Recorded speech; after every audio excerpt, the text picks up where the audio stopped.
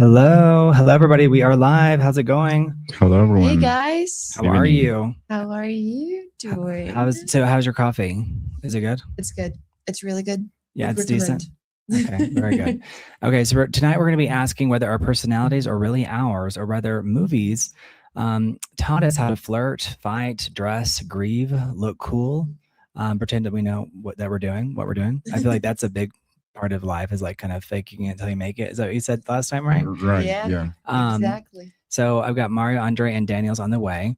And I'm over here behind the producer's desk. I'm gonna be playing clips, showing pictures, asking questions, prompting you guys.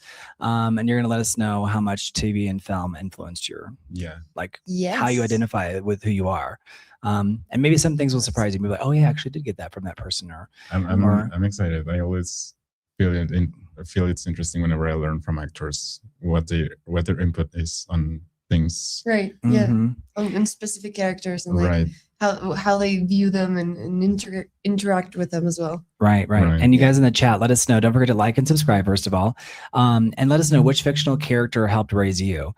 Because for example, I feel like Friends or even like Seinfeld, like so many of those characters, I identify with. And it's always revealing too, because like as a kid, I'm like, or a younger person is like, oh, I identify with Rachel. I'm like, but why? Right. You know, Absolutely. Why is that?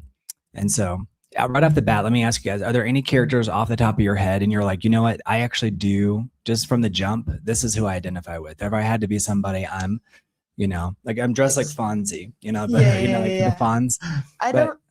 Who do you identify with? Like if you had to pick someone, maybe some older might say like Carrie Bradshaw from Sex and the City. Yeah. Who's your go-to? Who do you immediately think of? For a character specifically, I would think of it wasn't that I identified with her, but I wanted to be like her so badly and like admire her so much.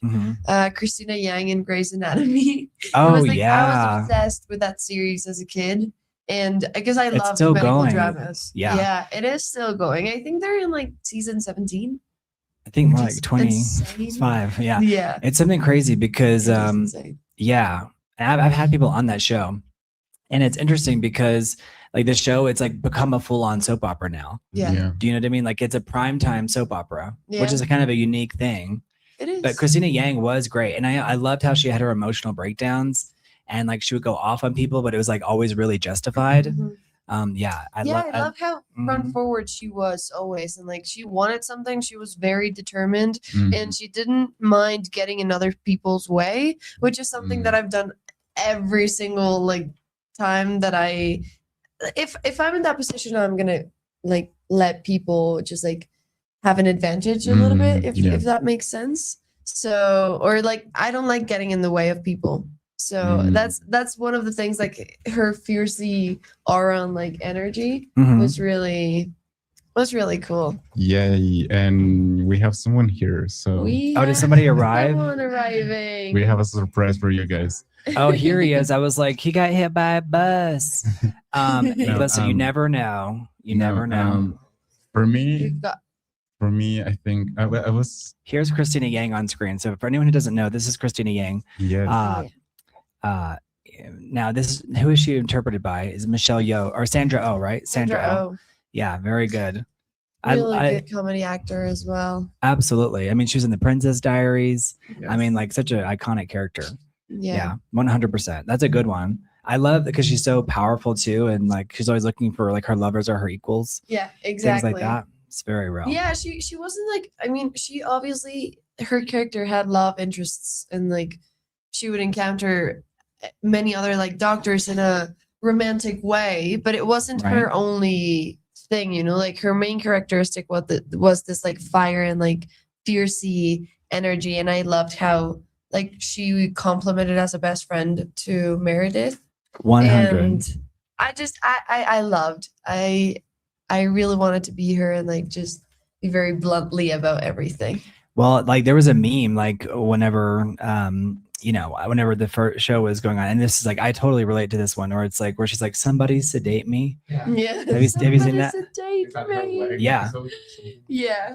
Yeah, that was such an iconic Did you moment. watch Grey's Anatomy? Yes, I. Dana's like, let me admit, I know From the beginning, I dropped off. Like, I mean, it's still going. I'm not watching anymore. But yeah, I was like, I remember watching it because of the first season is like just half a season because it was like a test or something that it became a hit, and then they ordered like a full season for it. And and I remember the cliffhanger because it's left on a cliffhanger when what's the name of the ex-wife, The redhead of the of Dr. McSteamy. Yeah. Oh gosh. Yeah. She arrives at the hospital and she's you're the one that's been screwing my husband. Something That like was a and great that was that the big. It was at the end of the first episode. That's the end of the first season, but I don't think that's a full season. Dr. Addison Montgomery. Yes, Dr. Addison. Yeah, and she was such a great character. She got her own spinoff. She had a spinoff for a lot of years. Yeah, it was called Private Practice. Yeah, Yeah. I love that series as well. Yeah. Really cool. Yeah, I love that actress. She was everywhere for a minute. I'm not sure what happened there. I feel like she pissed someone off in Hollywood or something. Yeah, I mean, she was recently on the Umbrella Academy, and she had a great role in there. Yeah. Okay. So she's still around. Really well. Yeah. Okay. The Umbrella Academy as well. Copy. That meme is from when she has just broken up with Burke for the first time. So he leaves, and she's like, "Somebody should date me." Yeah. So she's like, what is she crying about? Remind me. So she has she was getting married to her boyfriend called Dr. Burke. Yeah. Okay. Then she leaves the altar. And then he leaves. Yeah. And once he leaves to like another hospital. And she shaved her eyebrows or something like that. She shaved her eyebrows because of her mother-in-law told her that it was a tradition for in their family for you to have like a successful marriage or something like that. Yeah, just like a part of the marital traditions that they had. So she actually shaved them off. Her freaking eyebrows. Dang. I remember that episode gave me so much anxiety. I was like, if that was me, I would have done the same thing. I would have escaped that altar. There's no way I was getting married that way. Hey guys, I'm just not saying the chat. I've been doing other little technical stuff over here. Yeah. Did you guys watch Degrassi, the teen drama soap opera? Yeah. So that was Canadian, right? That was Canadian. Degrassi, yeah, that's where Drake came from. Yeah. Right. That's like the famous thing. Yeah. So Degrassi, I never watched it, but tell me, what was Degrassi about? It wasn't MTV here. I think it was Nickelodeon, or it was all part. It's the MTV family is Viacom, right? Viacom, which is MTV, Nickelodeon, that whole suite of channels, VH1 as well. Yes, VH1. So I don't. So all I know is that Drake came out of there. Yeah, it was just high school drama, but it got like very dramatic. There was, I remember once like a school shooting or something like that. Yeah, there was like they tackled some. Yeah. He's like, can I talk? I know what you mean. They like tackled like real issues on there. Yeah, I know. I love how like whenever you're using your you can't. You're like, can I say this? Right. Can I please? Yeah. Hey, Mark Sands, how are you? Hey, Fawad. Yeah, she is a cutie patootie. Do you like it when people call you cute, or is it like, some people are like, oh, I don't, I don't any compliment after a certain age, you're just like, hey, look over here. You're like, I'll take it. As an Amy Schumer, she's like walking by. She used to like be like, don't whistle at me. And then she's like walks by with her skirt over her head, and they're like, we're eating. Like, stop. So yeah, I always tell people like, I appreciate it. But it's one of those things too, where it's like, smile more. It's like, F you, you know what I mean? Yeah. Is that still a thing with women? Are people still telling women to smile more? Yeah. Is that still like a thing? It is still a thing, but in a lesser amount, I think. Yeah. Okay. It's very different from being called cute or like pretty or having a like compliment given to you, rather than just like, oh, you should smile more. Andre, you really should just smile more. Yeah, I really get it. Like where it's sometimes coming from, but it's like, well, I mean, I don't owe it to anyone, if I would just want to walk down the street as a public figure, to the man over there in the corner, then I'm what not if I'm your manager and I get you on this big show, and then like the producers are like, she's coming across like a bee, and I have to tell you that, and I'm like, you know what I mean? Yeah. Like, how would you take that? Or would you be like, I'm going to do what I want I'm when gonna I do want? myself. Or are you going to be like, okay, well, on some level, every time I walk out of the door or out my front door, there's like a level of performance going on there. No, absolutely. or there, not. I don't know. there Depends is on the always person. something like put on, I think, Mhm. unconsciously and consciously as well. Because I try to be very kind every time that I interact with another human being. So I That's think good because we're more sensitive and delicate than we would like to believe. yeah, like I love just like that, like smiling to people in the streets, or just like having a small conversation with the barista that just made your coffee, or Right. just like asking how are you, or like good morning, those kind of things. And I think they're, even though they're honest, they're performative to a certain level as well, because I am trying to be like this kind person navigating through the world, just like, I don't know, to not be To be more. nice. Yeah. Just to be I nice, think we're all going through something at any given time. And I think there was a time when I was so like stone cold, like nothing's gonna phase me. Like I don't feel, Yeah. You went through that phase. well, for a long time, because I feel like I kind of had to. Right, yeah. But then it's funny because I'm in some ways I'm like more sensitive than ever. But in other ways I don't care. But it's like maybe I'm sensitive about the things that matter. Yeah. Yeah. Which is how much do you let it get to you? Like when's the last time you went through something like really difficult? Like it felt like, like, oh my God, like this is a big deal. Like, is there anything recently where you were like, this is a real, because the way we perform privately and publicly, the way we perform like grief or like a breakup or really a friendship gone bad, a parent that's not talking to you or whatever. Feel free to share as much or as little as you want to. No, absolutely. The bonus points for trauma bonding with For us in the being audience. vulnerable and Bonus stuff. points. Performance points for names trauma and last bonding. names. Yeah. I think I got like No one's trying to exploit your trauma. We just want your juices. We or just your want it. trauma We want to and spread it all everything. around. beautiful. Hey, Danny Morales, how are you? Hey, Danny. I'm doing great, Danny. Although I am going through it too. I'll share it later. I'll share at the end of the stream.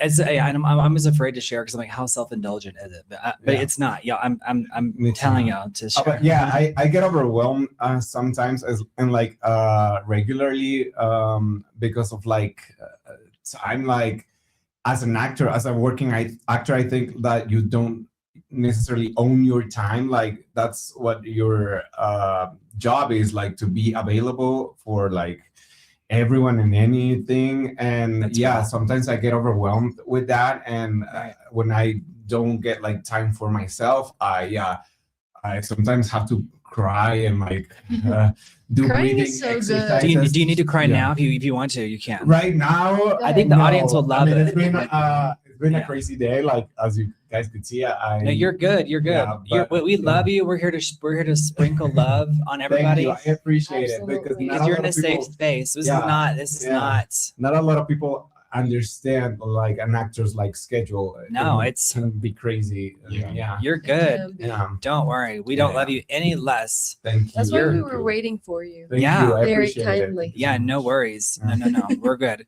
I think I told you. Did I tell you somebody I woke up to a casting director screaming at me? Did I tell you about that? Yeah. Yes, you told me. Yeah, and it was like, but I was just telling him, I was like, you get so used to it. You know what I mean? That because somebody was like having to fly across the country to get to a job, and I'm like, Right. people are allowed to like live lives in between bookings. Absolutely. Yeah. But honestly, with the American casting directors, they don't. I mean, and it's not the casting director's fault. It's like the system that they're inside of. But it's like no, like I even like 3 or 4 days before the booking, like they want you to be around because stuff literally shifts. You know, and they're like, actually, we need you a day earlier, and it's like, what? But that's the nature of production, right? And it's so we have Absolutely. all these cameras just for a tiny little podcast. You know, imagine these huge productions. Yeah, and people lose like time and a lot of money. So I fully understand it, but it can be so overwhelming. But there's no pressure. We keep it light over here. No, I know, and this is no pressure. as I have said, fun. This is a very safe space. I just took my bra off. You know, everything's Thank you. fine. But yeah, like definitely like 2 weeks No one ago, caught that I think, wear a like, bra. I was like crashing out because of like my schedule, like it was crazy. Remind me what It's crashing crazy. out is, because somebody who said that. That's a Gen Z term, right? Yeah, like Crashing yes, out. that's very Gen Z. Like What- just like Being overwhelmed. being very overwhelmed and like Crashing out in my brain every time I just Every time you see my face, you're like, Brent's I crashing picture out. yeah. No, every time it gets mentioned in my brain, just like a car smashes against a wall. Like And that is Okay. that is like the physical representation that I get of crashing out. It's just like you willingly and choosingly crash into a wall. Oh, okay. So it's an intentional like collision. Well, it's For not, me, not in your necessarily mind. intentional, but just like the only alternative left. You know, Yeah. it's just like crashing against the wall and just That's starting real. over. Like that's real. I feel like okay, so that Megan Kelly book that I recommended to you guys, that's like Settle for More. She was working as a lawyer, and she literally on her way home, like over like a course of a few months, every single night she was fantasizing about crashing her car into a wall because she was like, what do I have to do to be able to get like at least a couple of months off? And she's like, I have to like literally break my femur. And I was like, that is so crazy. I remember rereading that over and over again. I'm like, did she really just say that? But she was like saying that it took her like a couple of months of like driving home and having that fantasy of realizing like I need to change my job. I get that impulse. Like, cause like with And the this, pressure is so Honestly, high. with what Well, happened with my hand. I want like, you. I don't want you to ever feel the pressure. No, If you're no, like, no, not, I want not to talk here. about something else. I'm like, go Not for it. here, Just but like exhale. Yeah. with the injury that I have in my hand, like Mhm.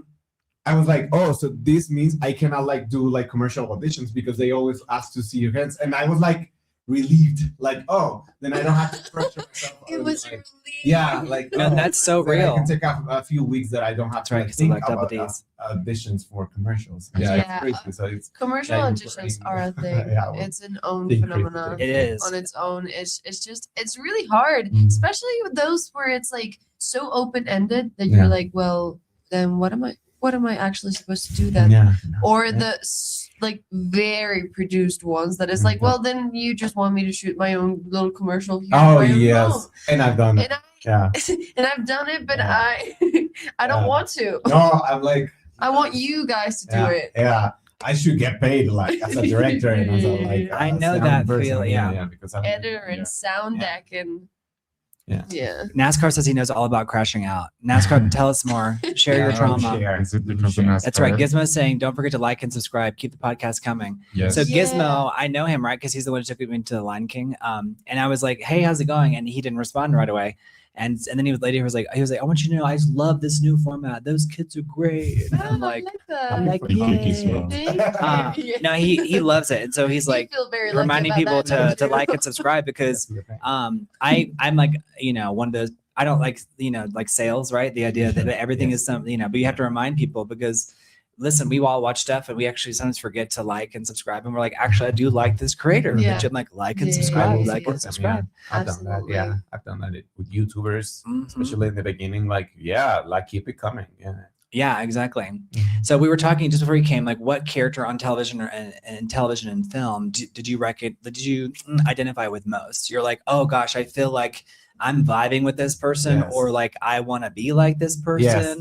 Because sometimes it's like you identify with them, and then Yeah. other times you want to be like them. Yeah. Or sometimes both. Or Yeah, Sometimes sometimes absolutely both. You're like you see yourselves in Yeah. that person. I think you have to. You see a little bit, right? Because Yeah. Yeah. it's a tree. You're like, I For don't want to be a sure. tree, unless you identify as a tree, in which case we Yes. validate you. Um, You have a space here. You have a space here. This is a safe Yeah. space. Make like a tree and leave. Yeah.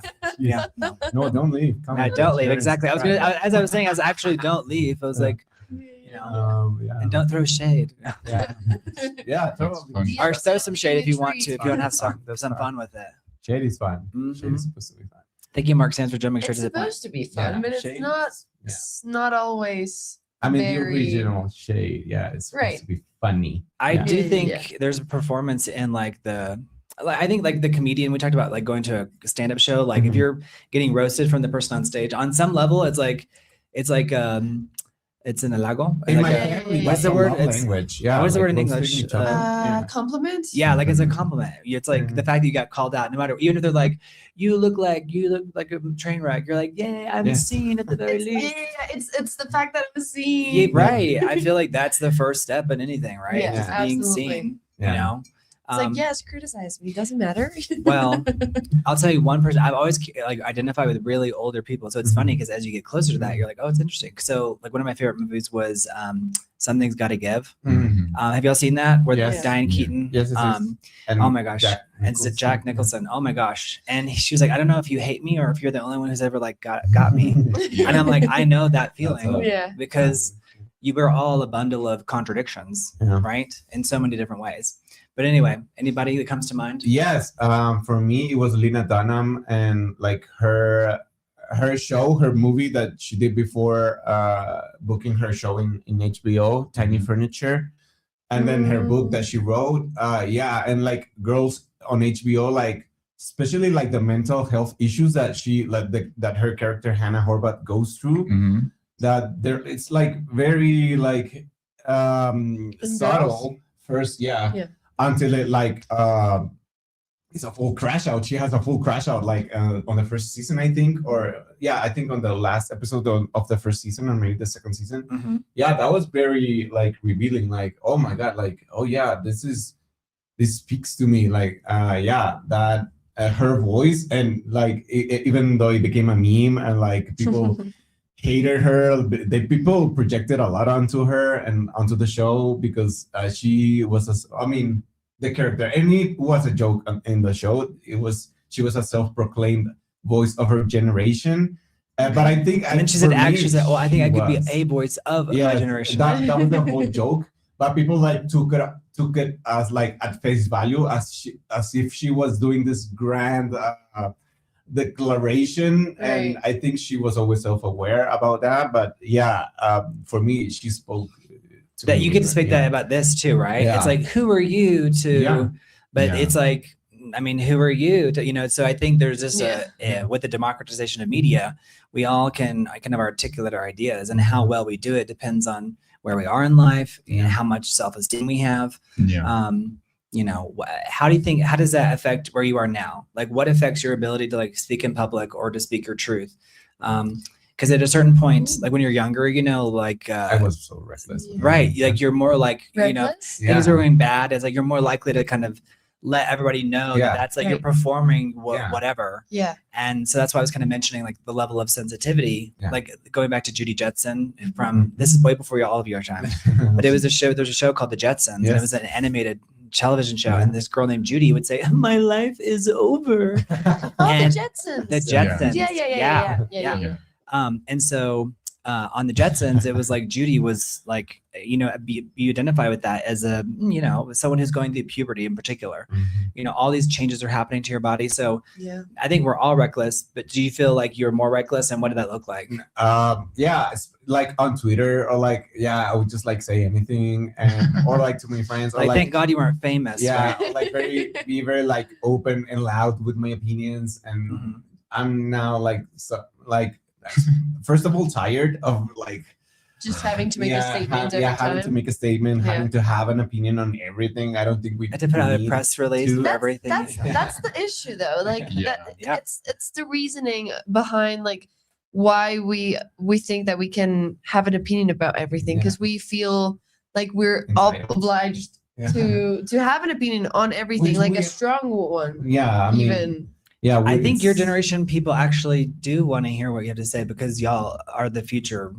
And since everyone has a voice, it's almost like we can't hear the individual voices more clearly. Right. So the whole kind of point of this, cast is to allow for the longer conversation, because your generation has been like dwindled down to 30 seconds or 15 seconds. Yeah. Whereas before it was like a picture or a Facebook post, but usually people would just like trauma dump and it'd be like 15 paragraphs. It's like, who's going to read that? Yeah. But whereas a video format, this is interactive, you guys can share, but I think it makes sense, because if you're doing that on some level, there is a psychological need to be seen and heard. I had that, that's not wrong. Yeah, I felt that for a lot of my teenage and like early 20s. I just like wanted to be. And now that you're in your 60s, how do you relate to that? I think that can be dangerous. There's a joke in there, but just kidding. You look like you're not a day over 15 months. Yes. That's on record. Yeah, that's on record. I've said it. Yes. Yeah, I think that can be risky, because you risk like maybe missing some key context of maybe trying to have an opinion on everything, and then it's kind of like you just breeze through the news and you will try to form an opinion based on that, but it's not always as simple as that, I guess. Yeah. I also feel like I'm in a stage where I'm not as maybe vocal. I'm more than happy to just journal and feel like that's enough to put my thoughts in order. Great. Honestly, yeah, bring back journaling, people. Let's all just please, for the love of God, do it. It's sometimes just necessary, not just say it to the internet. You know? It puts your thoughts in order. I think it helps me agree. order my ideas, and it's just like a way for me to understand myself later if Absolutely I'm rereading revisit. Exactly. Yeah. I think definitely. and that's probably a good idea though too, to kind of get it out. Yeah. Because I don't go and scream into the void or anything, but I do think that there was a time when we were like saying like you end a relationship and you're like, like narcissism is such a bad, like you speak like cryptically through, at least millennials did. Yeah, we did. Because we were like social media was so new. We were like, this is our way to let it out versus suffering in silence. Yeah. And then people would just be like, and then they added the care button like in the last few years. Yeah. Oh yeah. I remember it was just like or not. Yeah. And now it's like you can care, you can give a heart, you can do all the different things. Did they take away the angry button? Or is it still there? I think so. I haven't used In Facebook. There was an angry button there for a while. Hey, Margaret. Margaret Walter is back. Yay. Hey, Margaret. She says, it's me again. Hey, I think that's a little joke on ancient one and Greece. only. Let's see. Do we have? No, we do have an angry emoji. It's still we there. have the like, the love, the care, the haha, the wow. The wow. I remember the And wow. being I was like, angry. wow. And it goes, The wow. Yeah. yeah. But I think the angry button is less to be like, I'm angry at you, but I'm outraged at what you're outraged about. Right? Yeah. Yeah. I mean, I think you probably could be like, It I'm can be angry at you. interpreted both ways. Sure. Which right. is like always in social media happens that like Mhm. how you interpret someone's Yeah. reaction is always like it depends a lot on the person. And where you are in your life. Yeah. It's like, Yeah. it's all right. It's like, I understand where you are in your journey. Yeah. And you're like, that's so LA. That's such a thing. And it's, it can be, it can be healing to hear it, or after a while it feels kind of patronizing. Because you're like, I just said like, hello, and people are just like, they're trying to make everything feel so maybe philosophical, and it's very interesting. Like I used to live in Silver Lake, which is like everyone is so emo. Like I don't know if they're granola. Okay. They're granola. You know what I mean? Yeah, Like it's granola. Everything's like, I'm spending the next 6 Outsy months nature. doing underwater basket weaving, reconnecting to the mother, tree goddess. Just weird stuff like that. Like everything was like a juice bar. So did we pick our characters? So you, Christina Yang for you. Yes. And then what did you Anna have? Horvath. Okay. From Yes. Girls. Girls. Selena Dunham's character. Selena Dunham. You- I feel like her name is already sounds so like a relic from the past. Yeah. Hannah what? Horvath. Horvath. Sounds like. It sounds hilarious. Yeah. It Yeah, sounds it like I'm gonna go does. take me a I was like, Horvath. Horvath, right. Let me hear. That's the Let me get last my name. Horvath. Okay. To be clear, it's Horvath. Yeah. Yeah. Which is Mhm. yours? Hey Sultan, how's it going?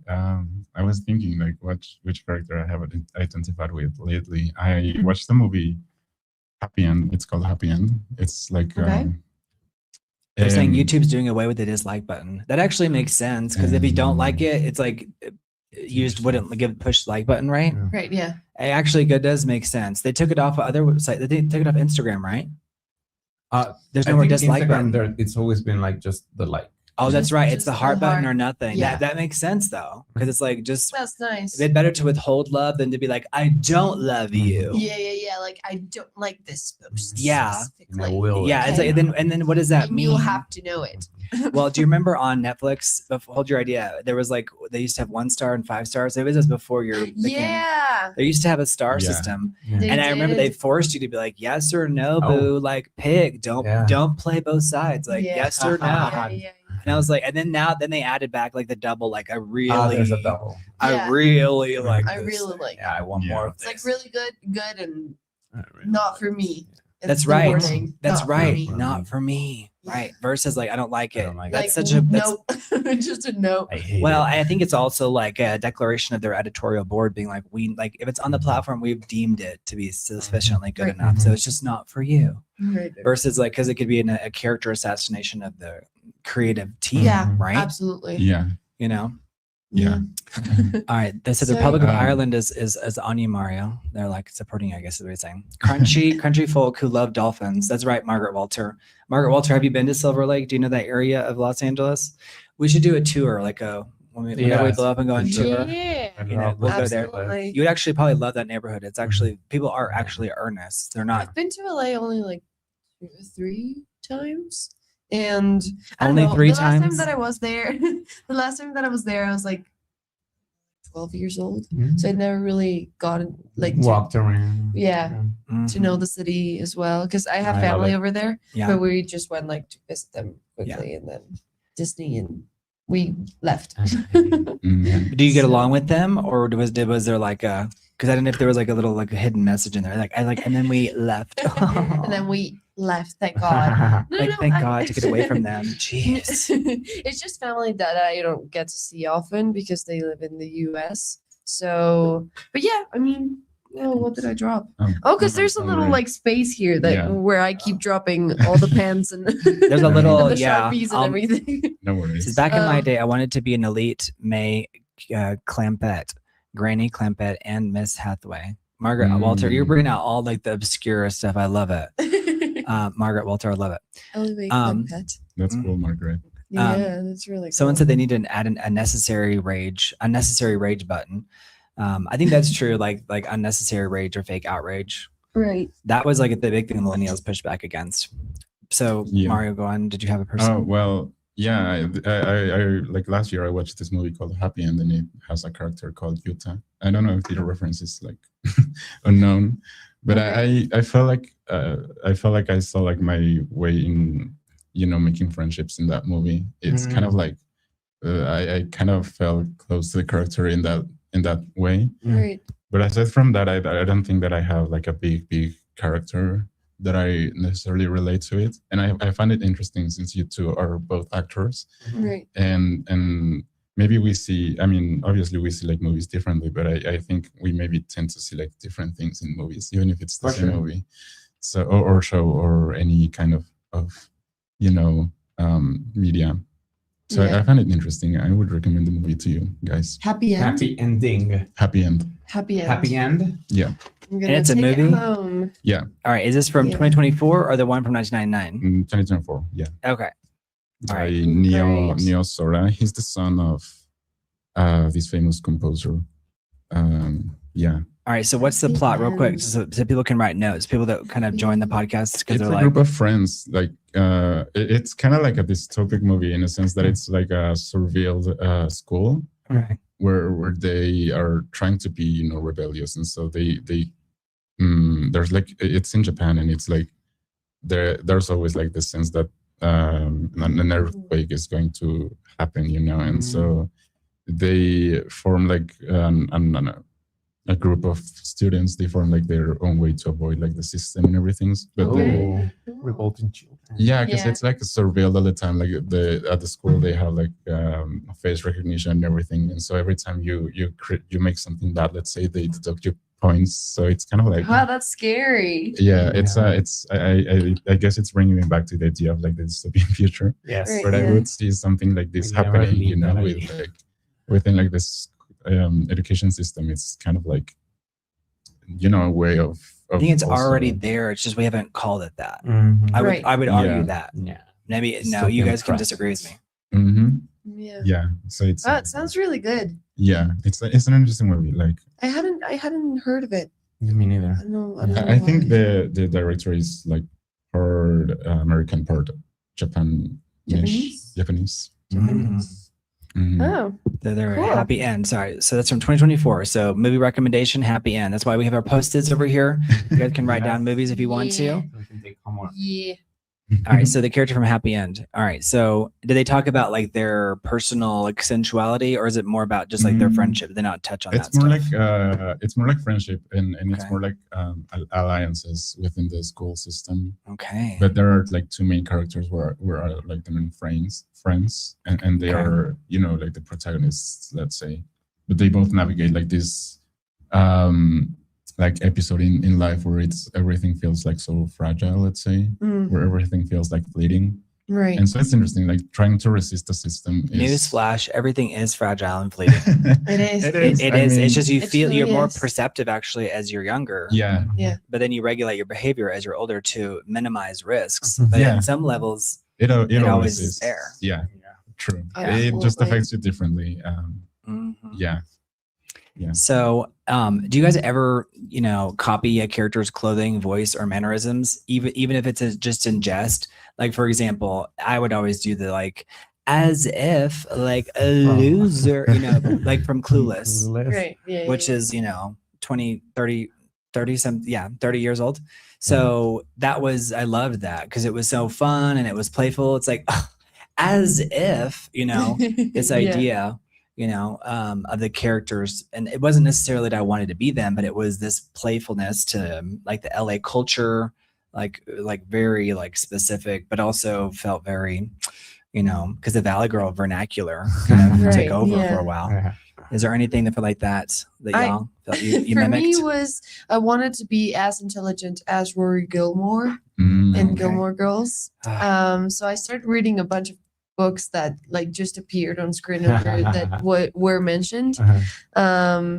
And yeah, I wanted to be that type of girl. When I That's first interesting. watched it, and I Yeah. was like, well, yeah, she's so articulate and like cute at the same time. So Mhm. that's one of the things that I admired. So I've got to pull out the picture book so I can show it to you guys. But I went to the same school as her Wow. Oh. with the mom, Mm. Lauren Wow. Lauren Graham. Yeah. That's so interesting. cool. Yeah. And it's funny. There's only like two big stars that came out of there. It was Lauren Graham and Kathy Bates. Yeah. And Kathy Mm. Bates And went to where that school. was it? Kathy. It's at Southern Methodist University. Mm. So SMU, it's in Dallas, Texas. And so Kathy Bates was there right after they created Meadows School of the Arts. And that's the school that I went to. Oh, nice. Wow. Yeah. Isn't that crazy? Yeah. It's It So, is crazy. It's a small world. I love Gilmore Girls so badly. Like Yeah. every time. Look at it. You autumn look just like her. Look comes- on the screen. Look, Yeah. look, you're looking just in the Yeah, same. that's what I aspired Yeah. when I was So- a kid. Because you identify with the mom or the daughter? The mom. No, I wanted to be the daughter. Well, Who's I Lorelai? thought, Who's I thought Lorelai? Lorelai was really hot, but I also wanted her to be my mother. So it touched like Mm. mommy issues kind of okay, thing. nice. 'Cause I wanted to- Twisted. I love yeah, it. I'm exactly. kidding. And I was like, I don't know if I really want her as my mom or as my mommy. Right. No, that's hilarious. Yeah. No, Mommy right. is MAMI. Yeah. Yeah. Yeah. Mhm. I think she's Thank you for what? like I don't think she has aged. Like I've seen her recently and she looks just the same. Lorelai? Lauren Graham, yeah. Yeah. It's the same writers of the script. Maybe she's referring to because the same people that did. Margaret's Well, I know they. reference. Yeah, this one did the Marvelous Miss Maisel. I know. Yes. Oh. I was gonna Is it- say great show too. Yeah. Yeah, Which there's a crazy the story Marvelous about the Mrs. set Maisel? designer of that. I was just telling. Oh, that's right. Great show. 5 Yeah, seasons, I think. I haven't seen Great. it, I but recommend it's it. on my Mhm. list. Yeah. Watch Do list. do cruises go to Mexico or to Ireland? Probably. But you probably have to fly Cruises? into. They You probably have to do. fly into like It's more like, there are transatlantic From cruises. Mexico all the way Yeah, to for sure. Ireland. I guess, Maybe. to like from the Caribbean to Europe. I don't know, Sultan. You guys let me know if I'm doing camera switching too much. Some people really like it and some people don't. So you guys, this is very interactive. So y'all let us know. Yeah. What's your character, Daniel, that you look forward to in style or? In style, you know what? Look up Jessica Jones. Mm, I love Jessica Jones's style. Like I copy it every time. It's just like That is a jeans great answer. and That was one of my favorite shows from Netflix. it's That was a great Marvel. show. I love the actress, and she's a writer too. I've read both of her novels. They're very good. And the second one takes place in Puerto Vallarta, Mexico. And I hear she's turning it into a TV show. And I'm hoping The to maybe writer get or a the part from there, actress? Or is the writer or the actress? yeah. She wrote the book, but I think she maybe co-wrote it. But yeah, she wrote it because of a vacation she took to Puerto Vallarta once, and yeah, she's developing it, I think. And yeah, her style is just very like city like vibes. And yeah, when I moved I'm out kind of here, yeah, I'm It's Jessica like a leather Jones jacket. adjacent today, just a little bit. Yeah. Yeah. You could pull it off. Yeah, no, I can see you. yeah, and As I get Jessica? inspired by that. Like yeah, Jessica's this you? yeah. Yeah, it's me. Sorry, I got confused. Yes. Hello. It happens. Don't worry. Yeah. Yeah. That's hilarious. Yeah, Jessica Jones. There was that show I mentioned a while back, Moonlighting from the 80s. Where so it was basically what she was doing because she was like a part-time detective at night, right? Yes. So And Jessica it's Jones is very similar to Moonlighting. Yeah, in it's that very way. noir, like new Mhm. noir, and very, very moody. Yeah. I love the moodiness. Yeah. And then someone mentioned The Crow. So John Scott said he Oh. identifies with The Crow. The Do you guys Crow. know I've The never Crow? seen that film. Yeah. So The Crow is like I've never very seen it. very The actor dark. died It rings a filming it. bell, but I don't know. Isn't it? I would need to see the It was so traumatic because the actor actor actually died, got right? like had an accident and Yeah, then passed away. With and, like with Really? a fake gun, I think. yeah, it was like Bruce Oh, Lee's son or something like right. that. Yeah. Yeah, it Which was actor was it? Do we Someone know think his Lee. name? Brandon Lee. Brandon Lee. Right. Yeah. Yeah, that was crazy. They remade it with the guy from It's, Skarsgård. He's in everything. He is good. He is good. He's good. But The Crow has some similar in terms of like we're getting some similar things with people liking the moodiness of it. Yes. Of this, yeah. here's The Crow on screen now. The Crow. So I've got to go back and watch this one again just for a refresher. But The Crow is Oh, very goth. Oh. Yes, Yeah, I very- love, very I love goth. goth style. Yeah. mm, I haven't Yeah, I've either. never seen it, but yeah. yeah, but I am Yes. reminded like how style like it also can. It's not necessarily for the other person. It's mostly for you, right? To Yeah. feel like, Yeah. and even just putting that on, you're like, oh, I like that. I'm like, thank you. Yeah, yeah. Absolutely. Did y'all go through an emo phase? Oh yes, for sure. I was there in the Emo. trenches of the emo phase. I love Yeah, that in the emo- yeah. trenches. Yes. I That's tried hilarious. getting into it, but I never really got It was. it. Same. You know, like I wasn't made for it, and I really wanted to be a part of that because it's such like a cool thing. You know. Yeah. Well, at least I view it as a cool thing, and just like it's really interesting how it that specific style just holds a lot of what the person becomes. For sure. And I was it gonna is, say I don't and think that- it is a phase. Exactly. It's It's just you kind not of only evolve, style; but it's a you never- lifestyle. It is a lifestyle. And I Never and stop being an emo kid. yeah. I kind of got FOMO from it. Yeah, Like not that's for not sure. It getting was fun. that It specifically. was fun. But I was yeah. like, well, at least I'll be an art Yeah, kid. So My that's okay. Chemical Romance, Elena video, music video. That was my whole personality for like Yeah. 2 years. yeah. I think you're not alone in there, but I tried, but no, I wasn't. Well, you know what? Now that I'm thinking of it, of course, as a little kid, I grabbed Hannah Montana's style, obviously, because right. why wouldn't you? And Who then when wouldn't? she was going through the Breaking Ball, Yeah. Hip hop era. Yeah. through that Ah. era, I kind of like.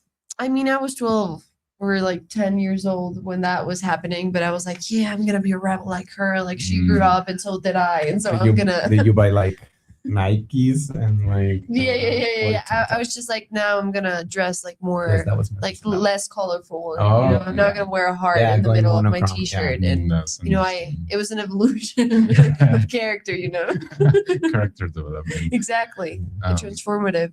Yeah, there on screen we have My Chemical Romance. Yes. Those jackets made a comeback just recently. Yeah, they did. I saw Like- them and I was like, They did. I saw one at Sarah Yeah, the other they're day, everywhere. like just a beige one. It's so gorgeous. yes, they're that was everywhere. Really one. nice. Mhm. I would, you know what? I sometimes think that I would, like, I don't know. I think I would be such a hot soldier, you know, but I wouldn't make it to the job. Yeah, I Like- love military like style and Mhm. fashion. Yeah, Honestly, like a green jacket. I yeah. feel like just wearing it would be like very empowering. You know, it's built perfectly for you to feel like, oh, Yeah. I have power Yeah. here. And I love a combat boot. Yeah. Yeah, absolutely. Oh, and I do wear like a dog tag sometimes. Yeah. Right. Yeah.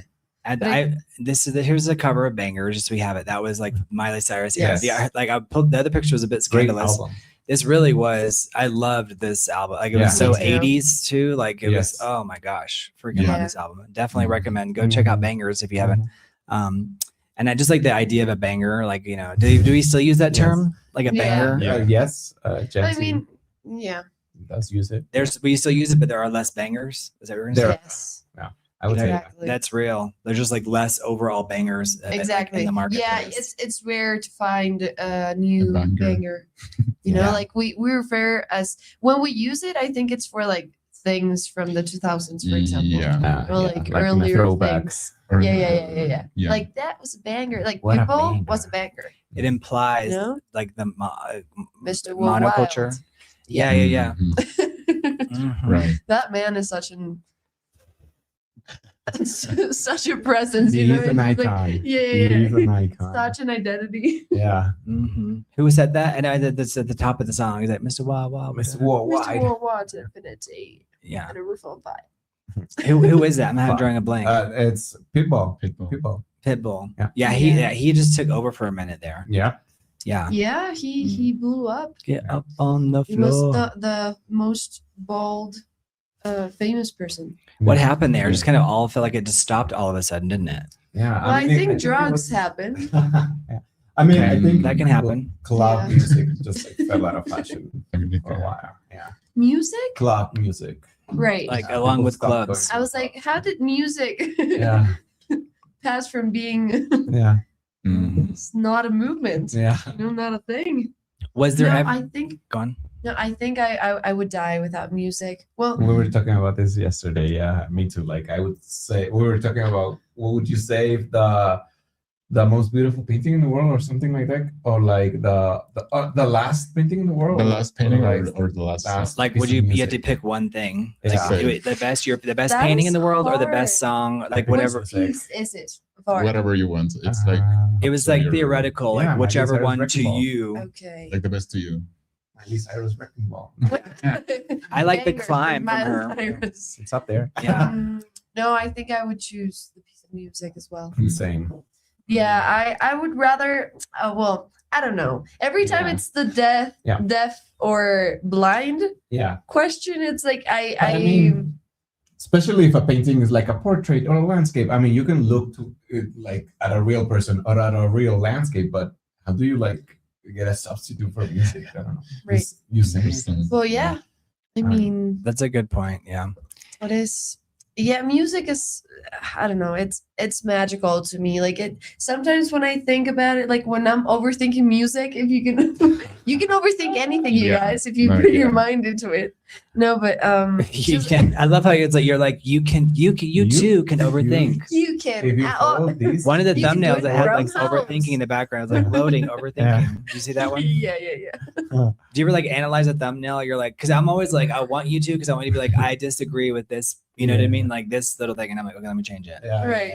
Well, today in the poster, Yeah. like the image just flipped, and I was like, "Is that me?" Right. Well, I want to take more. Like, I want to have a photo shoot, but we gotta grow Yes, the really. cast, you guys. Yeah. Um, yeah. So, but I want to have like a photo shoot day so that Yes, let's everything do is as purely authentic as Mhm. possible. You know what Oh, I I mean? would love that. That would Right? be really Yes. cool. Yeah. Yeah, and also like having like someone filming behind the scenes as we're doing the photo Yeah. shoot. I miss those days from the early 2000s, late 90s, and it was like, Yes. you know, Yeah. The best part about my brother being a photographer and like I'm sure this really pisses him off, right? So forget. I'll have to bring him in to The be a next photographer. video. Yeah. yeah. It's like I can get free photo shoots whenever That's I very want. convenient. Well, not whenever I Whenever want, he's because available. He's my brother, and he will be like, "No, just Hey, me. go away." It's like Like, buzz off, boo. yeah, exactly. Yeah, my family's sick and tired of me asking for like, help with auditioning. Whenever I ask my Don't mom do for that like anymore. to help me with the slate, Yes. it's just like, yeah, here we Yeah, go. yeah. Am I gonna have to do the tilt down? And I was like, you yeah. want the tilt down? Okay, let's do this. Yeah. But she gets really excited. And she's That's good. That's yeah. I would She's appreciate like, that. whenever I ask for help, because Mhm. it's not too often that I can ask my mom to help me with self tape. Mhm. So she's like, yeah, Oh, I'll that's do it. very Is this nice. good? yeah, that's very nice. It's really Mhm. yeah, it's really cute. So Margaret Walter wants us to know that bangers in the UK, they're sausage. It's a sausage. Oh, I in the didn't UK. know That's that. funny. then- Wow, Yeah. So that's crazy. yeah, there's so many of those little things like Sausages the have boot. so The boot is like the many- trunk. You know, things like that. Mhm. So whenever we had our child actor on here before, who's growing up, The idea was whenever he got back, we were going to be traveling, and the first place we were going to go is to Vietnam, and we're going to do like a global That's tour. so cool. Right. So like Yeah. that's my idea is like let's just take this off so we can like go Yes. spend like 3 days in Vietnam or you know what I mean? Just Out things like into the that. world. Wow. And then that day we're like reliving footage and we're looking at it and we're like saying like how like what was going on there. And it's like because in the moment you can't You fully miss it, analyze yeah. it. Yeah. You don't want to either. You want to Yeah. live it. You wanna live it. So listen, I'm dreaming big here. You mean dream big, it comes in. Don't dream small, dream big. Yes. Pull it in. Absolutely. Yes. Right? And I love Absolutely. Vietnamese food. Oh yeah. I would So good. love to visit Vietnam. Yeah. It's Is it- one of the countries that like just I don't know. I have something with. I really want to go to Indonesia as well. Same. My gosh. Yeah. Yeah. Lot of- Thailand, Sort of, yeah. Indonesia. Mara and I just made I us wanna go like to sneak Bali. away for a week, because I mean I guess we all have you don't need a visa to go there, right? So that's a big Yeah. easier. That's right. Exactly. Yeah, yes. That part. Exactly. Has there ever been a fictional personality? Oh, by the way, Mark Sands does want to know what's the biggest song right now. He says, "I'm old. I have no idea." Mark Biggest Sands, you and me sorry. both. Super chats for being Oh, I old. have no idea. older. I think, I mean, First I of all, we're not old. We're yeah, older. I was talking about Olivia Rodrigo's new album. I Okay. think that Yeah. hit pretty hard. Yeah, and I listen to it. walking Probably. down the street, but It's probably that, but I think that specific like ranking, I was talking about this yesterday actually, with one of my friends. Like the ranking Same system Gizmo of and Mark. like movies or songs that were coming up doesn't really exist Yeah, anymore, not anymore. because of There's the no amount of monoculture. content that we have. It's There's like no we cannot monoculture. just unite everything that happened in July and just post it and like yeah. have a 5. It's just not Yeah. not a It's thing very anymore. nichified. Yeah. Yeah, unless you like, for example, for the song, I Or would you go look to it up on Billboard Spotify. and say what Billboard says, Yeah. but Yeah. I I don't think even that's But I look mean, at that does anymore. anyone culture. really I don't do think that? that's accurate to the culture. Stay still. In my books, it's Camera by Charlie XCX. That's like the biggest song. Mark Sands. Nice. That's Camera? the answer. I haven't. I've never even I heard haven't of it. listened to her new album. No. Last I haven't night, listened to her Yeah. in general, honestly. It's good. She's good. The You Last do of like Brat her. was You The- mentioned from her a lot. Charlie Yeah. XCX. Yeah. Did you watch her great. movie, The Yeah, Moment? the moment is. Did you like it? Yeah. I haven't seen I it. haven't seen it. He's like, yet. it's Charlie X6. I love everything she does. Don't I love her. I love her. She's Everything really is funny. great. She is great. I love her. She is great. She has.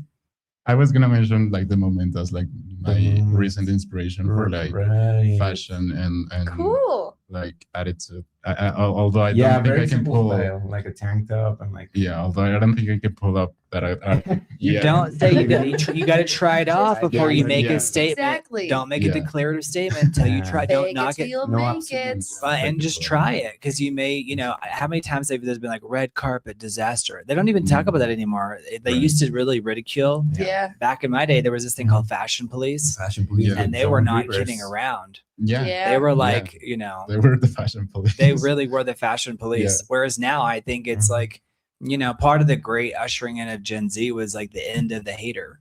Mm. Right. Like it's like, Yeah. okay, let them do their thing. Like Well, I mean, there is a rising of that kind of content. I think there still is somewhat of that because, for example, I used to follow this channel from Chris Clemens, and he used to do this like roasts every like the Oscars or every major like red carpet Mhm. event. was it on like YouTube or where was it? Yeah, on YouTube. And so Okay. he would like rank and like see every celebrity and like the stylist and everything. Okay. And it was cool until it got like too aggressive to the point where it was that like part. I Where you're don't- like, I this is don't really- abusive. yeah because at first it was fun and like we actually got the information of like the stylist and why they chose it and like it was a complete thing, and then it turned into I'm just roasting people to roast them, Mm. and so it was like okay then Yeah, I I'm don't gonna think it's migrate cool from anymore this. to be I think that's really like- powerful too, like your level of empathy that you have for other people. Yeah. That like even no matter how big people, because you see people being they're like Yeah. bad stuff happens, and you're like, wow, like it doesn't matter how big you are, like there are still people, Absolutely. and like that ganging up And on like, people. hey, maybe that's a dress that you wouldn't ever wear or Mhm. that you find awful or perfect or whatever, but it's not, it's like, I don't know. It's sometimes you find you come across things on the internet which is like, well, why did you bother making this? Like, why am Well, I- It's like if you came on here and like it was just me like trashing Right. something, you That were like, people oh my need god, to learn. like I don't want to be a part of that. Yeah. Yeah. And neither would I.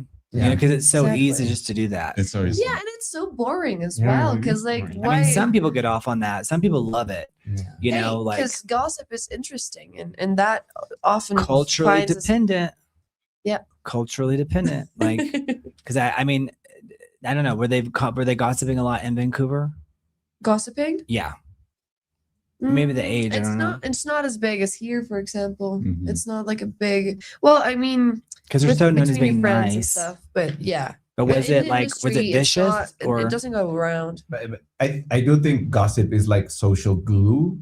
Yes. But it can be vicious and That's it can just real. like be like for fun. I think I like social glue yeah. for. I think it is. It's an interesting argument. Yeah, it's an Mhm. interesting idea to put it like that. It is. Because Yeah, it serves a very like important purpose well, in- it was in one of the society. main ways of communication back, like you know, like centuries ago. It was gossip was the news and the way of Yeah. maintaining your communications and, And your I think relations. It's, yeah, then. and I think it's a kind a way to like put trust in someone. If you gossip with someone, you Right. trust. It's like, in don't them. tell this Yeah. to Don't anybody, which but everybody does. But Brent is if you- clinically you- insane, you but don't trust- tell him. Yeah. yeah. Yes. He's like He's too basically a fragile. He'll criminal. snap like a twig. Don't ever tell. He'll Yeah. crack. He'll Yeah. crack. Right He's there. obviously on the edge. Don't snap. And He's no, this like close of crashing out. Yeah. Put Yeah. him to an actual wall. Yeah. you're like, oh no, he's in a full-on blackout. You guys are good. He doesn't even know what's going on. So which cast member, like from a television show or a movie, is like, would you say is most likely to deliver like a piece of dialogue or like during like a real argument that you would like, you feel like you would use? I think Christina Yang, there's some of that there. Yeah.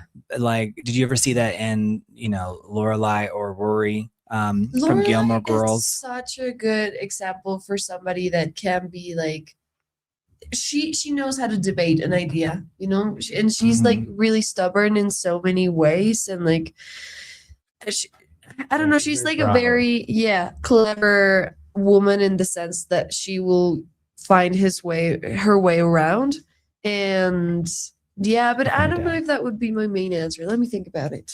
Yeah, About you. that's I'm also thinking. So for my generation, I would say my generation. Dun, dun, dun, dun, dun, dun.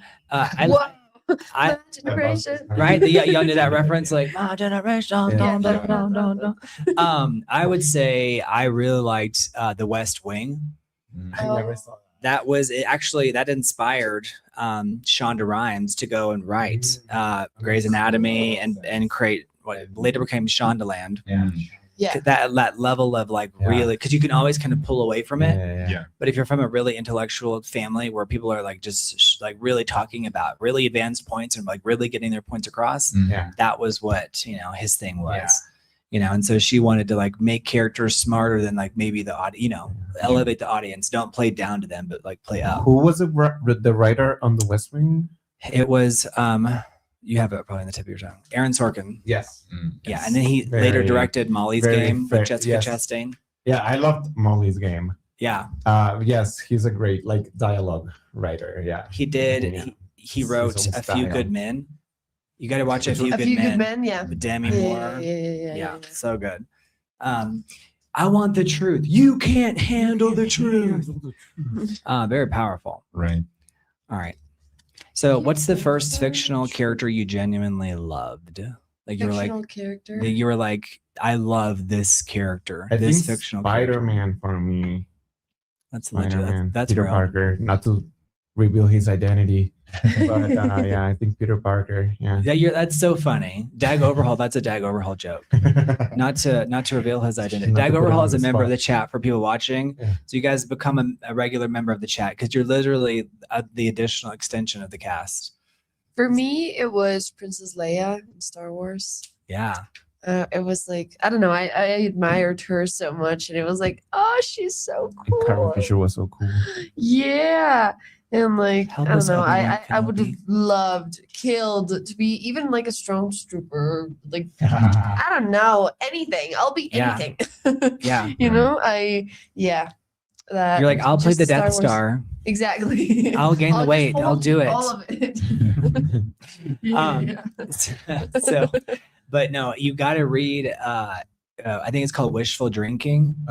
Oh Oh yeah, yeah. It's so I think it's that one or it's another one. But she talks about her casting. It's so crazy. Yeah. Like it was She so went through it. Yeah. well, it was just so random Such too. a sexist time to be an actress, I think. Yeah, but I don't think she actually has that negative of experience about it. It was more just like because how, she always like had a good sense of humor. well, I think it was the but she audience went that really through it. objectified her more. Yeah. Not, Yes. I mean, not. I'm not going to validate your point. Make your point. Make your point. No, no, but I think she went through a lot of things, but she always like found a way like to, and she wrote about it. So yeah, she had a very, I think, good relationship with her own fame and what she went through. But I think that she went through a lot. Right. Yeah. That's a good point. Mhm. Yeah. Who was the 100. first character I loved? Probably. Mine was a Batman, Little probably. Mermaid. Batman. Batman. Oh, I loved. I mean, I was in love with the Little Mermaid. She was the You hottest. where? Yes, she was the hottest. Oh she my was, god! Thank God. she was naked in the movie. Partially. Partially, but she was naked. Yeah. I wanna be And you loved where the that? people That's are. hilarious. It was very hot. Do you know? She only has that one song. In the movie, she only has one song. Oh yeah. And Jeffrey Katzenberg, like during a screening of The Little Mermaid early on, they were playing it for the producers and everybody. And that kid dropped his yes, popcorn You're vibing bucket with and me. like got up and tried to pick it up. and he wasn't paying attention to the song. So Yes. Jeffrey Katzenberg was like, "Oh, Just okay, got like it. clearly, like this one kid is representative of everybody. Right. We got to cut that song. It's not." And they were like, They "You're had to crazy." fight So for to it. his credit, he did not cut it. Yeah. But Right. it's like the most iconic thing. She's like, "I want to be where the people are. Yeah. I wanna see him dancing, strolling I along down love the that What do you movie call so- street." Yeah. You know the next line? Up where they walk, up where they run, I don't know. up it. where they stay all day in the sun. She's like, "Oh my gosh, I don't know if I'm uncomfortable or what." No, the audience is loving it. They're still here. Wandering free, wish I could be. I'm jumping to the end. Part of your that world. Because she says that world first, and then she says part of your world. You're right, part of And that she's- world, and she's like she- saying it's she's Eric's supposed to be a world. human first, and then she falls in love with Eric. Yeah. Right. And I'll never Who forget wouldn't? when Triton's like, You know? he's a human, you're a mermaid. It's Yeah. so people And she were- was 16. Like honestly, I rewatched it recently, and I was like, yes. I mean, King That's Triton, fair. King Triton is right. well, it's definitely like Romeo and Juliet, Juliet they're esque. 14, right, or something. Yeah. Right, but 14, 15. Right, but I do love like poor unfortunate soul. Oh, great song, great villain. Yeah, it's really good. I even know the song in Spanish, like So pobres almas en desgracia. Yeah, I like it better in Spanish. That one. that one's a good one in Spanish Yeah. actually. Yeah, great It's really good. dubbing It's too. good. Yeah, the actress absolutely. they got for her. So and make sure everyone got to answer. Did everyone answer? Yeah. Okay. I did, Yes. yes. Mario, what was yours? Yes, we did. Batman. Well, Yes. the character. Batman Oh, is yeah. a great Or character. Sonny. He's a psychopath. Or But Sonny. what, Batman? Batman as the concept. But did Okay. you see the animated series like a from the 90s? It's Uh, great. Me no, too, Kiss that of Life. one. It's great. Watch it if you can. I will. The what? The animated series, like Batman the animated Oh, series. the from Lego 90s. one? No, the Lego movie is also cool. The Lego Batman movie is cool. It's cool. fun. It's fun. But watch the Batman animated series. I mean, from I've the seen like 90s. bits, but yeah. They have a game and they take a shot if I ever break into song. Because we got to realize whenever Jimmy was here, we had like I'll the get whole you Jimmy drunk. crowd. Right. So they're like, take out your shots. I'll Because get anytime, drunk. yeah, like they're like commenting, like, oh, every time Brent sings, Jimmy rolls his eyes. They still imagined him being like, because it was me to get him to go, Right. perform. Yeah. It was real. So cool. What childhood character, gave you a moral lesson that you still believe? That's the Childhood character that gave me okay. Like, let it go, like, yeah. that would be an example for, I was way into my adulthood when that came out. But Yeah. I remember You're like, someone "She's recently right." had like offed Mhm. themselves, Oh, and it was because they would not let something go. And it was actually a cousin Mm. and his sister, also my cousin, but we were at this wedding and it was before it happened. And she kept talking about let it go nonstop. And I was like, what are you talking about? Like, why are you so obsessed with this? But I realized it was because she was talking about my cousin Chad, who was, and I didn't know what he was in the middle of because he didn't tell me, he didn't really talk. And I later found out like we were at this wedding and the whole time she kept talking about like, let it go, let it go, let it go. Mhm. And like why it was so important. But she was like preaching to me what she wanted to tell to my cousin who wasn't at the wedding. because there were only two guys, you know, and so I was the other one, and I was like, she was talking to me like as if I was her brother, and I'm like, Amber, what's going on, girl? She's such a great human being and very, very successful, and so it was like a tragic thing, but it's like it is powerful because the way you succeed is by letting go of the baggage. Yeah. But anyway, that's a lesson you know, I saw firsthand that we all need to learn that, or at least relearn it sometimes. Yeah. Probably for me was River Phoenix character in Stand By Me. I think so. Great movie. I probably still need to get that lesson because I'm constantly talking about like the origin story and like about the not being trash.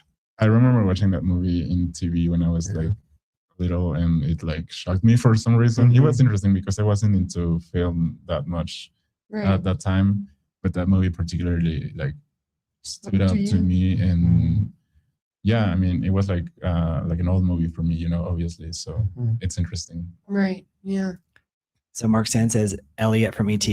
That's which is a little boy, I think, right? Yeah. Oh. That is a great answer. Yeah. Honestly. Yeah. For me, I think I don't know why it in my brain just Mrs. Doubtfire came to me. Okay. I loved that movie because he was like, I was very persuaded from the idea of a man dressing up as a woman. First of all, as a kid, that was like really interesting to see, and it was the first time that I was seeing it as well. Like when the movie was out, like I wasn't really aware of, you know, trans people and Cross drags and you know, gender identity. all that fun stuff. So, and the idea of him being in such like a need to take care of his children and just like getting away from that situation and just like making everything possible for them to be united was like really, really cool. Like that amount of effort and the comedy in it.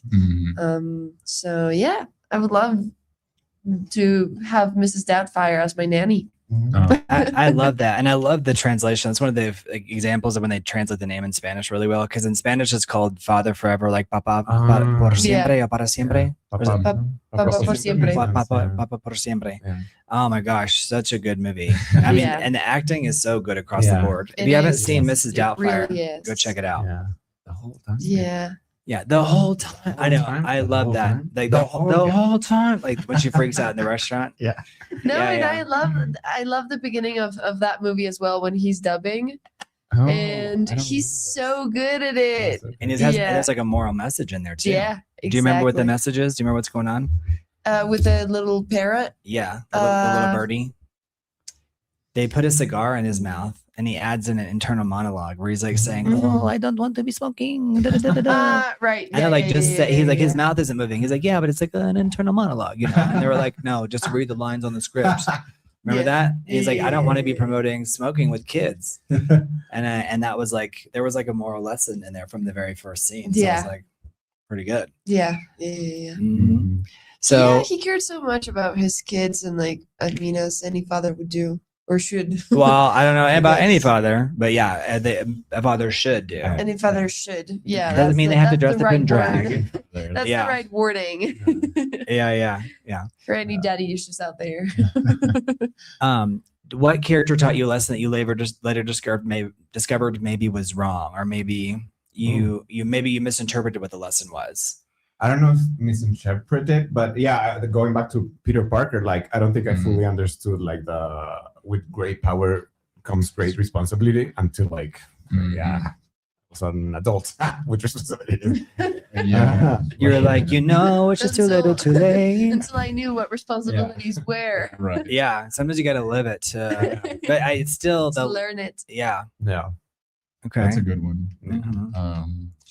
I'm also thinking, I'm liking these questions. So you could be something you discovered later, but the question was like, what character taught you a lesson that later you discovered was maybe wrong, or it could have been you could have misinterpreted. I doubt there are lots of cultural products out there intentionally teaching young people the wrong message, but I can see how sometimes like satire, you can take it for its front you know, Yeah. like the guy who did the Dave Chappelle show. Mhm. He Yeah. remember he went to Africa. He had like a mental breakdown, and he went to Africa. This is probably before y'all were really more like adult. I'd say awake, but like conscious adults. Yeah. Yeah. But he had like the most watched cable television show. It was really comedic, He gave it. and he just like had a mental breakdown and went to Africa for a while. And the reason why is because he was like, the jokes, people are taking them in the wrong way. They're not taking them as satire. Like they're making fun of Yeah. like the things that I'm like pointing out that there's a societal issue in them. Mhm. Right. And I was like, that's deep, Mhm. because Yeah. it kind of made him feel like his audience was Yeah. like loving him, but for the Yeah. wrong reasons, type of Yeah. thing. Right. Absolutely. For me, I think it was it was Jesse from Breaking Bad. Oh, I was gonna say, hey Jesse. Ooh. Yeah. He taught me to not take care of rich kids. No. funny. No, I think it's not that I got the wrong message, but I mean the idea of hustling that hard was very Mhm. attractive to me. I was like, well, I do respect it, you know? Mhm. It's like Jesse's character suffers so much and Mhm. like goes through so many difficult things, and like I don't know, he was very put on the idea of like having a better life. Yeah. So Mhm. you know, I do Was respect Jesse the hustle, younger- and the I do younger one? respect determination. Is it the one that we find at the first scene? He's like rolling out of his roof and he falls Yeah. onto the ground. Yeah. Yeah. I feel Exactly. like actually in the last few months, I'm like, I need to get back into that though. Like the hustle, you know, because like I hustled for Right. so long, then I was like, oh, I don't care anymore. And I'm like, no, boo, you got to get, because like hustling means different things to different people too, Yeah. like Yeah. or how it manifests, Yeah. you know, because if you have the skill, like the hustling is like just work, you know, Right. Yeah. you know what I mean? And I think But there were like a bunch of like characters like in the early 2000s that were like very like hustling oriented, and I think we eased off a bit from them. Like I think Yeah, because I think we're starting to promote more the daily life. yeah, and kind of self-care things. Oh, and yeah. being mindful and screw health. that. I'm kidding. I do think there has a little bit of like I also think like if you don't have like this certain level of skill and access to certain things, like hustling can just look like craziness. Yeah. Because you got people online who are like, "Yo, dog, you got to get this Bitcoin," and I'm like, I'm like, what is, you know what I mean? They're Yeah. trying to latch onto something that they can sell. Yeah. You know, but No, Mark but- Sand says, best show ever. Super chats for the best show ever. Woo. Breaking Bad. All right, watch Breaking Breaking Bad Bad is if you haven't already seen it. Yeah, it was Um, great. Fun Also story. with, Fun story. We had someone out for the show called Your Honor, Yeah. and it was a show that Bryan Cranston is on. Mhm. I don't know if you know the story. No. So Johnny Lee was up for this role, Mhm. and I emailed him because I happened to have his email, Yeah. and the casting director called me. And, you know, if you're an agent or a manager, you always like casting loves you and hates you. There's always these things. Right. Yeah. Yeah. And she was like, "Did you seriously email him directly? Because he's not he's not the main guy deciding." Yeah. And I was like, "Yeah." And they were like, "Don't you ever Don't do that you again." Ever. But his email was like it was like a reference inside of the show. Oh. So I can't say it because I mean he Yeah. may still have that email. Right. Yeah. But it was that was like one of those. I have casting calls where they call me and they love me, like that call from Sony, Yeah. like 2 weeks Yeah. ago, where they're like showering me with love, and I'm like, yes. And then like there are other ones. It's usually like Disney, but Disney also casts our people. But it's Right. like because there's so many different people in these Yeah. companies, and also like whenever someone's mad at me, I'm like they're gone 2 weeks later anyway, Right. because they can't. The executive, they call it churn, is Mhm. crazy. Churn. Churn, Like yeah. Churning. CHURN. So it's like it's churning because so many executives is like maybe they were really good at their job 5 years ago or even 2 years ago, but it's changed so much that Mhm. like just today, one of the heads of the boards, one of the main people on the board of Netflix stepped down. Mhm. But she'd worked at Disney for years before that. Yeah. But it's because they don't understand what's going on in the media landscape. But how could they, right? Because you can see Yeah. patterns. But if you're not talking to people on the street, and even if you're talking to people on the street, they're not going to know either because each one is a different audience It's, thing. Yeah. So, but there's just churn. So it's a constant thing. Or like Moana, like that led to probably 3,000 or 4,000 layoffs. Like, Right. like the next week it was 1,200 people, but it's going to ultimately be even more, Right. but it's called churn. But sometimes it's because the executive is no longer apt for for that particular Okay. gig, you know. Yeah. Cool. So that's why I don't take it too personal. I'm like, you're not going to be that long anyway. So. Not to be disrespectful, because actually anytime someone like scolds me, I really do listen. Do y'all have that ability? Do y'all feel like Yeah. I don't appreciate the screaming or anything like that, but I also, that's just Hollywood culture. So I learned to deal with it. So the Yeah. fact that they're calling, it means like on some level, they want to teach Yeah. me Yeah. what they think to be true. They care enough to tell me. Yeah. Yeah. I had conversations with my manager that I feel like she's like. Wait, I'm not your scolding me. manager? My Mexican What do you manager. mean? I'm kidding. You're like, My you're so local delusional. manager, yeah. Like, y'all are not my children. No nos buddy. Where I feel like she has a tone, let's just say that. But I take it like, oh yeah, good, thank you, good to know, good hearing from you, because yeah, I feel like it comes from out of love and out of Mhm. care. Like she wouldn't like take the time of her day, because she is also an actress, so she's busy Oh, really? managing people's careers. So if she takes time to write to me, I know that she cares. So yeah, I take it as a good thing. But yeah, some people from the same agency have had problems with her because they don't like her tone, and they end up leaving. But yeah, no, But is she great at what she does? she's a great actress, yes, and she has insight on the industry. So if she tells me something, I listen. Yeah, because Right. she doesn't say like just because she herself came up with it. No, she has insight. So yeah.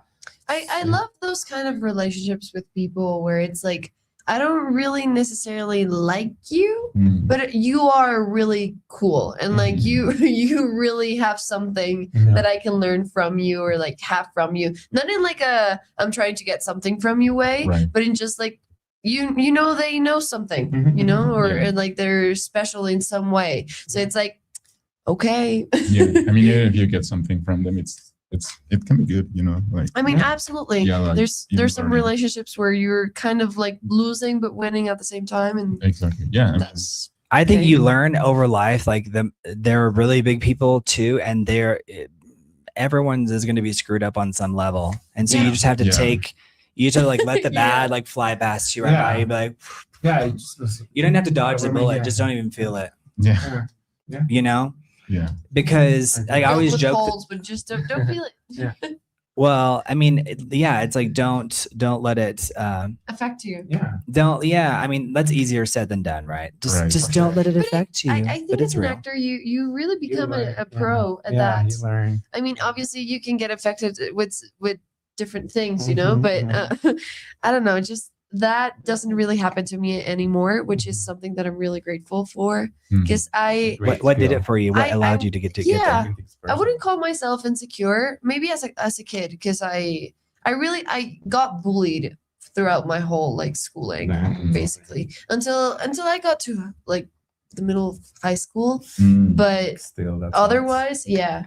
So I don't know, being able to face comments, like negative comments Yeah. towards you and like your work or anything related to that, Mhm. like the person that I am, or how am I being presented to others. It's really healing to be like, well, I don't care. Yeah. Who are you to be saying that to me? Yeah. You know? Like, you know, Who's that's- anybody for that matter to say? Mhm. You know what I mean? Like, because like at the end of the day, we're even all if it's casting, it's just like, well, I'll take what's worth and I'll leave whatever. It's just not serving me. Yeah. 100%. It's Yeah. like, you just want to comment on my body And I to do comment on something, then Yeah, exactly. And I do think Well, that those are sometimes- uncalled for too, because it's Yeah. like just right? well, Mhm. there's a debate there. There's a debate there because there were certain things an actor could do, like tiny little things to get the part, and we used to be able to say them, and then now we can't. Mhm. So it's like we could have just said this one thing, but it could be taken out of context. Right. Do you know what I mean? Yeah. So some people don't get the job because of the They PC couldn't culture, adjust. and that is the most devastating aspect of it. But do you Like mean in cutting terms hair, of, like, even, or okay, like losing weight or gaining like weight? or like just 5 pounds, not because of blah blah blah, but because in relation to this other character that is it's vital, Right. Yeah. you know, and where it's like, and then so we're like, oh, a screenshot posted online, try to cancel that person. Mhm. They tried to do that with the casting director a few months ago or a couple of years ago, and like everybody was like going crazy about it. But then it became the situation where they were trying to take them all down. Mhm. And I'm like, casting is like they're stressed out for a reason. Like it's like I feel for them. You know what I mean? Like even if they're yelling at me too, it's because at the end of the day, you know, It's a stressful pressure. job. but yeah, if someone's just making a nasty comment, that's not helpful. Yeah, It's like on the way out the door, it's like lose weight, boo. Exactly. Yeah. Yeah. Whenever it's just coming from like a place of I'm just commenting to comment on something, and like it's really Because, like, not helpful in any way. Like I need to have an opinion. So Yeah, exactly. It's like, well, you know what? Okay, cool that you think that. I'll leave now. Mhm. Yeah. Yeah. Yeah, I love it.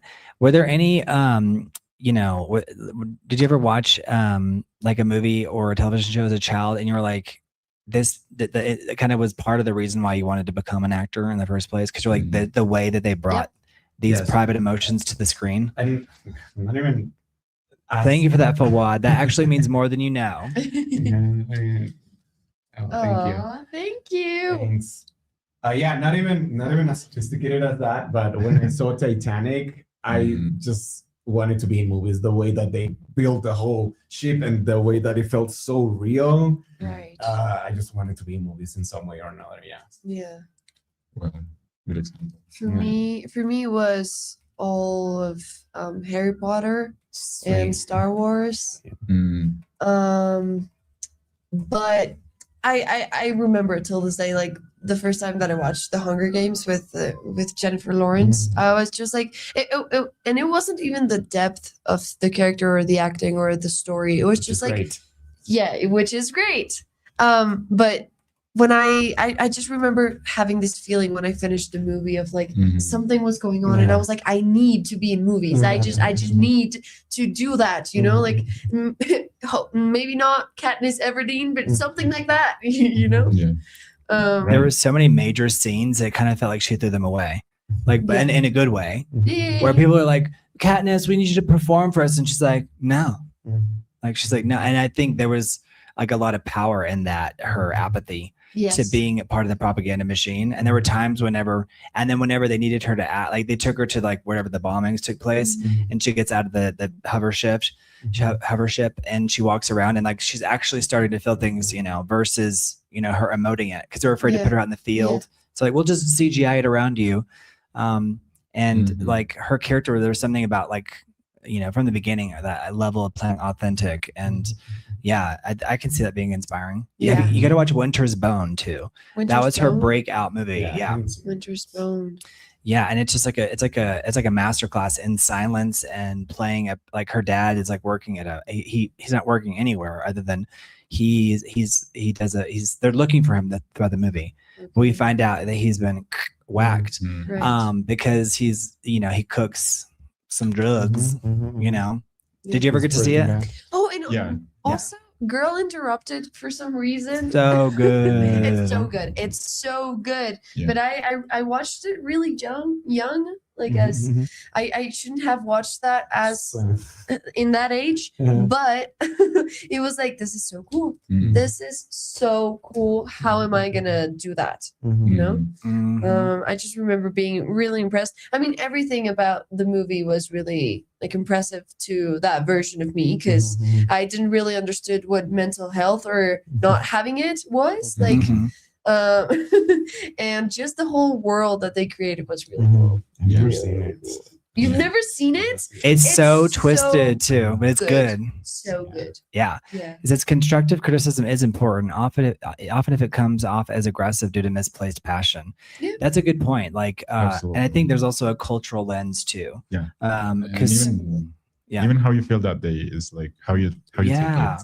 So absolutely how they feel and how you feel. Exactly. Yeah. Like both ends. Because depending on the day, like I could be saying the same exact comment on, and then like if I'm a little bit pissed about something, then it'll sound different because my voice is more aggressive because I'm you know, conflicting with life. So you should just take it as, you know, like not everyone's trying to offend you. You know, it's sometimes just like Right. Part of that's like first person syndrome too, Yeah. right? Like, yeah, I know you're just trying to hurt me. I told a boss that one time, like literally in the early 2000s, and he put his hands on his fist. He's like, I'm trying to make you better at your job. And I was like, Oh. that's right. Thank Okay. you. But I was like saying, I know you're just trying to hurt, but I was like mimicking some things I just heard from other people who had Right. first person syndrome victimhood. right. And I learned like kind of right then and there. It was like the end of like being a victim is never helpful. So if there's anything I could impart, no, don't be a victim ever. Even if you clearly are the victim in the situation, it doesn't help you to go parade around. Yeah, Now, you know, advocate for yourself for sure. Mhm. But if you put everything through, because I cannot tell you in Hollywood, if you're like a victim, it makes you unhireable because people are afraid that you might be that chronic victim, Right. you know? Yeah. So there's that balance, Mhm. you know? Yeah, Which is- absolutely. Speak for yourself and defend yourself, but Yeah. also And what's just, but don't think of yourself as a victim. Right, yeah, right. Just Don't putting walk yourself around. in your Mhm. that position is not going to get you anywhere. Right. What's your Right. favorite Hunger Games movie? Ooh, The last two parts. Last 2 parts. I didn't like the last part. Well, it's not that I didn't like it, but it Of was the just original like- trilogy. Yeah. Right, Yeah. yeah. Oh, yeah. With no. yeah, with gosh, this actress that's amazing. Yeah. And Lawrence. I mean, she, but The last two. Which spin-offs? character was it? Rachel Zegler? no. The Are you talking about the new one? The one's about No. that's about to come No, out? no. Julian Moore. Yeah, Great actress. Oh, yeah, she's great. obviously. yeah. Yeah, we love Hunger Games. I think Hunger Games inspired a lot of people. I Mhm. remember like hearing about that casting for the first time, and it was shocking because she was Yeah, so no one. unknown. And she Yeah. beat so many. Yeah, Well, really they like the needed to second who was one. right for the role The versus second one. yeah. It's I love the I second really one. I like was it. just gonna say. I it's love like the water. I love everything that happens in that one. Like Yeah. the is that with the spinning dial? Yeah. yes, Yeah, that's a the good one. clock And thing. how they break her out. Oh, So yeah. good. Such a great shot. Yeah, because I don't like it when pizza becomes bad. bad. It's like no, just stay there. Just settle down. Yeah, Yes. whenever he's like impoverished and like they've tortured him, and Yeah, it also is everything. a symbol of Taking like him the asunder. propaganda state can like turn the sweetest innocent Yeah. person, you know. But even he was always a little bit on the edge because whenever he'd throw out the bread for her, Right. you know, it wasn't like he was like, here you go. Like he was just kind of, you know, maybe it was because of the consequences of him showing too much kindness to someone lower in his rank. Yeah. Because it's important to remember she was poor inside of District 12. Yeah. And it was District 12 was already the crap hole, you know. Yeah. So Mhm. Such a great book. when did you guys first realize that a protagonist like could be wrong? Like the protagonist, like you know, like you have an unreliable protagonist, think- Right. or you have a protagonist that I maybe think doesn't have the best. Maybe before this, but Breaking Me too, the Breaking Bad discourse made it very clear to me that people can fall for like an unreliable protagonist, because I remember That's all the the Skylar anti-hero. hits, Yeah. and I'm like, Skylar is the hero of the show. Right, Like for me, right. she was my favorite character besides Kristen Ritters, who is Jessica Jones. And spoiler, she dies. But that made it very Just clear to me, subtle. like I Just- hated what's his Walter White. I hated him like throughout the show. I Good for wanted to you keep for watching having it, a but strong yeah. moral Really? compass. But yeah, I There I was would a like to huge see- yeah. cultural debate around this Yeah, because his well, wife, his wife was actually yeah. like doing everything that a morally upstanding Could person would really do. Absolutely. the And I worst do not decision ever, disagree. and yeah, the discourse around that made it very clear. For me, it's Jimmy and Saul Goodman. I Like haven't the seen. I just prequel, saw- sequel kind I of just thing. Mhm. saw the You haven't first- watched I it? think I've just seen the first season. It's I so wanna good. Like finish it, I yeah. cannot stop talking about that series. Yeah, And like I keep Baba hearing Tendrick, this. it's so good. And the character of Kim Wexler is just one of my dream Yeah. roles. She's so sharp Yeah. and like accurate and smart, but also very like bluntly direct. And also like she can mask a lot of things. Mhm. You know, like she's being honest and like blunt, but also covering up for Yeah. herself, Yeah. which is really clever. Mhm. And yeah, I Yeah, don't. I want to finish it. I keep hearing this. I hear it's a great. Yeah, because Jimmy's so dumb and like puts everything at risk for the dumbest things and like Mhm. puts himself in the dumbest circumstances. Mhm. But it's like, yes, Jimmy, you'll make it this time. And yeah, but not reliable at all. Yeah. Yeah. For me, it happens with like the bro movies, like Fight Club and like this I type of love Fight movies. Club, yes, But they can be It's interesting when people take the wrong thing away exactly. from it. From Yeah. Fight Club? Yeah. What do We you see mean? the What same- did I take wrongly? A lot of people are like, yes, let's do a Fight Club and let's Exactly. do like.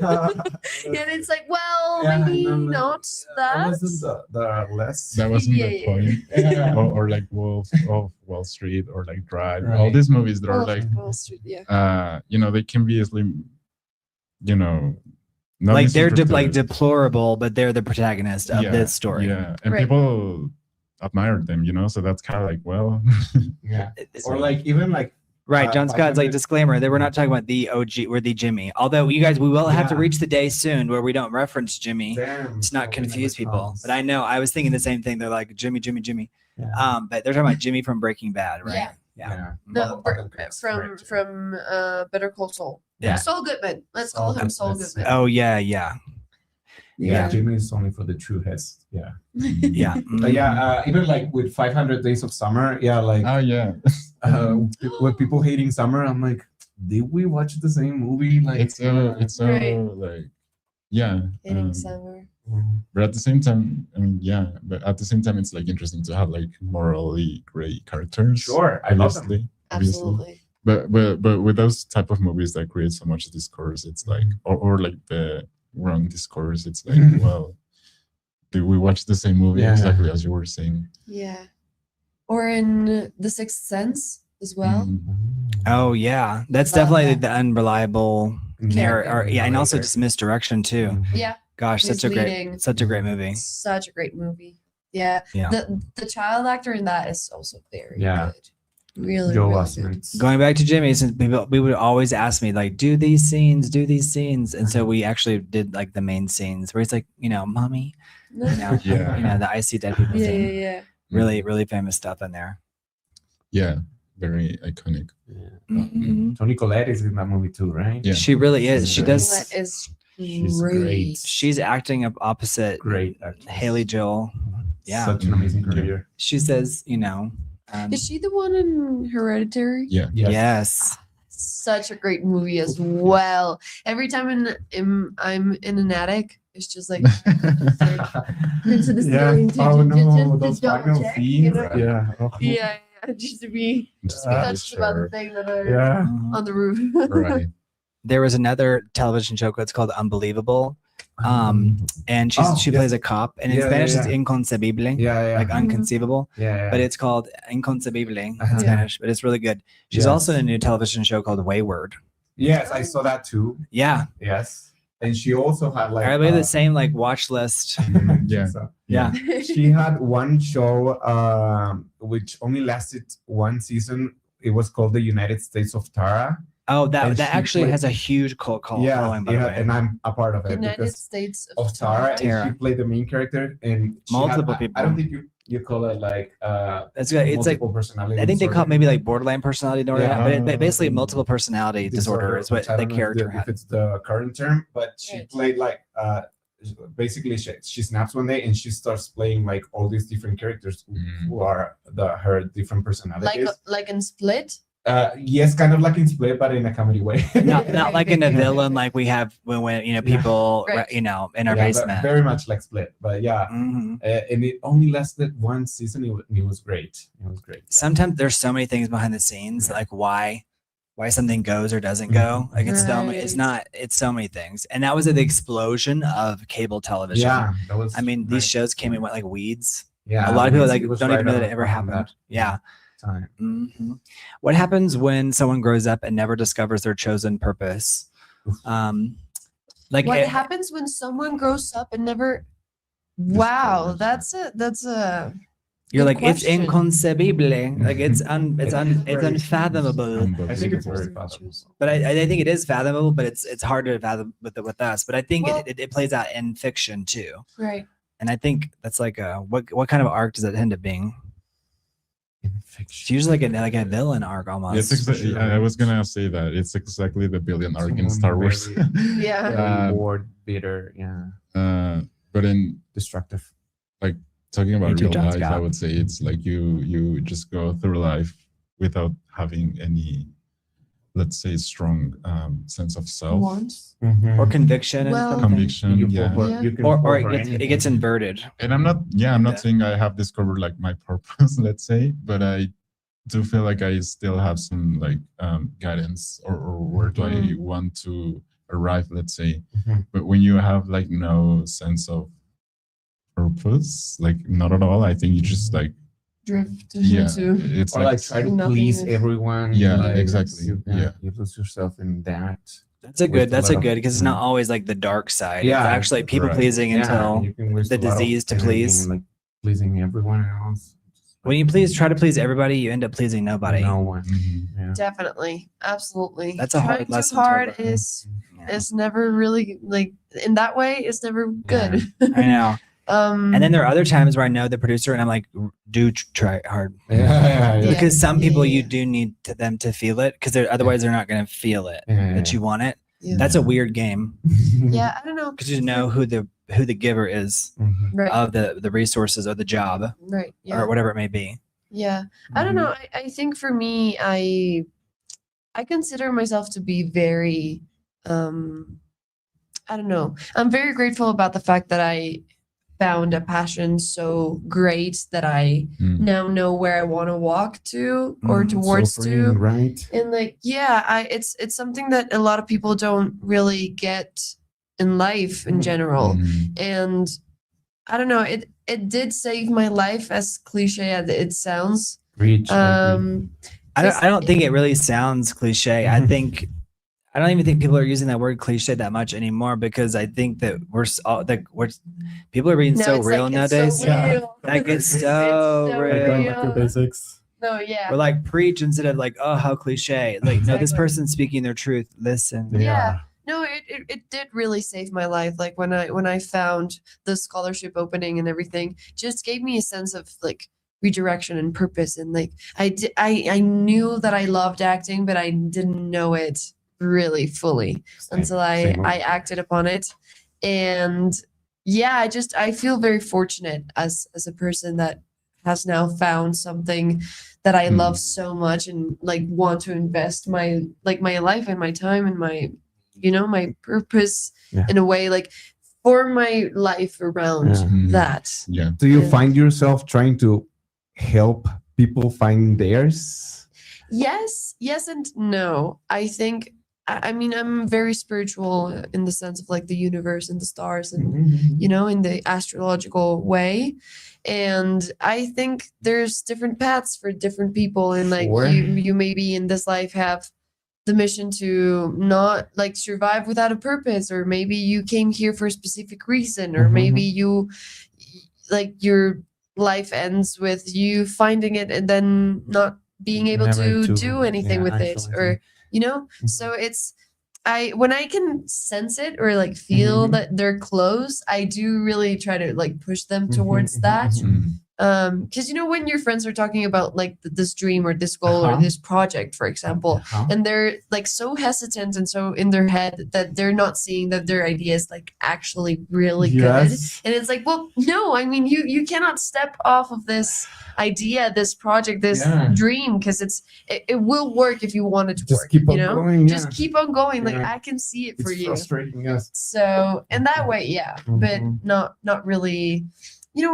Yeah, I really try to be respectful in the way of like where people are in their lives at that moment. And 'Cause I think definitely, that's really yeah, like a key point to respect about for sure. somebody. And I don't think you can help anybody that doesn't want to help themselves. Yeah. But it's Yeah. frustrating when you can see it for them. Right, yeah. And you're just like, Absolutely. yeah, just go for it. Do it. Try it. And Sometimes Absolutely. they bite the hand that feeds too. Yeah. Like you actually reach out and then they like harm you, Yeah. and you're like, I had and that it's happen because they're too. kind of a lot of people are trained for whatever reason, or their families, or it could just be like something they developed early on, and it's like it's just the art of self-sabotage. Yeah. Like, so I think we all can self-sabotage like in small ways, Yeah. and we can kind of make up for it, whereas other Absolutely. levels of self-sabotage are so like hard to crawl back out of. Yeah. Well, And- like with addiction, for example, I have a friend that is really, I don't know, she has a really big problems with addictions. Yeah. And she's been like like I don't know. It's been a hard journey to be a part of, and as grateful as I am to be a part of that, because in a sense, it does feel like I do want to be a part of like that healing or that journey, even if it doesn't end in healing specifically. Right. I think you can learn firsthand never to go there. Exactly, and it's also like very, I don't know, it's very frustrating to see them want a better life and like a better place in their heads and in their lives and in their hearts, and just not being able to pass through that line. And yeah, I don't know, addiction is very tricky. It is. Have there been any fictional characters that showed you like, have you ever like suggested something like a cultural product and you're like, this is to help them see, because the character came out on the other side? Or maybe that's too cheesy, or you know what I mean, this happy ending idea, or it doesn't really, I mean, it doesn't. Beautiful Boy has been one of my, like, it every time I watch that movie it breaks me, but I also love it because of that.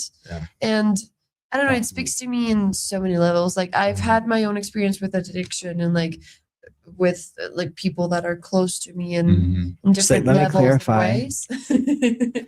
No, and it's just that one movie specifically is one of those that actually understood my point of view, my feeling, and like I could see myself in the dad, and I could see myself in him, and I could see like the whole dynamic, the family dynamic coming down, like breaking down because of him, and not necessarily because of him directly, but yes, at the same time.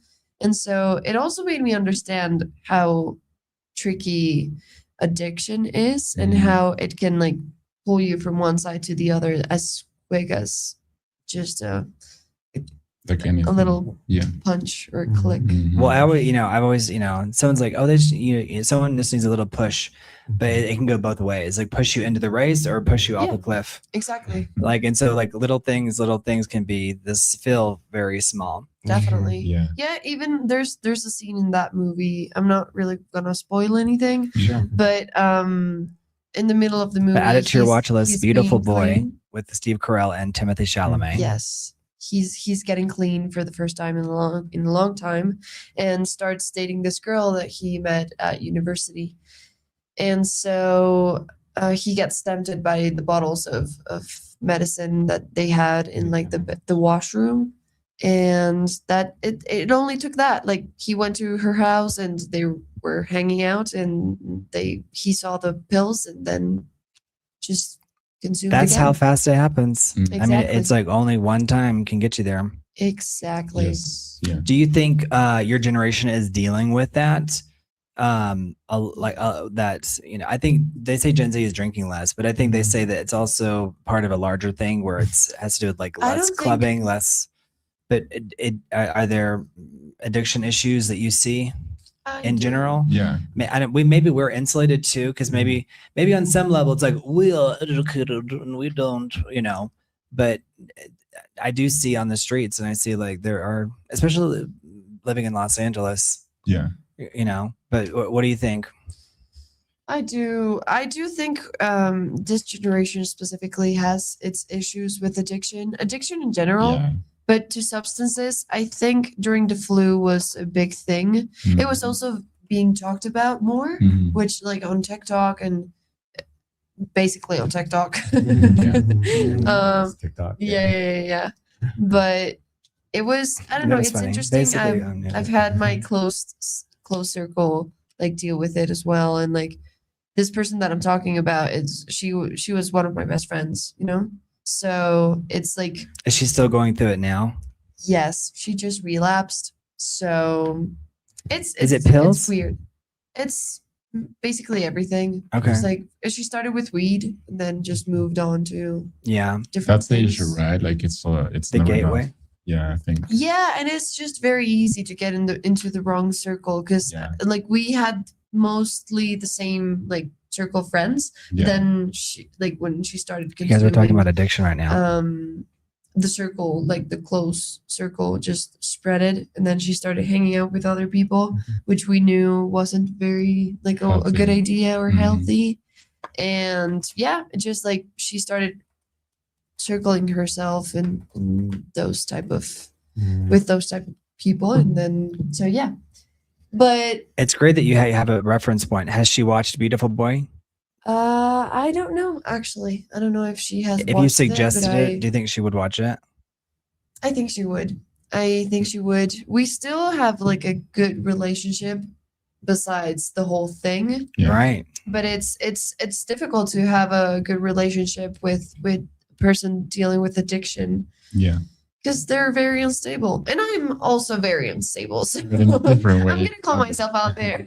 Well, Just because you're it's all- addicted doesn't mean that. Yeah. Well, yeah, you It's make a good different. point. Like, it's all relative, right? Yeah, exactly. But What- I do think it's just like normalized as well. Like it's like, oh, if you don't take something, you're like Yeah. not in it. So Speaking, and- do y'all recognize this movie? But go on, hold your idea. but when you want to talk about it, it's like, no, I'm fine, and it's like, well, yeah, I haven't seen it. What is it from? This one, y'all know it? Say it. Aronofsky. It's 'Cause Requiem for a Dream. Obviously Requiem for a recognize Dream. him. But, Yeah. Ah, right. Yeah. But Oh my that's- god! I don't know why my brain just blocked that movie because I Me too. remember watching it, but I don't remember watching it. You know? I tell him every time. I think it's because it's so painful too. Yeah. Like a lot of people do kind of purge it from their mind, even though it's I'm gonna very. put it in my watch list again. yeah, put it back in there. So Jennifer Connelly is in there, Mhm. and I think she's so straight laced. Actually, in the entertainment industry, it was kind of wild to see her like in that. But I think the way we explore societal issues through film is so powerful, and Yeah. it gives us. It's hard to talk about your cousin Sandra or whatever who's having these issues without like it starting a fight. When you talk about a cultural product, it like it lightens the burden of making a reference point to be like healing is possible, or So it's very interesting. Mark Sands says, "Wow, tell me what's wow, Mark Sands. I want to hear." Like I said, Live says Wow. drugs are all over the place. Absolutely. Yeah. Yeah, Says the drug scenes in a movie that may trigger them more. I don't know. Yeah. I think it would depend on the type of circles that you're surrounded by. Mhm. For example, in Vancouver, sadly, they don't have like any regulation on the usage of drugs. Mm. So you can basically, it's legal to consume every single drug. It's just like illegal to sell some of them, Mhm. obviously. And so there's this thing with fentanyl that is just, it's really, really bad.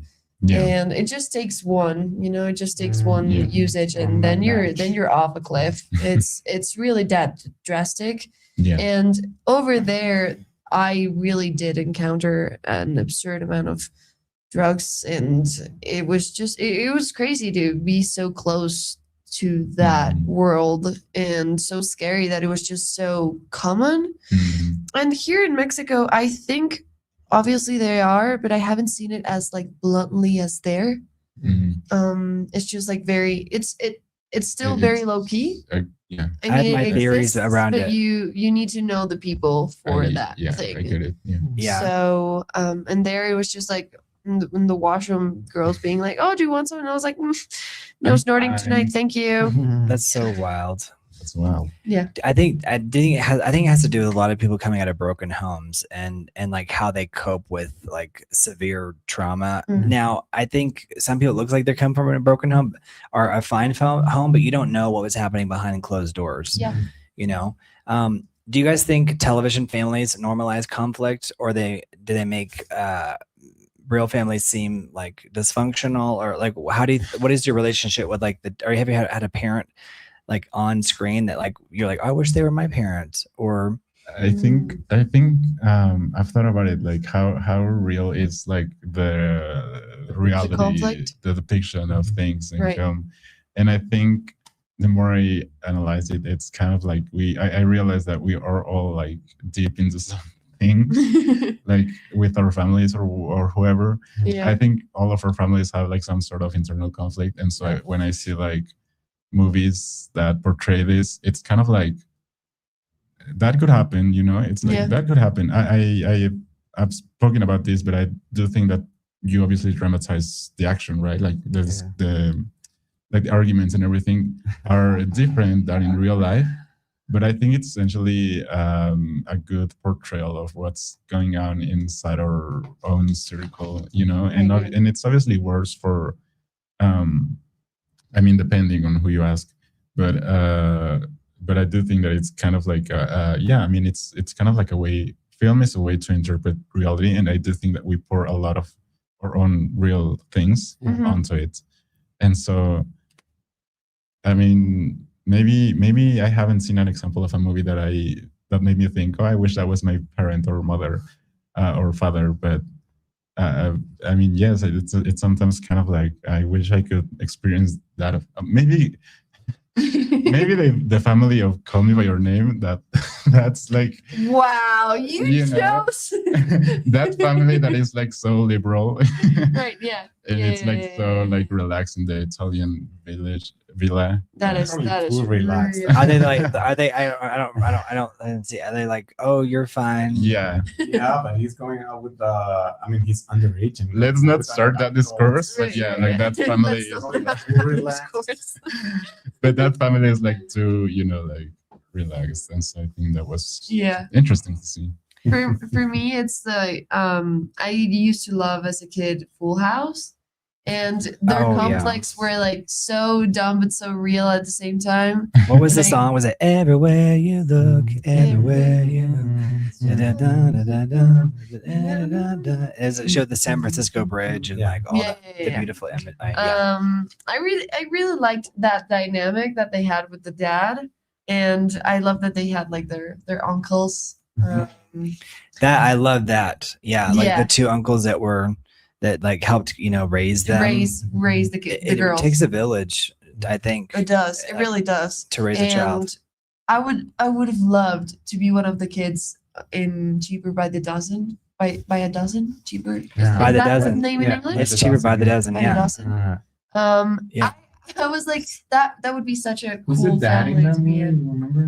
Remember? It was Steve Martin. Steve Martin, right? Yeah. Yeah. Uh-huh. I'm so bad with names. I'm so bad. with There's a names. trick. You don't say Yeah. I'm so bad, but you say I'm getting better at. I'm getting better at Yeah. names. There you go.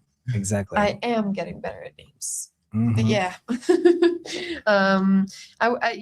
I don't know. It seemed so attractive to be in a house filled with that many energy, and like my grandpa was raised with 11 other siblings, and that experience has always like talked to me. You know, every time he used to like talk, like share some anecdotes or something. Mhm. It sounded like such a fun thing to be a part of. And yeah, Cheaper by the Dozen was like, I wanna be the kid with the how do you call Sapo? Toad? Yeah. I Yeah. don't remember anything about that movie. It was a fun I think movie. I think that's in the first one, the second one.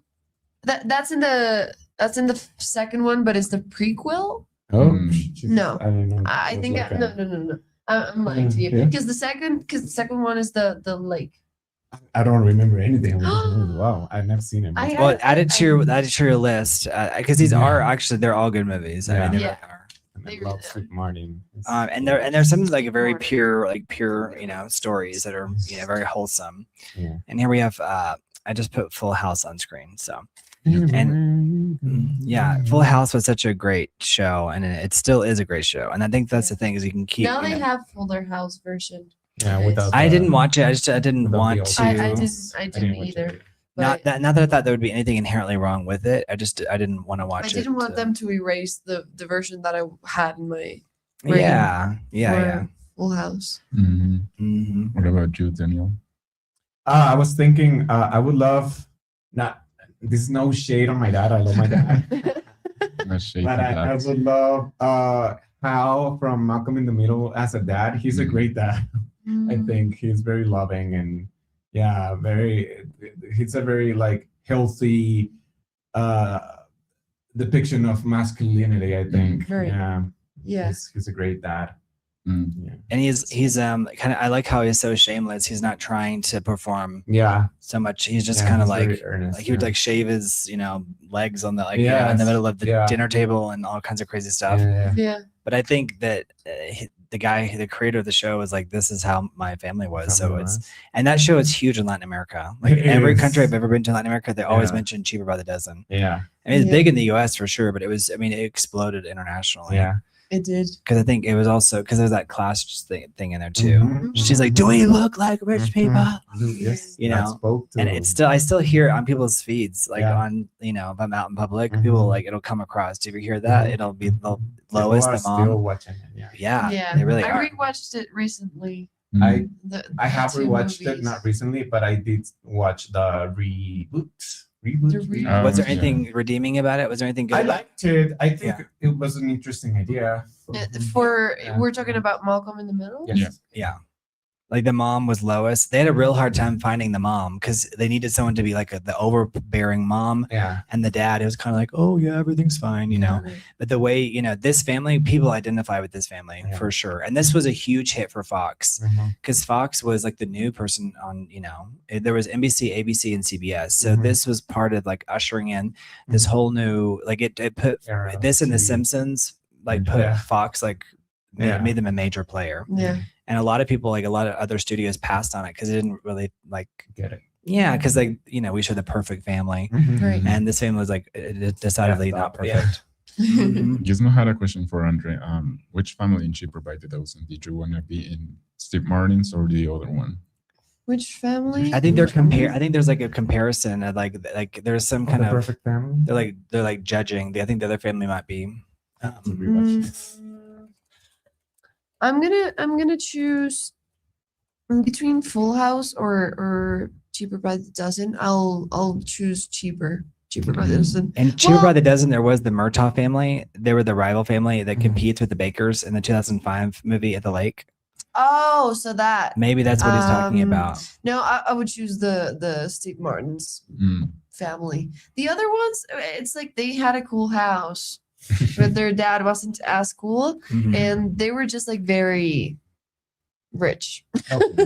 They were like the rich personas. Here, So I've got him on screen. So no, I forgot Carmen Electra was the mom. Who? And the other family? Yeah, and Levy, was it Eugene Levy? Yeah, was the that's dad. true. And like there's the Twilight Star on the right. Yeah, Is that Taylor Lautner? Isn't that wild? I don't know. Time flies. Yeah. It is wild. So maybe I don't know. Gizmo, is that what you were saying? So No, okay, the so you're saying vibes yes. of that family were just off. Something was odd with the woman, and then the kids also seemed like, I don't know, lifeless. You know? Like too robotic, maybe. Yeah. I think that's we love the beauty in the dysfunction, right? Exactly. Yeah.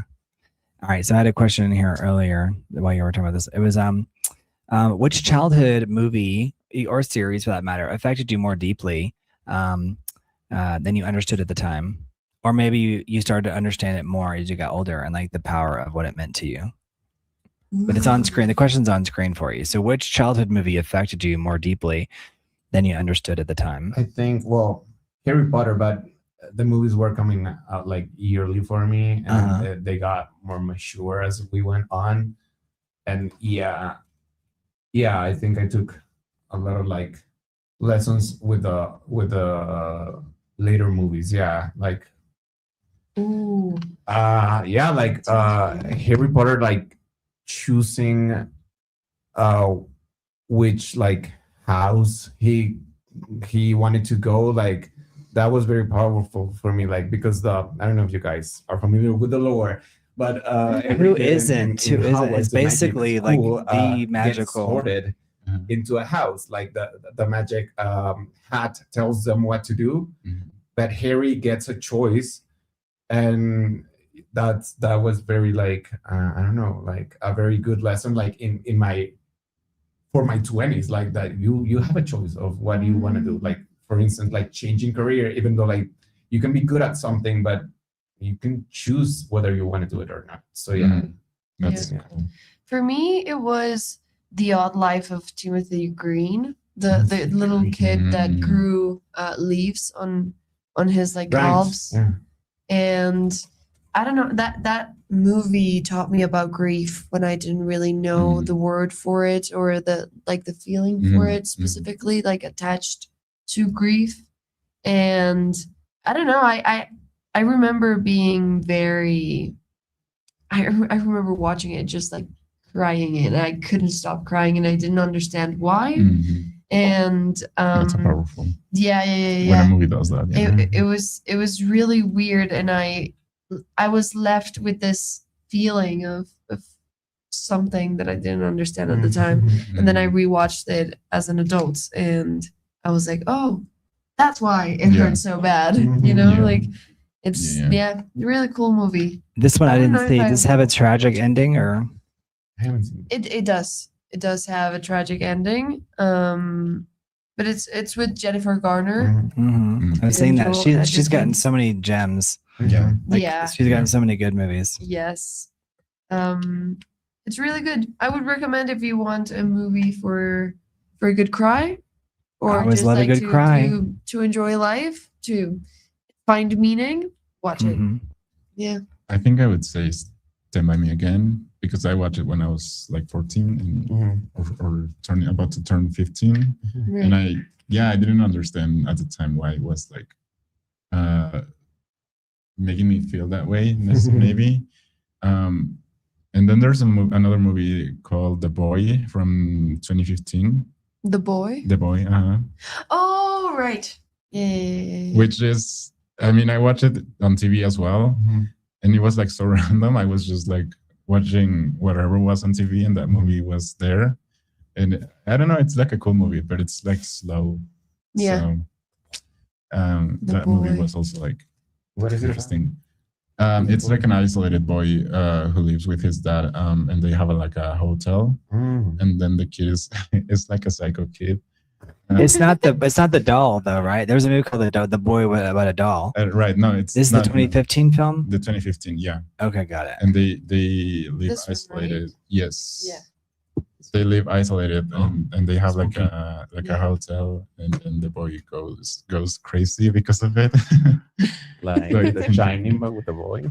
Yeah, I mean, But with the Or boy. The Shining has a boy. yeah, something like that. No, I mean it's obviously different, but that movie was kind of like, it's Yeah, interesting, that that one. Yeah. I would recommend it. It's like not so known, but it's interesting. Yeah. So, what story would you want your future child to see? Like out of these current movies that are not current, doesn't have to be current, but Right. Kids. Barbie, Mermaidia. Barbie, Fairytopia, all of them Yes. are essential to a good childhood. Yeah. Doesn't matter I think gender. Matilda or is a age. great. Yes, kids absolutely. movie. Yeah. Absolutely. Yeah. That is crucial. Yeah. For me, gosh, I'm thinking the Lego movies. The Lego movie. The Lego movies. I have a friend called Emma that she's in love with Legos, like It's- just Legos, but Lego movies are her thing. Like she had a 2-hour discussion with one of my friends. Like my friend was defending High School Musical, and she was defending the Lego Batman movie. And That it would went be on. me. They were just like screaming at each other, and then me like, okay, so let's calm down again. Mhm. What's your point? And they discussed it thoroughly for hours. Wow, I can see how I can see why Lego movies are Yeah. like interesting. Matilda, I would That movie is like so visually. Yeah. interesting, like Yeah. rich. It's very tactile. Yeah. I don't know what But caricatures. maybe, I mean, I'm also thinking what. Phineas other and Ferb, I example- think it's something that I would like to Love pass on. Phineas and Ferb. It's good. Yeah. It was really entertaining. Mhm. I really liked Yeah. it. SpongeBob. Very clever. SpongeBob. My mom never really let me watch SpongeBob. SpongeBob? I had to watch it like. My parents didn't let me watch The Simpsons, which I get, but I don't get why not SpongeBob. It had a Yeah. few lines where it wasn't like really appropriate for my mother's Did it? for my mother's mind. Very Yeah. curious Right. what those lines will be. I mean, my mom didn't like it either, but she let me watch it. So. Yeah. No, my mom. Well, I mean, it didn't last for long, obviously, but she was somewhat restrictive on the things that we could Or or could not SpongeBob. watch. Yeah. Yeah, I didn't really watch it until I was like 13 or 14. Yeah. Funny. It John is. Scott says The Exorcist tells Little kids, what happens to bad I kids? love The Exorcist, one of my favorite Right. movies. Really? Yes, The I don't- original, I don't it was so really enjoy it. shocking. it's people were- shocking still. they were It's revolted in the- very, in the theater. very good. Yeah, The last one, I think, was like a big letdown for I people. hated it. They are shooting another one with Scarlett Johansson. I saw Again, that. She's in every movie. It's Mike Flanagan from the Haunting on Hill House on Netflix shows. Yeah. All of those. So I might see it, but the last one was very bad. Mm. It just kind of didn't make a lot of sense. Yeah. I try not to like rip movies because I know how hard they No, are but to it was make, such a waste of time. but it was kind of like meaningless. Yeah, You know what I it's mean? meaningless. Like they didn't tell anything. Come on, John interesting. Scott, super chat for The Exorcist over here on screen. For me, I think it's also Peter Pan, the Mm. one that I would love to. The- Okay, for them which to one? be The second very- one Like who? affected me so much. Which one? The second one, because it The had second like, one, Peter the Pan animated has one, two? Yeah. the Disney one. I think that one's better than the it original. affected me so much when What's I was the a kid. second? With Peter when this Pan? kid, what's her name? I don't remember, but I just remember It's when like the this- background is There like, was one Finding Neverland, but The- that was about writing Peter Pan. Oh, and I I never- think Spielberg's Hook is very good. Oh yeah, it's so criminally Peter underrated. Pan in the first Peter Pan is kind of like a psychopath. like I don't think I like him as a character. In the first one, I think in the second one he's better. So when Yeah. I don't Linda think I've Blair, watched the second jump one. scare. Jump scare. Yeah. I was like, Big part, take that but, off like, the that was screen. the, That's me. this one, Just me waking up. Yeah. Jump scare thing. Um, I I like that love one. that I like that one. one. I loved that one. I could Yeah. rewatch it over He's and not as over much as and a- over of a again. Psycho No, in because that. that movie made me believe, like truly, truly believe that I could fly. I can fly. the one on screen put my now. mind on it. Yeah. Yeah. Yeah. And then there was I- another I one was that like was. 100% sure Thank you, that John I Scott. would make it. Thank you, John you know? Scott. Like I remember at this day I decided that I was gonna fly. I was gonna learn to Yay. fly. I think you maybe can fly once in your life. No, I mean, I was gonna say, I'm glad you're here. I'm glad you're Yeah, here. yeah, That means you I made it. did try. No. Because I started safe. You know, I was like, I'm gonna learn to fly today. Oh, yeah. Today's the day because I am now 10 years old and I Yeah. am grown up. No, I mean, So I'm I gonna jumped jump off the bed Of first. so many things in my childhood patio, and I lost my memory once. I lost consciousness and Oh my almost God. Not lost life. consciousness, like I was conscious for the full time, but I was just like, wait, what Have day you is never this? fainted? I don't think I've ever fainted, Oh, but I've really? lost my memory twice. So maybe that's crazy. Great. You mean like you had like a blackout, like you don't like remember? a blackout, you're conscious, but you don't know what, and you don't know what And you're day it immediate. is while you're going through it, and then you don't remember like a whole chunk of a day. Wow. Yeah, So that's a if you're an blackout. alcoholic, you can raise a hand and we'll give you help. No, that's not a part of this. I know what you're saying though. It's like No, it this was is not like what we're here what for. was there Yeah. any was there anything that you think precipitated it?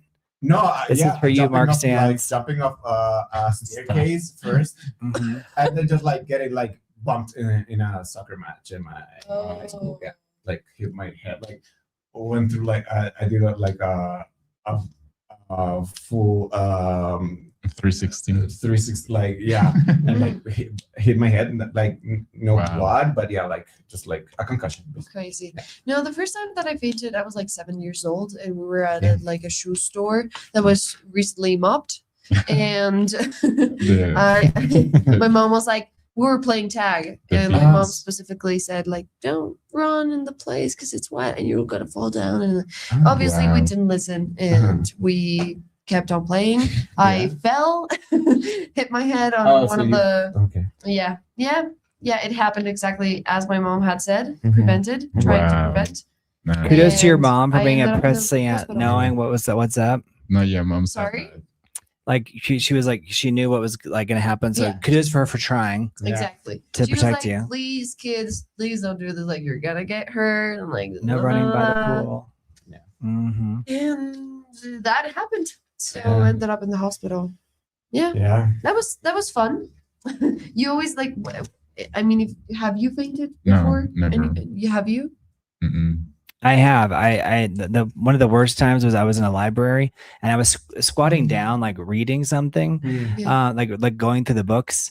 And I remember I was trying to like get into sci-fi, and this is like this is like 30 years ago. But I was squatting, and I was anyway. But I just remember I was squatting down for so long that I obviously tried to stand up, but I just remember waking up and all these people were standing over me. Yeah. No. Yeah, all these people were standing over me and they were like so scared for me. And I remember I hit like my head, so I had like a bruise like on my cheek or or somewhere. Yeah, That's because I didn't crazy. because I but it's because I was squatting down for so long and I was like going through the books Right. because it was like the really more obscure sci-fi like opera, like space opera books Okay. that are like really long, and I was like, I want a challenge. Yeah.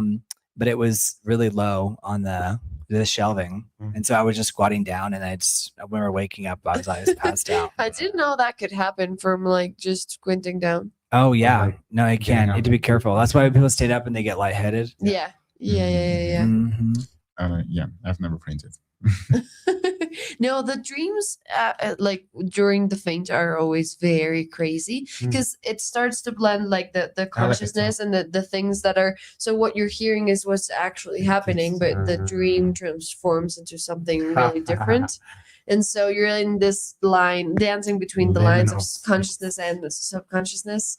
And so I remember this first time the dream was like, I could hear that they were taking me out to like an ambulance or like the car that was getting me to the hospital. But in my brain, like the dream was my grandpa's car. And so he was like the taxi driver. And like the car kept shifting into between the taxi and my grandpa's car. Wow. And yeah, just like the conversation was the things that I was hearing. But the dreams were very crazy.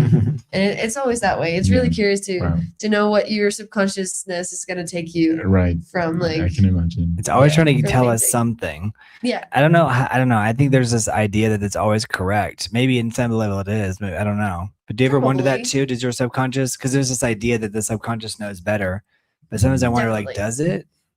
I do think so. I think the subconscious is like the Defend your most, position. like, No, because I tend to agree with you. yeah, because I feel the subconsciousness is everything that you are. That's funny, but you don't Gizmo. put Hilarious. like a wall in front of it. Like there's Super nothing. chats There's no for filter space to your operas that are super subconscious. long. So everything that is exactly as it is. Well, And I don't know. I feel like every time that I have a It's- dream, it's so accurate. it's like reality unfiltered. Exactly. Mm. Yeah, I tend to think of your whenever I think of consciousness and subconsciousness, I think of my brain like divided in half. Like Yeah.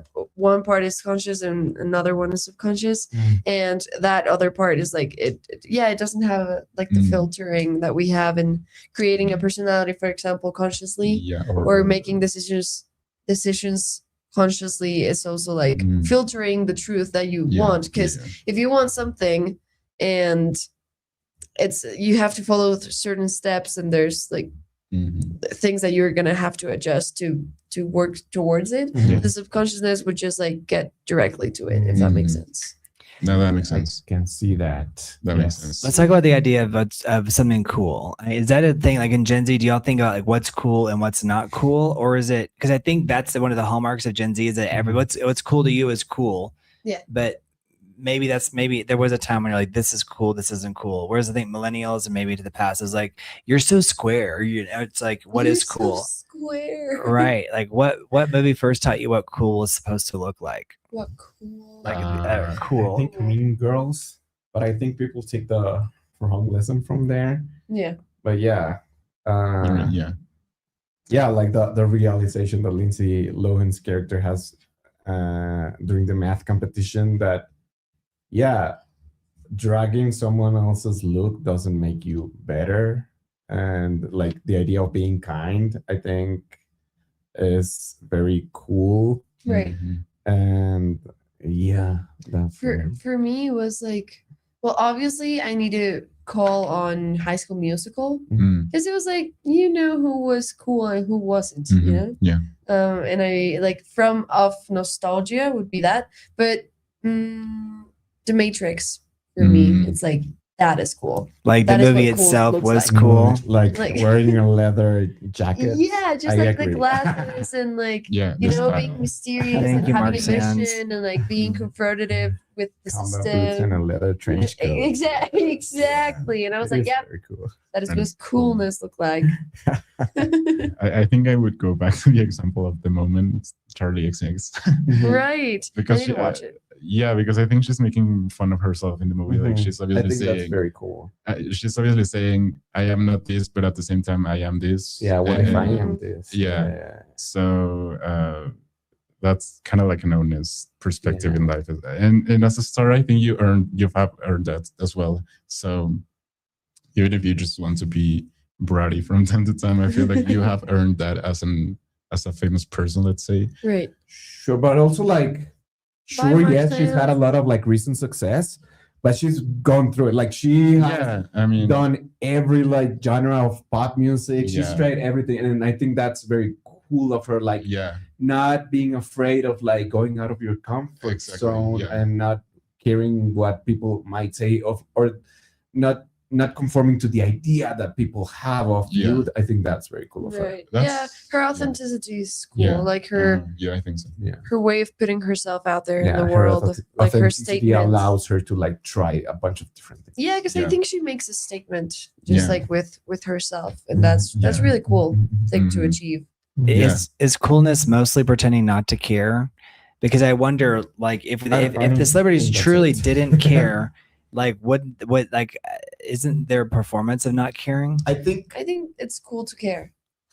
yes, I think it's cool not to care about what other people say about you. Right. Yeah. Not perform that Yeah. you don't care, like truly not caring and being yourself, and also caring about the stuff that is important, like matters. being kind. And That's a like- good distinction. Yeah. Like caring about like what it is that you stand for Yeah. versus not caring how it, Yeah. Like you know, just someone like else is apathy, interpreting you. Apathy, I don't think is cool. No, Just general apathy. not at all. Not Right. at I all. think Like that just sucks. yeah. Yeah. Exactly. Yeah, just pretending that you don't care, that you like don't know about the things that the people are talking about. It's very like attention seeking behavior for me. It's like, well, okay, I mean, Mhm. then what are you actually Mhm. looking or hearing, or you know? It's like let me work so hard to get out in the public to pretend like I don't care. Yeah, like Exactly. Yeah. And I think it's really cool to hear like the people that I end up admiring most, or that I would refer as cool, is their like it lies in the authenticity of their opinions, and also like how they present themselves, like how they carry themselves. Mhm. Because there's a couple of people that I can think of like that I've like met that I don't necessarily like their aesthetic, for example, Mhm. but it's like that is such a cool thing too. Like Mhm. I wouldn't yeah. never wear that, Yeah. for example, but that is such a cool outfit. love that for her. Yeah, exactly. It's like Like it she can suits pull you it off. so well. Yeah. That is so cool, but it's not for me. Right. Right. Yeah. Have you guys ever planned like how you're going to enter a room? Like, because you know, Yes. you have. For guessing, I have an absolutely. anxiety-ridden brain, so yes, I do. So, like, do you Absolutely. perform it like beforehand, or do you just imagine it, or how does that work? Yes. I think of all these stairs possible. And now that I have everything that could go perfectly wrong or perfectly right, I choose from the things that feel the most like Yeah. me thing to Yeah. do. That because I also like catch myself making this plans of like an introduction or like the way to present myself, and then it's like, bro, there's no way you're pulling that up. You're We We too love you, Mark nervous. Jen. Thank you for So being the only maybe one to just tone support it the down channel and today. find I another really appreciate alternative. you so much. you know? Mhm. Yeah. Bye, Mark Sands, by the way. You and John Scott. Bye, Bye, Mark. Mark. Have a Bye, Mark great Sands. for showing Thank you. up. night. Yeah. But yeah, I agree with you. I mean, I think, yeah, it's just like, well, for me, it's more like imagining, and not necessarily a specific room, but just like a space, obviously, you know? Space you want to be in. Yeah. Okay. Have you ever Cool. copied someone's posture, like in a movie? Like you saw like the way they carried themselves, and you're like, you know, oh, I want to do that. Yeah. Definitely. Oh, sure. Definitely. I think that the corporal aspects of acting and like a performance per se is one of the things that attract me the most. Mhm. Like when they're doing like a very, I don't know, for me in my own acting is like I love when I have a character that is very different like from me. Or when it's really like as my personality is, I like to add in like a different characteristic about like the way I move or the way I talk or the way I like travel through the space, you know? Like I think those little details when you see the actor and then the character are the things that bring it the most alive and like just make it so elevated in a sense. That's a word, elevated. Yeah. Like what's the difference between a horror and elevated horror in your mind? Because there's all this talk about elevated horror. Yeah. I think if the Oscars pay attention to it, if it's elevated. No, that's a good. I mean, that's a good way to put it. Yeah, that's a good point. Yeah. No, what would be elevated? I mean, it's gonna for me. It's kind of like the idea of having less, like more room to imagination. Let's say. Oh. Right. Like less explicitly core themes of horror movies. Let's say like jump scares or. Oh, for sure. Or well, Sinners was great.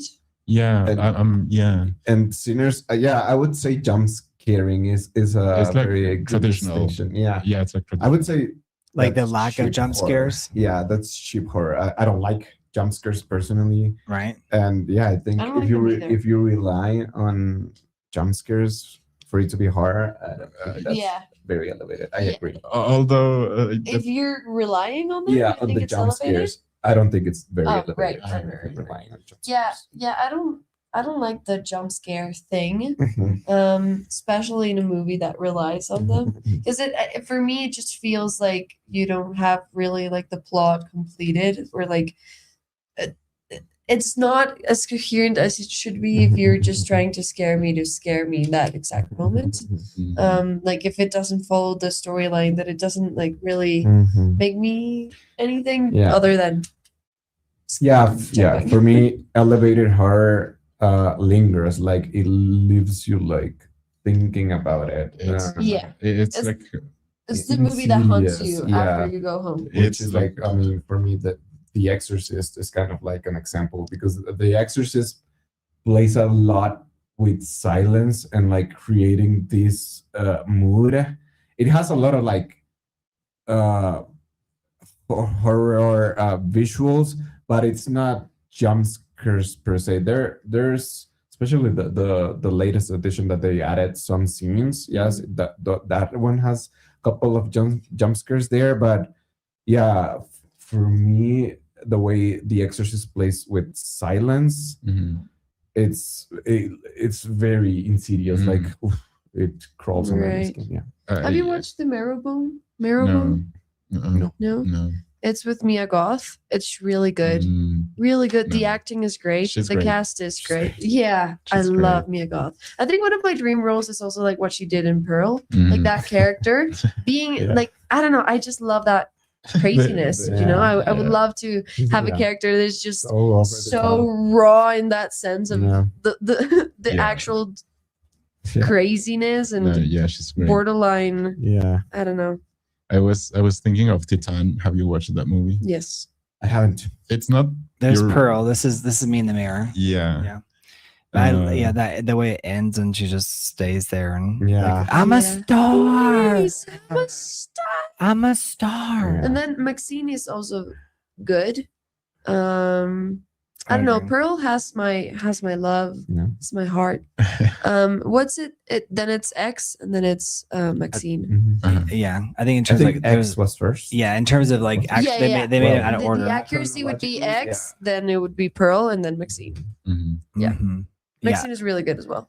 Yeah, I agree. I think they're both really excellent films. And that character is such a good character as well. And it's so different from the way she talks. It was like her whole way of carrying herself. Someone tweeted that she talks like a Victorian child. She does. I mean, she does have that unique way of speaking. The actress being on. Yeah, I almost thought it was like an act. I'm like, is that an act? Yeah. I'm like, it's not that there's anything wrong with it. No, I love it. Yeah, but it's very interesting. Yeah. Mhm. Yeah, her voice is like very smooth and Yeah, but I did love Maxine. I think my favorite was Maxine or Pearl Maxine, and then X. I me think I too. like X, I thought was Maxine my least favorite. better. Although I didn't think there's anything wrong with it, but No, I no, love the way it they was just- explored the stories of them. Exactly. Yeah, I think it flowed differently from the other two. Like that was the sensation that I got from it. Agreed. Yeah. Yeah. I love that. It's interesting because they talk about like there's a scene where that producer, the blonde producer, she's taking her around a lot, and she's like, "We want to make a B movie with A ideas." Yeah. But there were a lot of people who were like really deep in the horror community who were like, "All B movies have A ideas." Do you know what I mean? It's usually like A movies have B ideas because they're more sellable. Yeah. It's kind of weird, but it's Yeah. yeah, But I do agree with Yeah. that. Mhm. So, do you guys think villains are often more like stylish than the heroes, like in a lot of these movies, like growing up? Sometimes. Or like I the think style? What is so. like how think do we so. address the style of villains? I think it has to be very unique. It's always very unique to them. It's always something that's standing out or like different from the normative. So I think that's what makes it cool. You know, it's every time it's like very unique and like it has a different thing, and maybe they have more like equipment or like gadgets, you know, to the clothing sometimes, or they have, I don't know, cool glasses or a cool hat. This is arguably not like villains, but like the idea like this black leather, you know. Right. And like but I mean it's probably for the heroes as well. But it's interesting. Did y'all like Cruella? What did y'all think of Cruella? I did like Cruella. I didn't watch I it. didn't to watch be it. honest. It is kind of pointless, but I It did felt like pointless, but at the same time, I Yeah. was like, I did like it. I watched it twice, and the second time I liked it more than the And first time. I guess I watched it expecting nothing, and it was like, oh, this movie is entertaining. Again, like it's not totally. Yeah, it did kind of feel like kind of like these remakes. It's like okay, let's explore every villain origin story type of thing. But yeah, I think villains tend to be like very unapologetic, and I think that in style translates to a cooler style than Right. like a safe style. Because also when we have like normally when we encounter like a story that has a very direct relationship between like our hero and our villain, it's normally, well, I tend to think of it as like the hero being this like normal person, like taken out of Representation of the normal most person. random place, and like they're just the chosen one because The they journey out of of, nowhere. And so I think it's always just like a very plain like a safe canvas, and then it turns into something else. But I think like initially they're always kind of like explained and perceived as just like regular. everyday regulars. Yeah. What movie gave you like your first idea of romance? Let's say, like you were like, oh, this is what love is supposed to look like. Wow. Like, you know what I mean? Because I feel like it kind of paints a picture. Right. Because you I don't don't know necessarily why get to see my- your family like your parents fall in love. Maybe you get to see how they are day to day. Right. But the idea of like what led them to I think Titanic for me, which I don't know what that says. yeah. That's why I said wow, because my first thought was me before you. You before me. Oh, me Maybe for you. Maybe for you. Me I before think so. you. Is that what You before me. is that what Emilia Clarke? Yeah. it's Yeah. me before you. Yeah. Yeah. The I've never seen that. you haven't seen it? Yeah, I just said wow because it's very tragic, and I was like, what do you mean you want that? Right. You don't want that. Right. I'm Maybe it thinking- makes all the events leading up to it kind of feel more important if it ends in tragedy or something. Feels more special, and it holds like more weight Because in a sense. the first love tends to be, that kind of compulsive thing. Yeah. Yeah. I guess. But I'm not sure. I love. Maybe I mean it's not exactly this, but I watched Closer just recently. Love Closer. But I do have For the first time? yeah, exactly. Oh, and I cool. have like a like a memory of one of my college professors saying like, don't watch this until you're like past your 20s Okay. because you will understand it better Yeah. until then. Mhm. And so I was kind of expecting that when I watched the movie, and it kind of makes me. I mean, it made me understand why he would say that, and I kind of got it. I feel like I still have some things to live in order to fully like draw myself in it. Right. But the movie is like interesting in the way it portrays like human complexity in relationships and like how everything can happen in like a relationship. So, and the cast is beautiful. The cast is so beautiful. Yeah. That you just want to watch them. Yeah. I remember loving the last song with Miley Cyrus and Hemsworth. Yeah. I'm getting better at names. No, I get mixed up the Hemsworth. Is it Liam or Chris? Yeah. Rapid fire. Liam. Yeah, I mean they were married, right? They were together for quite a while. Points for me. Yeah. I'm also such a competitive person, That's- so that just pumps me. Yeah. It's like got one correct. The last song I remember being, I don't know, I was a little kid watching it, not really comprehending love and also grieving for them with them, and I was like, this is so good. yeah. Mhm. That's What it is a happens in great that? song. Remind me what happens. Is they call it the last song? Does she die or something? No, I don't think she dies. Does she? No, I think they even stay together, right? Did they do it?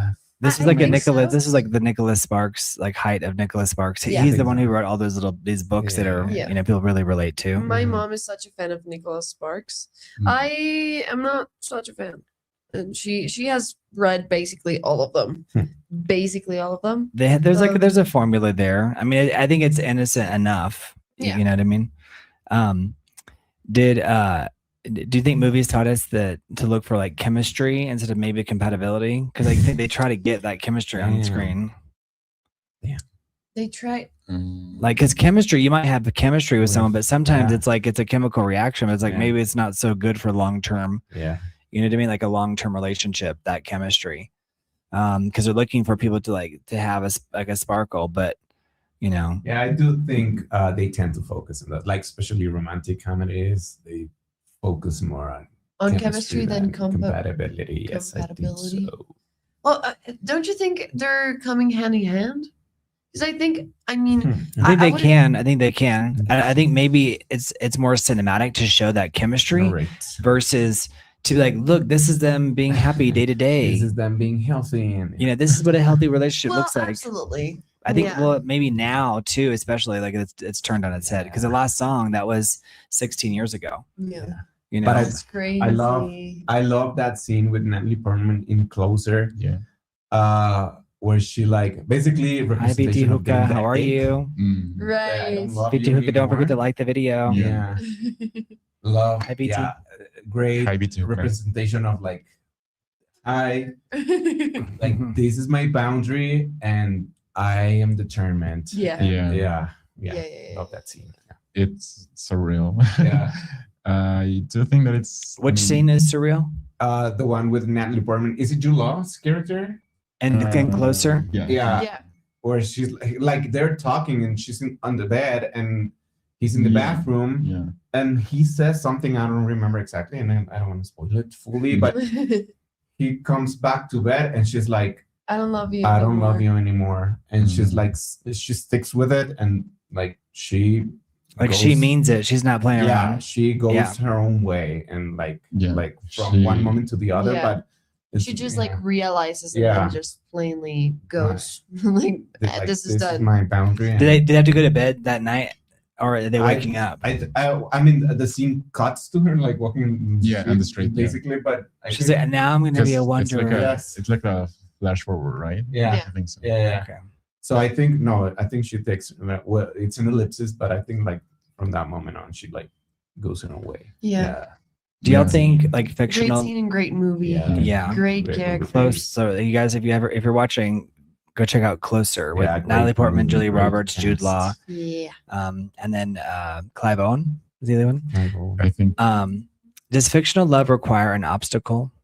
because like this seems like the way we would portray romance and fiction is like there's like an obstacle that needs to be overcome, and like I think for a rom-com, The commitment issues again. Yeah. romantic love in a rom-com for sure, yes.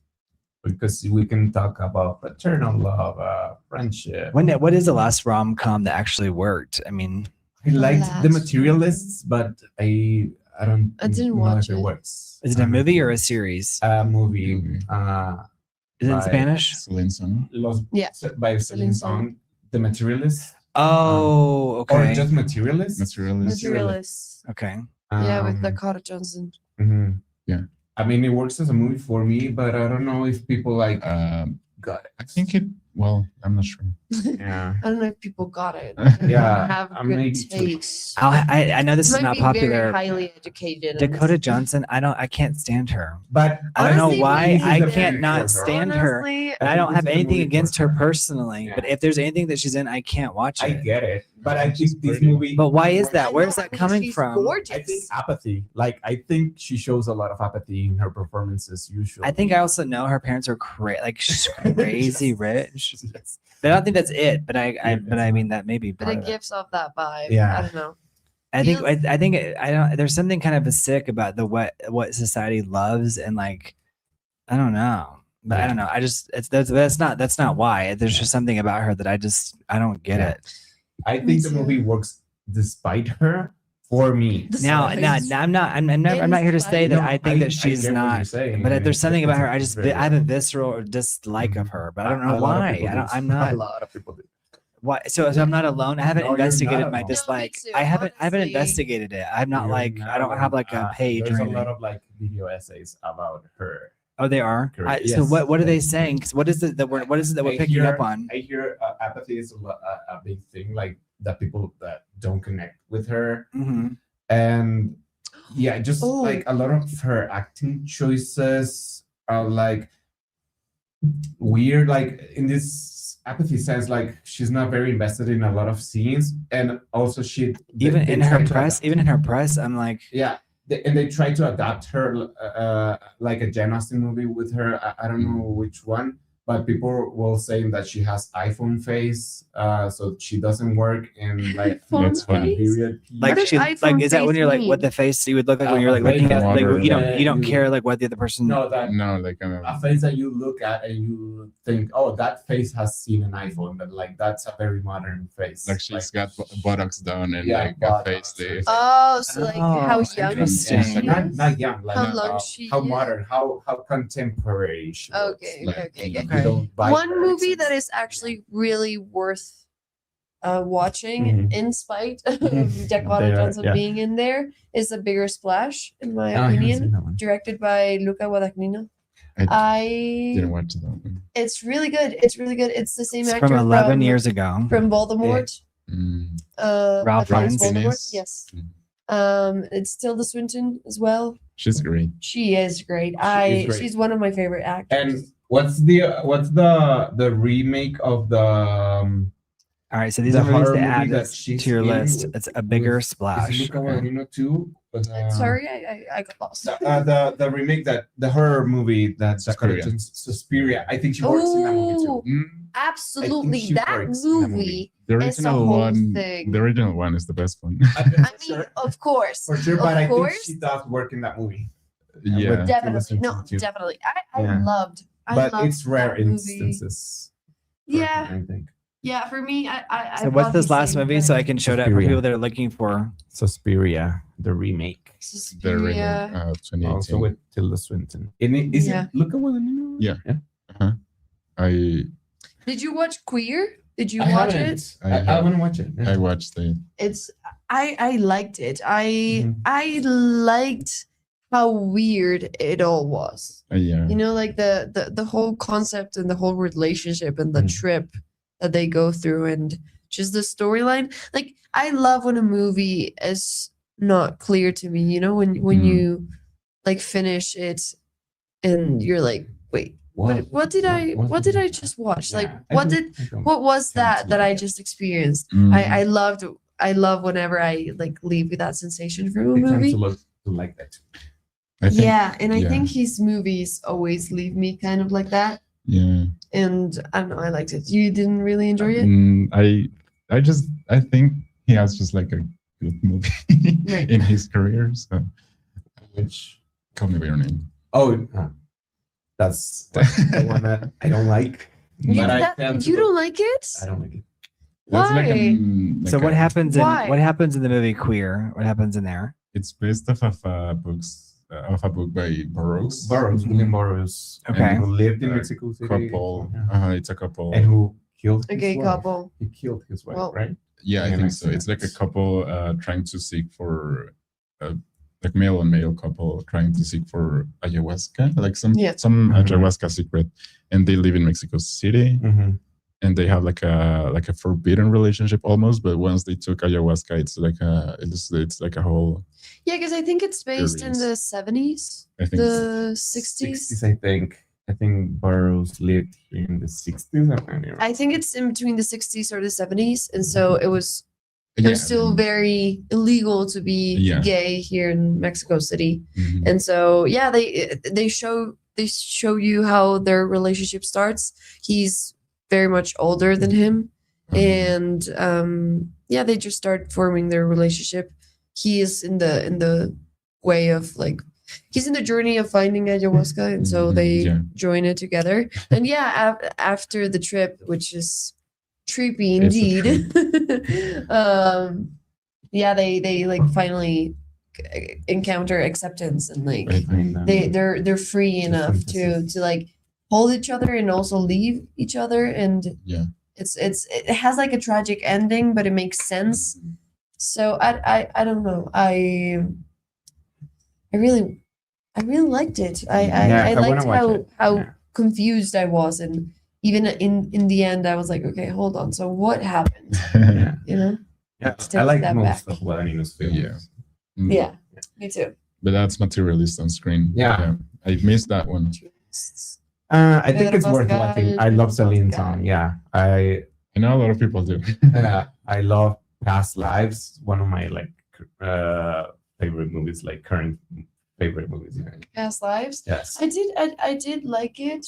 I don't know. There was something for me that just didn't work. Was it? What was it? I don't know. I'm not really a fan of romantic movies. Like Was it? Well, in Yeah. general. So every time it's like, oh, this I is wouldn't call it romance. romantic, but yeah. I get a little bit. was it? I disengage a romantic? little bit. I just But I have a love acting in them. conflict with like the idea of past lives or multiverses. You know, it's kind of like Yeah. Yeah. No, I do like it. I mean, it's not. It's I love such a great story, and like the acting is also really good. And yeah. so Yeah. I'm a fan of Celine's work, but it just it just didn't really move me in the ways that I was expecting. Because for me to sit down and watch a romance movie, it's just like I don't think it's. it takes a lot from me. It took me a lot to watch The Notebook for the first time. Mm. Then I watched it multiple more, but it's just like I don't know. It's hard to convince me to watch one. Mm. I don't think for me, Past Lives is a romantic movie, but I heard you trying to make that argument. Like, first of all, let me clarify. for me, like it's for me. Well, yeah, no, absolutely. Yeah. Like, there's But- an element to that, but For sure, it is playing with like romantic elements, but for me, Yeah, it's just the fact that it was around that just Mhm. didn't caught my attention. You know, I Mhm. wasn't like, I think I disengaged. Mm. Interesting. Yeah. But going back, that's a bigger splash by Bigger Guadagnino. Splash. Um, I haven't seen this. now you're showing pictures that I'm not seeing, right? Okay, I'm like no. I mean, maybe because of the delay. Oh, Yeah. I think. Is it that big of a delay? I think you did tap Yeah, tap. it is. It is. Yeah, tap because I think you're No, We we're were really behind. yeah. No problem. Oh, it stopped. but Did it It's die? frozen. But yeah, but going back to the question, I think like obstacles are necessary in like for the plot Yeah. development, let's say. Thank you, Mediocre. But I do think that as well in real life you encountered those, maybe, you know, like unrequited love or anything, any argument that you can have with your partner. Every argument that you can have. Does healthy Going love back. does healthy love appear boring on screen? Like a healthy relationship? Do you think that would be boring? I think so. I think On so. screen. I think so. I mean, yeah, but I think also healthy relationships are really interesting because we don't really get to watch them or like live them. For sure. She's like, or even live them. Yeah, exactly. Yeah. So I mean, it would be interesting to explore that dynamic and like what's the conflict in a healthy, or how does conflict come around a healthy In a relationship? That is yeah. also like an interesting thing too. It's not as interesting as watching Marriage People Story, you know, fight. but maybe you can take something out of it. Yeah. Yeah, I don't think there's anything wrong with boring, like especially in real life. Like We I need think to be more bored. Yeah, I think for sure. Yeah. If you're making a movie, it has to be entertaining. So that we seek conflict, and maybe there are representations. I don't know. I don't think I'm not thinking of any right now. But like if it's the B plot, I think there must be like some representations of like healthy, boring love. But if it's the main plot, I think you didn't conflict for it to work. Yeah. I feel like there's always like someone's sister or Yeah. brother-in-law who's like in the boring relationship to like represent like, well, this is what a healthy relationship, but they can't be the main plot I don't because think otherwise it it can wouldn't be be a the main movie. Right. Yeah. You know, this is something that has always annoyed me, and I think it's like trained people to do it. But like these big gestures and Mhm. like in romance to like Yeah. demonstrate your love, like you know, Mhm. and versus like you know the day-to-day reliability Yeah. of the other person. It's on screen, but did you guys catch up by the way on your screen? Or is it still I think frozen? we did. Okay. I think we did now. So, yeah. do you guys think movies make grand gestures seem like more important than like what actually makes a For relationship sure. work? Yes. And if so, like, what's an example that comes to your mind? Because there's the old famous one where like holding the stereo outside. Mhm. Yeah. That's I don't think that's necessarily grand in today's, because sometimes it's like even social media is even worse because it's like I surprised my girlfriend with a trip to Maui for 3 months. It's like, what? Who could do We that? got $300 bouquet of flowers, and it's like Right. great, Right. cool. I don't know where like plastering a car with post-its came from, Oh, that's but yeah. it to me is like so dumb. Like, and people try to execute What it. movie and is that from? I don't know where it is from. I've seen it in real life. I don't know if it's even like from a commercial. I'm not sure, but people try to execute it and they never have the amount of post-its that would look cool. This is so crazy. I'm just not saying this. So this is like a thing. I see it all the time. Well, I used to see it more, I guess. Yeah, when the original thing came out for sure, but Mhm. it looked so stupid because That's so weird. Yeah. And It feels like I actually do have the amount of post-its, like, Yeah, but I wouldn't use it on I that mean, because it just seems like it's just so wasteful. so It is. wasteful. The It poor is so trees, wasteful. the trees. Like, And just like why? I would be pissed if you just did that to my car. I would be like, first of all, why? Second of all, how? Third of all, just why? Yeah. You know, Mhm. like Yeah. I don't want to Such take a them off. good I don't want to grand throw away gesture the thing. paper, but I'm not gonna Yeah. stack them together. Yeah. So it's just like, how am I gonna solve this? Yeah. So where is it from? I would never see that and be like, oh my gosh, you love me. Yeah. Yeah, You like see I me. am so in love. Yeah. Yeah. Do you think these romantic gestures are just like more uncomfortable in reality? Because it's like maybe I don't know why we romanticize like bizarre behavior. Right. Do you know what I mean? Yeah. Like it's like, or like stalking or this kind of stuff. Or has anyone ever done that for you? Have you guys ever had an experience where somebody did a grand gesture and you're like, not to say like I don't like whenever like everything is made to be creepy, but like if it was, you're like, you really like, I barely know you. You don't need to send me. You know what I mean? Yeah, it didn't happen to me, but it happened to a friend which I was staying with at the time, and she was sent Serenata is serenade.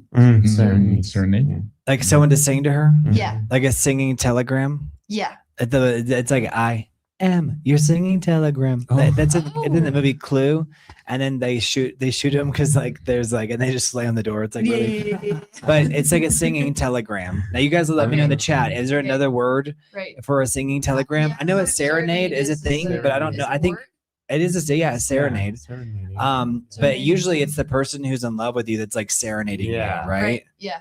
Well, my friend had that sent to her. It was like 2 a.m. It was just Wow. a band and then somebody singing poorly, if I may say. Oh. And it was just like an expression of love. And I was like, well, You're it's like it's a poorly, grand if I gesture. might add. Yeah, it's a grand gesture, but I would appreciate it, first of all, Thank you, Keith. earlier. We have a and drive-by second of super all, chat. Maybe Keith. unasked. He says he's not Thank here. You, Keith. Oh. Thank you for your drive-by. Yeah. Thank you. Appreciate it. Drive-by super Thank chatting. you. You guys follow suit. Drive-by super chatting. Go on. And so somebody was singing poorly in public, was it? Yeah. Okay. And so I was like, first of all, I would appreciate it if this was earlier. Mhm. And second of all, this was very uncalled for and not asked. Were they like drunk or something, or The singer probably was. you're like, The I singer hope they were based probably off of their was. Did she singing like him skills. back? No, this was a whole situation. The whole situation was just going poorly, Oh. and with this man, and so Mm. in his head, this was like such a great idea I'm and gonna such a win her great back. band story. Yeah, Aw. exactly. And it was like, just go away. I don't want you here. And it was like, just please, don't please. That's so funny. yeah. It's was just definitely like, feels like a I scene. just wanna- Maybe he was secretly recording it for his independent Yeah. movie. Yeah. It feels like that's such a to go through with that, and Yeah. maybe it's like he was thinking, I'm gonna be so vulnerable that you'll like me. I don't know. Yeah, What well, have you it tried? didn't work. Right? Did she just? Did it freak her out? Yeah. She didn't want to be near this man either way. Like, So he it should have was- outside her window. Yeah.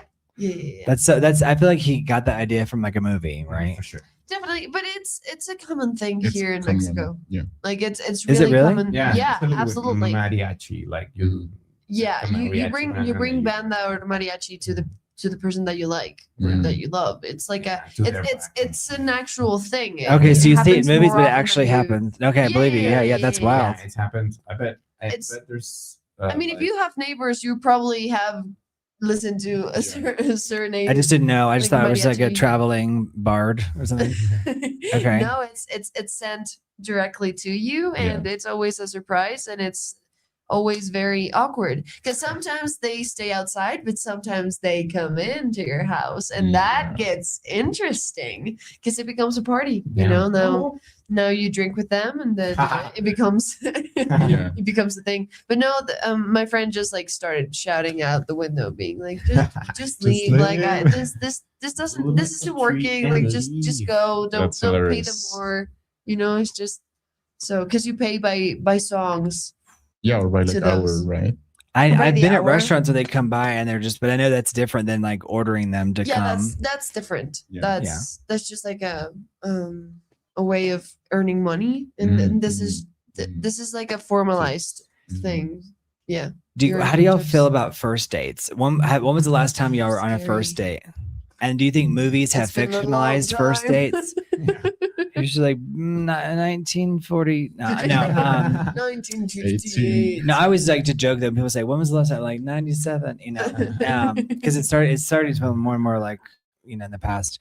But first dates, I feel like they're either they go horribly wrong or they're perfect. And- Yeah. But I feel like you can have a mediocre first date and like still that's go on a okay. second date Yeah. because just the extraneous circumstances made it maybe a bit mediocre. Right. Yeah. And like, what is mediocre compared to cinema, right? Like, Mhm. Yeah. what can y'all describe your last first date? You don't have to like say My who it last was. Yeah. First date. Well, my last first date led to him being my boyfriend. Mm. So Aw. it was a nice, good date. Didn't last for long, and it wasn't really the relationship that I wanted for Yeah. me. But I didn't know it at the time. And the first date was really nice. You know, it was I had met him the night before, and it was like he asked me out, and I was really hesitant about it. But my mom was like, "You never go out, and nobody ever asks you out, so just go." And I was like, Your mom was like, well, "You're such a thank loser. you." Yeah, You yeah. I need was like, to well, take this thank you date." so much. Your last Yeah. day was 19. Yeah. That's funny. So I took the chance and I went. And I love that we- honesty. I think that's going to resonate with people because a lot of people are not going out these days. Yeah, Because it's I like, mean- why go out? I have everything at my fingertips, so exactly. I don't need the drama. Exactly. Yeah. No, it's confusing. It's like why is nobody asking me on a date? You know. But yeah. So I went and we just started talking. We had the plan to go for like a coffee or something, then just talk. But we ended up sitting down at a bar that was there, and so it ended like it started to flow naturally, and like the conversation was really good, and we were having fun, and like time flew. So I was like, okay, then a second date. Lovely, yeah. Yeah, it was just like so great and so easy and so like I don't know, so organic, which was like, well, yeah. No, How did I that? might like perfect first date? How did it end? Like, what was the straw that broke the camel's back for the relationship? What do you say? Like, what made it be like, okay, Well- like this? Because not everything has to be like so dramatic. It could just be like, that's not, you're not the one for me, and that's okay. Yeah. You mean of the relationship or the date? The relationship itself. The relationship was he was just very, I don't know. I felt like I didn't really know him. Oh, okay. And in the sense of like in a spiritual way and like a philosophical way, I remember telling him like I feel like I don't know you. I feel like I don't know what you want, what you hate, what are you working for, like, or towards to, like, all those key things in my life. All that like vulnerability of sharing your life with someone wasn't really there available. Yeah, I couldn't have a deep conversation with him. So it was like it just doesn't work for me, you know. Like I do appreciate hearing about your daily life and work stuff and everything, but I need more substance. You need a core thesis of. Exactly. I'm that way too. I don't really care. Like, it's like, sure, if something bad happened, but I'm like, what's But the what else? the- What is the deeper- what is in you? Like I love talking about the most like random stuff on such a deep level. That's why I love doing this. But it's like, yeah, if I'm talking about the stars, and then it'll become a big philosophical thing, because that's just the way that I think. And I mean, you know, like when I talk about life, I get really passionate, or about acting. Like I have so many like passions in general, like things that make me alive.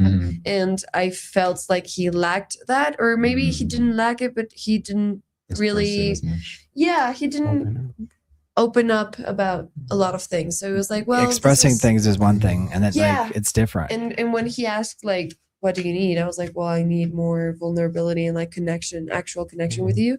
And we decided that that wasn't possible at the time, so we ended the relationship. Fair. I mean, that's pretty All right, mature. Yeah, very. Yeah. I would say very. Yeah, I was like, there's nothing here for me left, and I'm also like feeling this lack of just interest in general from you. So why just hurt the relationship and ourselves and just leave it there? You know? Right. What about what was your last first date? I think we went to get seafood, which was great. I think it was a good first date. We didn't end up having a second one. We couldn't figure it out, and we drifted apart. But yeah, I was thinking like, yeah, that's a perfect first date, because one thing I don't like doing anymore for first dates is going to the movies. I hate it. I don't. No, I never can't do it. stand Never that. I cannot do I'm it, like, people. let's get together and stare at a screen. Yeah, like Yeah. you don't get to talk and know Get each to other. know So them. yeah, I don't do that anymore. But So Yeah. was the one person not like? Do you feel like one person was more disinterested than the other? Like, who was more interested? I kind of felt that. I don't know if it's true, but I kind of felt it, and I was like, From their part? and I was like, I don't want, because I had been in a situation where I felt like she like Situationship. I knew you were gonna jump to so situationship. hard. Yeah. situationships are so hard. Well, I felt like I was pursuing during a long time, and it wasn't reciprocate.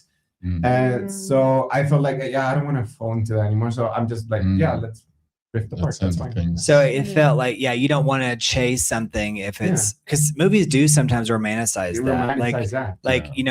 Keep pushing until the other person gives in, and that's when like the true love will unfold. And I was like, which I don't like really that message. No, I don't like the message either. I think there may be some truth to it in the sense that maybe certain people are more just like, private and like they don't open up, but I do think it's too romanticized historically to the point where it like promotes stalking. Or like men are put in the situation that is expected. And I'm like, well, I think that's also part of the crisis relationships. Yeah. It's like, if I'm not insisting, please do not insist. Exactly. I think socially, like, the man is supposed. That's hard though. It's hard to be like, because there's like this art of seduction. It's like the give and the take. I don't think it's maybe it's too gender based too, right? Like the idea that's like one person has to be more. Because I love when I see a woman actively pursuing the relationship instead of the man. It's always weird to encounter one of those relationships because you always kind of drift off to the why of that. Yeah. Because it's like, well, isn't he interested? Like, right. What would that mean? And why would you make yourself do that if he's not interested? Right. Which it's the way that I would think, if you're trying to get with somebody that doesn't really like you, then I think new technology though has made it so that people can appear disinterested or they've been hurt so many times in the past that whether you're a man or a woman doesn't matter. It's like it's so easy just to not be interested, but it's because you're actually just like you feel like it's a form of self-preservation for your psyche too. Yeah. So I don't blame anyone. Yeah. I mean, that's my take, but there's no one answer. Everyone's fault. Yeah. All right. Do you guys think television normalized like attractive friends eventually becoming couples? Like, let's say like the friend situation. And does that happen in real life? I think that happens in real life. I think it's the most natural way that it can happen. Attractive friends getting together. I mean, it sounds on paper like it should be the most natural way. I don't know if that's true though. I haven't had a lot of that. I have a lot of hot friends that are with the ugliest people. I mean, not to offend anyone. Not to offend. But do you judge the ugly like, do you think that like you don't judge people's physical appearance, or do you? No, of course not. But it's that you just call them ugly. Like, they're no, because the people that I'm referring in my brain to, it's like. It's so uneven. In general. The pretty people are awful. The pretty people are awful, or the ugly people are awful? The ugly people are awful. So they're ugly and happen to be awful as well? I mean, or are you saying they're awful, they're ugly. Oh, They're got it. physical appearance So got it. People. So they're like you're talking about like they're with deplorable people. Yes. Okay, got it. That's different. I also meant it as like to comment on their physique, but because they're awful people, that's that's the way that I meant it. So are they still with those people right now? Yes. What do you think keeps them in that relationship? So if you guys are just not joining us, we're talking about right now, like she has some friends who are like hot and good looking and have good, maybe they're good qualities, morally upstanding, maybe. Yeah. And they're with people who are not. Don't really have that. What is that? An opposites attract situation? What is that? For a lot of them, it's just circumstantial. Like they just got in that relationship a bunch of years ago. Is a circumstantial thing? Is that the definition of a situationship? Well, no. Like we're roommates, so sure. They're in relationships, but it's just like they're staying together just because of time.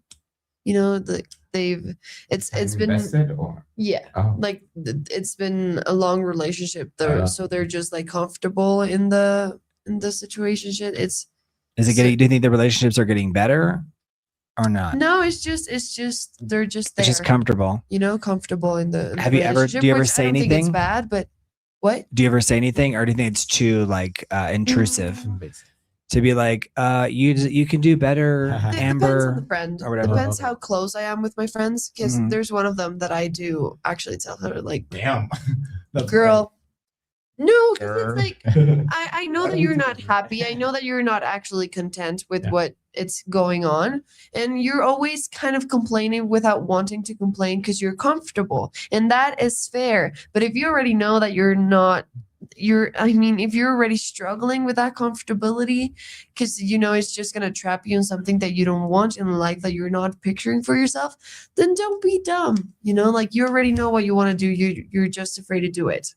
You're just afraid to act upon it. So I do call out my friends on their stuff. That's a good friend, I think. Yeah. Absolutely. Right. I do Especially if you love think when they can tell do me my better things. for them, like themselves, like Exactly.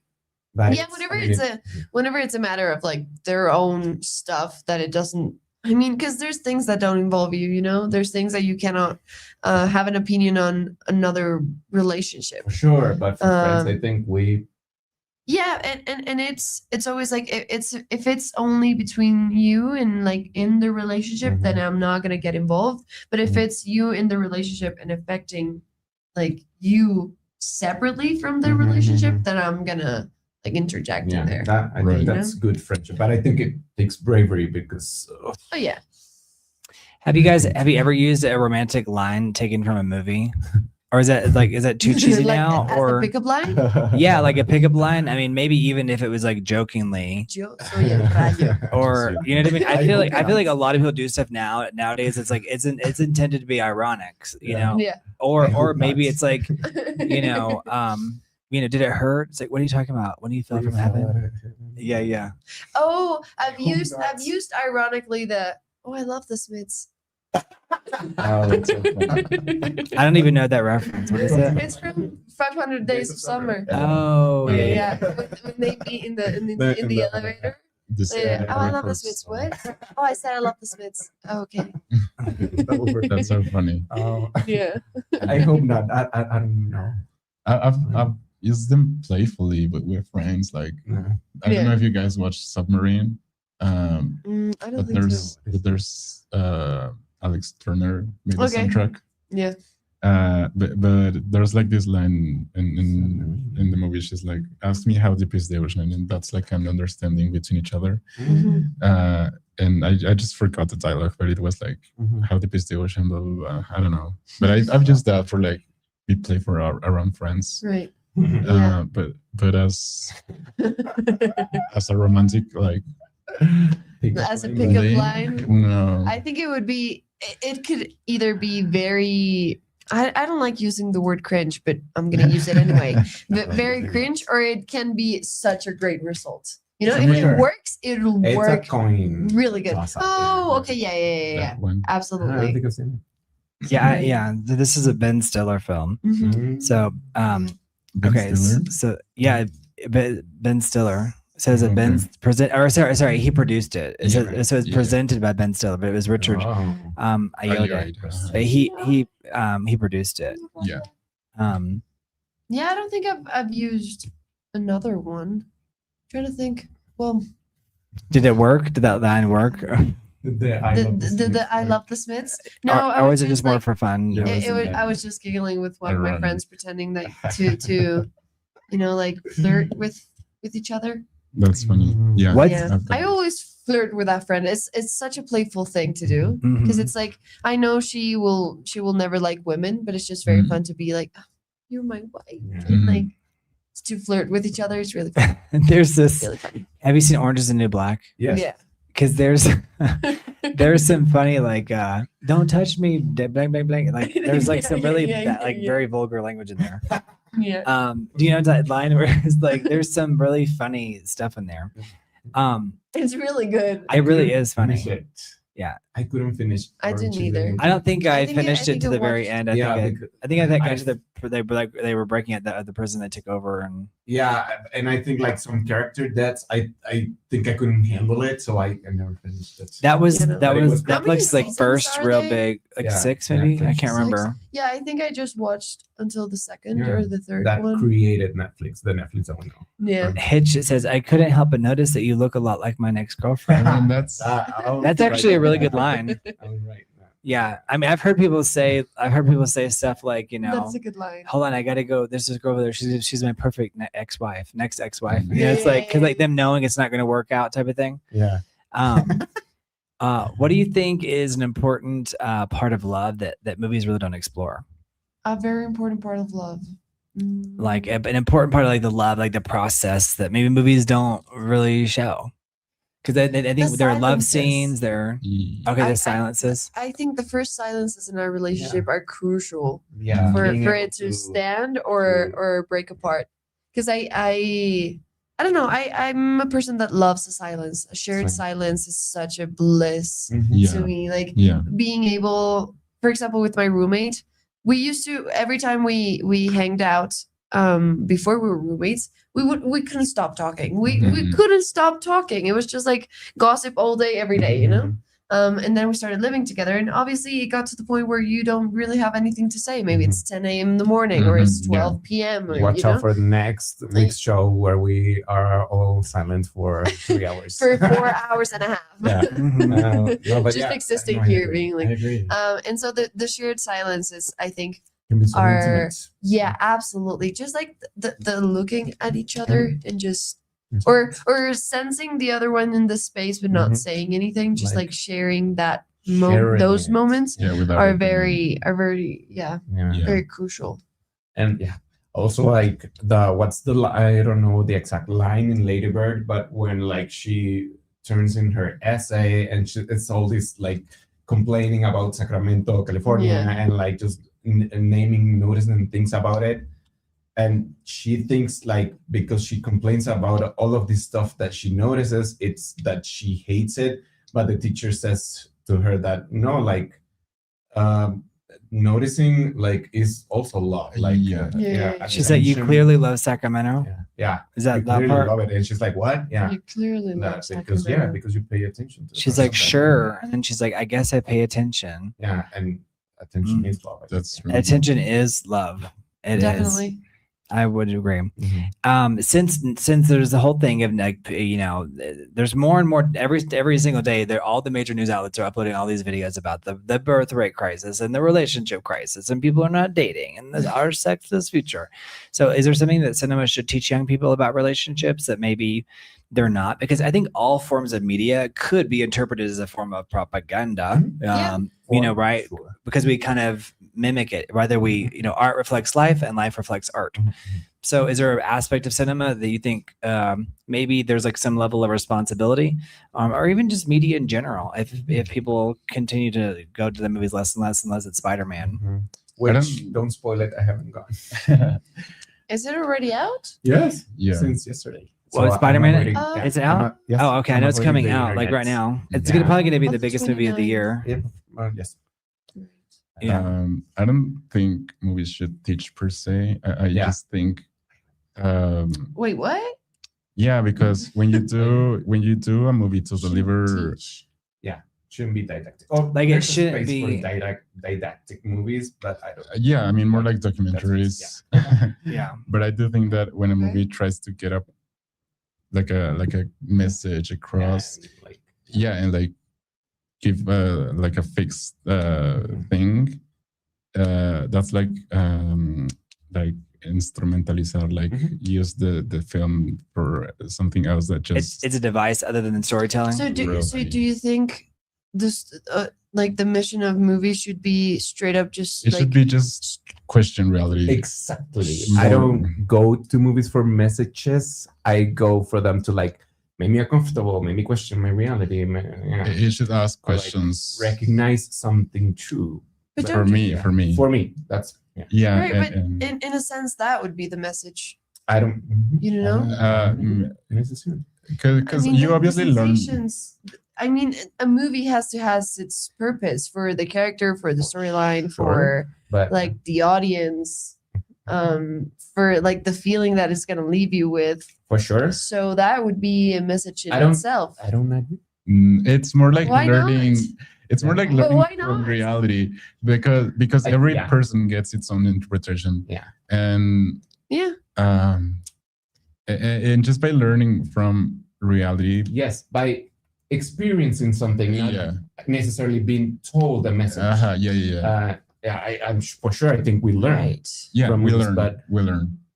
I don't But like to think of it as a message. Yeah, it's not like a didactic Yeah. process, as you said. But It's- doesn't everything have a message I in don't know- itself? I don't think as so. in the way that you I perceive think it? I think it's hidden in there. I think you make a good point, Mario. You can see a the message. intention isn't there, but it's Yeah. like it can just by existing, it's some way teaching. It's not Yeah. that everything has a message, it's that you can get a message out of everything. Yes. I agree Right. with that. Think- Absolutely. And Beautifully said. Yeah. I also I also agree to that. Yeah. Oh, it didn't make a So- sound. Oh, that Yeah. was so anticlimactic. Yeah. So yeah, I agree with that. Well, statement. yeah. I mean, Um, I do appreciate a good old message on my movie. You know, I like don't. I don't know. I feel that it speaks to the main reason why it was created, and that speaks to me as a person and as an artist. You know, like having a clear, intentional message mm, that impulses the creation of this thing that you're watching or encountering. It's for me that is a form of something powerful. mm. You know, like for sure, 'cause- message 'cause- can be very powerful. for example, when I'm writing something or when I'm like painting or creating something, I like it to have a specific meaning. That meaning has a specific message to the audience. You know, so I look for that in everything. Mm. So it's good when it has like the, I don't know, straight up meaning. Yeah. Yeah, for sure. Meaning, a lot of things Well, have message. meaning, or we give meaning to things. But yeah, But I if, have trouble What with what, the- what would be a movie that you didn't like that it had like a direct there's like or, a lot of like Christian cinema, like Christian movies have well, but you're going messages, yeah, and I'm yeah, like, yeah, yeah. this. And no, but this guy's like Yeah. Christian message, and I don't like that. That yeah, like No. For example, I don't Yeah. like that either. Mhm. You know, like that's Like a one of the religious things that message? yeah, bothers like me. religion. I feel like I don't messages. see that as much anymore. Not as much anymore, but oof, yeah, For I example, mean, they have big budgets. Yeah. Like surprisingly, they Yeah. don't have like. Well, there is a resurgence of it, but it's less about preaching to new people, but it's like more like preaching to that same audience. yeah, Just from Yeah, being like the inside the same business, audience. it's like I'm they're feeling the same audiences. they're like needs. trying to bring back something that audience feels like was stripped Yeah. of movies. Yeah. So it's like there are movies that have that, like religion or A certain lot, moralities. or like But they're moralities, or playing like to the people these- that are already gonna like they're like, because Hollywood did make a concerted effort to strip movies of that. So I get that audience. I get what they're going for, because I think I feel like part of the reason why we feel lost as a society. I'm not pushing any religion, Mhm. is that we don't believe in anything. Right. You know what I mean? So the idea of like, but I know I get it, especially if it feels like it was like kind of secretly Yeah, snuck like, in. Wait, That's I why you shouldn't love have been upfront Saved, with because it's like somebody. I criticizing shouldn't it. I wouldn't have come. Like yeah, Yeah. Mm-hmm. yeah. No, I think a lot of and yeah, I think a lot of directors or even producers and creative people work like that. They wanna send a message. I don't necessarily vibe with that necessarily. I like art to be more of a question. Because Okay. yeah, I like that as well. Yeah. What do y'all think Yeah. about? Because right now there's a lot of talk about part of the, because everyone's looking at the relationship aspect of things. But like, a lot of people learned how to be a man or a woman through film because it's like the way it was performed, or at least not necessarily you, but maybe all of us to an extent we were Yeah. affected by that. Mhm. So, what was one of the first times that you remember?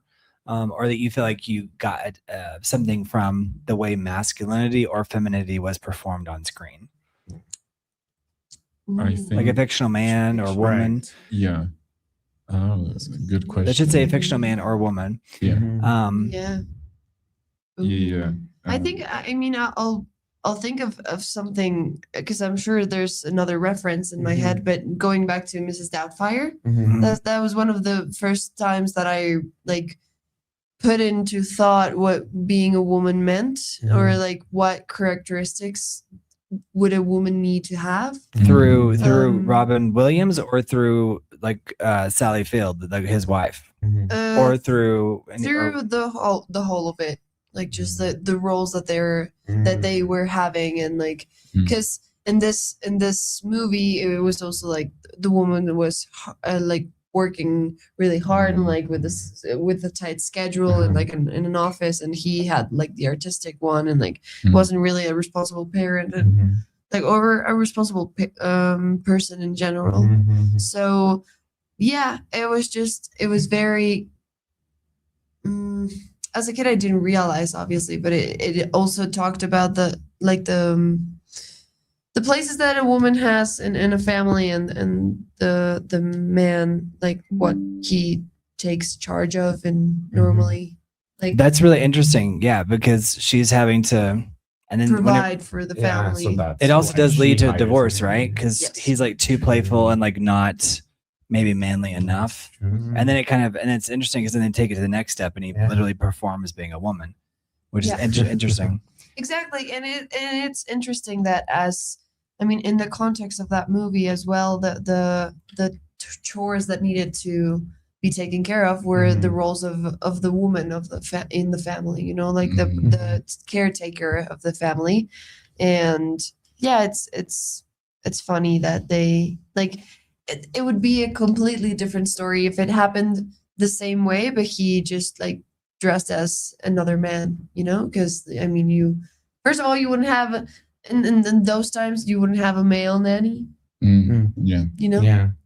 I do think. I think even today, Yeah. it's still I would because I wouldn't. you're setting up. Well, it's just sad, but it's like it's setting up a situation for someone else to like to bastardize it. You know what I mean? Exactly. It's more dangerous, I think. I mean, having a nanny, I think in general, it's dangerous. There's a lot I of mean, they're trust. entering your house, being with your children, just like sharing their space and getting to know them. And I mean, it is something risky, but adding it to a man, it would also be. So it's just, I think it touches a lot of different aspects of what a traditional relationship of a man and a woman would look like with a family involved, and also like the roles in which they fall onto. Yeah, I mean, Because I also love that it's a good she has movie. a suit. I mean, even in the poster, she's the one wearing the suit, and yeah. he is wearing like the sweater and the glasses. And, So she makes dinner. Inside She the does house. windows. yeah. She reads bedtime stories. Yes. And she's a blessing in disguise. Absolutely. Yeah. For me, I think the Studio Ghibli movies teach a lot about how to be not just necessarily masculinity or femininity, but just like the sense of being a human being. Let's say in general. I like The Boy and the Heron, like the last one, and all the kids are like brave and everything. So I think that's kind of like Brave and everything. I mean, they're brave. And I don't know, I like the idea of how they learn through like facing their fears and everything. Right. That reminded me of Your Name. Your Oh. Name? Yeah. Yeah. Like it's this animated movie where they switch Bodies. and so the boy ends up being the girl and the girl the boy, and it's really cool. Also, I remember watching that in like secondary school, and just like I don't know, it tripped me, the idea of just waking up in a male body and just like navigating the world in that body would be completely different. And as this movie's how I called walk it what? now. Your Name. Your Name. Your Your Name. Name. Is it Korean? Is it Japanese? I think it's Japanese. Yeah. But I do think that like these movies, like Ghibli movies, for example, have like the thing that it's not like I will treat you differently because you're a woman or a man. It's like I will treat you just like another person, which is you know, like a vague idea maybe, or can be misinterpreted. But at the same time, it's true. I mean, you know, we should avoid maybe like the reverence to certain social interactions between, you know, how to be humans essentially. Well, I think it's hard to think of it that way. Like we're in the society and the day and age that we live in, and I think all throughout time, we're always going to treat a woman than a man differently. Also, depending from your gender. Yeah. Like I approach women differently than I approach men. Yeah. And vice versa, men approach me differently than women do, and that is just like that's just first of all biological, second of all societal. You know, like I mean, I wouldn't like men approaching me like my female friends approach me. You know? Right. So yeah, I don't know, it's interesting to Interesting, think of it. Yeah. What about you?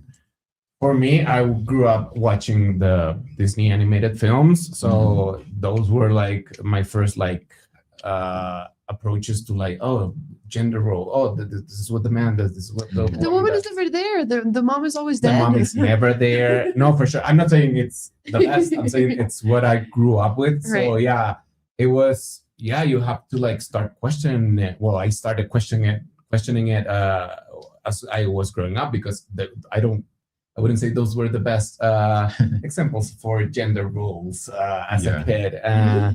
So, but yeah, that was definitely what I grew up with. Yeah, the prince has to like be brave and like has to like pursue the princess. Yeah. What do you think about the way like men show emotion on screen? Like so many men, it's like they're emotionally silent and, So like limited. resilient, It's so Limited. limited. and like they only kind of like break down or like really show like after like the huge tragedy. Or, Yeah. I was Major thinking life that, events. Yeah. like we're more accustomed to see women break down. Yeah, that have men- like a full emotional arc. Yeah, definitely. And so I think it should be, I mean, it definitely could be interesting to see that portrayed from like the male. For sure. I don't So- think there's many examples, or at least when I was growing up. And I remember as I was growing up, like I never cried. Like I didn't feel like I could do that. I'd never seen it. Like I didn't have access to that.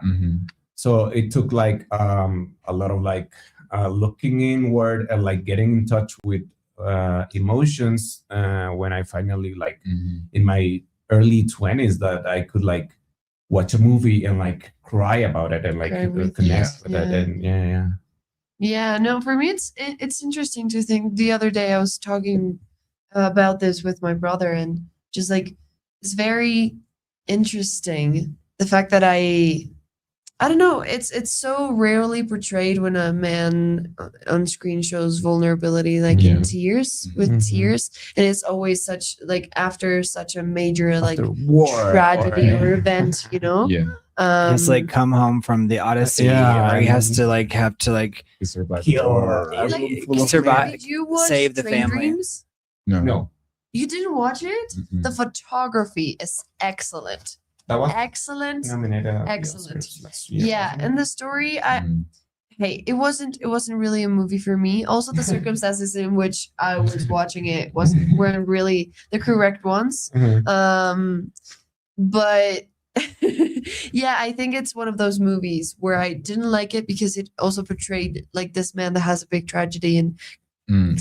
That's cannot why I deal did with like it. Manchester by That- the Sea. Yeah, cannot didn't deal like with it, and so he's just depressed and like hallucinates of his family and just Mhm. leaves like in a heel like apart from everyone and doesn't even cry, even if it's like alone in the middle of nowhere for years. And it's like, dude, just cry. Yeah, I just And I was saying this to my brother, like I don't really know how men cry, Mhm. and it's like a weird thing. like what that 'cause if looks you- like. Because if you think of women crying, you probably have more than 5 references, Yeah. you know. Mhm. But if I were to think of how does a man cry, it's really hard to It's- find yeah, it, yeah. you know. And it's such a Trip. it's such a trip. It's so weird to think that like I don't know. I love crying, you know. I mean, obviously it's uncomfortable. I think and men when you're explore crying, it's not- anger more. Yeah. Yes, good thing, that's but- what's portrayed. Why do you think that men like? Why do you think anger is so portrayed? Not to interrupt you, because I think you're right, Because- but I think it's like the alternative is like anger and like frustration, like punching walls. Because that is the alternative in real life. I mean, if you suppress sadness enough, it's gonna turn into anger. That's why it's one of the like the stages of grief. I mean, Mhm. anger is an important part of grief and sadness. I mean, you have to get to that point eventually, but it's not intended for you to stay there. Obviously, as sadness or any emotion, because they're just emotions. They're gonna pass by and then Yeah. come back. But yeah, I think that's the main reason why. And also I think historically men have been positioned in a way that they don't have time or like the space or the permission to be vulnerable and like sensitive and have that like connection with their emotional self. And so it's just it's been until recently that it's been accepted, you know, and like we like society wanting men to express their emotions. So I think it was the way that we perceived men and understood how men process their emotions via anger, which I think, I don't know, I think there's a lot of men that have such complicated emotional comprehension about themselves, but are so repressed in their own vulnerability that it's like, dude, you understand exactly what is going on, exactly how you feel, but you cannot just say it or feel it. Like you're not allowing yourself. It's so intellectual sometimes. Do you think that maybe society now is allowing it, but maybe they were trained for so long, it's hard to untrain somebody. Yeah, hard to unlearn. I think so. And thank you, Trivia Master, for being here. Don't forget to like the video. We're so glad you're here, Trivia Master. And hopefully you like this format. Because I think the examples that I'm thinking of where we see men being vulnerable are being portrayed by queer characters or queer directors. Which makes it worse for you male gays. Yeah, because it's like we understand that society is still not very accepting of any type of differences. Any type of differences or any man to be vulnerable for that matter. Do y'all want to take a bathroom break? Anybody need to use the bathroom? Nope. I think y'all are good. Y'all are good. Do you want me to bring you a tea or something? Yes, I would love a tea. I was gonna say, like, I can bring you like a snack or something. All right, here's the next question. Like, do romantic movies teach men that confidence is more like important than honesty? Like, you know what I mean? That idea that like you have to be a stoic and go through this situation versus like being emotionally honest. It's like it requires like, because I've seen movies where it's like the guy is emotionally honest and the woman actually leaves because it's like she loses like faith in her man to like face society. Right, but that sends out the wrong message again, because it's like then you're proving to the same men that if you do that, then there's gonna be abandonment, and that's probably what it's tied to in the majority of men. Because I think it's like. Yeah, it's like if you behave this way, then I'm not going to respect you or even abandon you. And so you just learn that. And every single like little comment that you make when towards like infants when they're growing up, like don't cry like a girl or play like a girl or could I actually have more coffee? Ooh. Yes. I'm good. Thank you. Thank you. The classics. No, yeah, absolutely. Sure. Just the lineup. Sure. Yeah. Coffee and a tea and the water. Yes. No, for sure. I think it's a very unhealthy message. I think those kinds of movies like tend to send messages and it's reinforced and people believe it and people carry it. Yeah. Absolutely. Yeah. Although I would say I'm like emotionally unavailable, maybe for that reason as well. I mean, obviously for many because of your situationships. Yeah, your lack of commitment. You're afraid of situationships. It's their fault. I mean, I guess it's the easy path to blame movies, and I'm not blaming movies really, because movies are more than anything just a reflection, right? Yeah, I mean, they become a mirror at a certain. Yeah, I think it's a symptom, of the society. So, but I like that. Yeah. I mean, it's more like a symptom rather than the causation of the reality itself. The cinema reward emotionally unavailable. But yeah, I mean, I think it also comes from a very real place of, men being actually unavailable because we don't know how to express ourselves. Yeah, that is an issue. That is something. But yeah, but I think it comes from the same symptom that society has imparted onto you. Like just, I don't know, your lack of vulnerability is something very frustrating to me. Because I think with women it's so it's easier. So sincere in that sense, like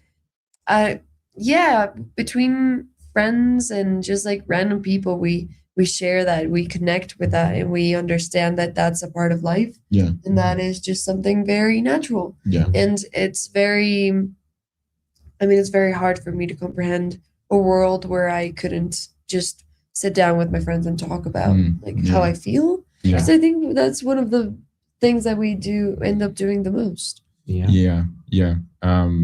Guys, if you have questions, yeah. you can put them in If you a were to chat. have some questions, You would have questions. suggestions. We're a beautiful panel here. Just sitting Yeah. here. Like who in the chat likes to cry? Not any type of question to be for that matter, but Yeah, but I do think cinema rewards emotionally unavailable men. yeah. I think that's what one of the things. Thank you.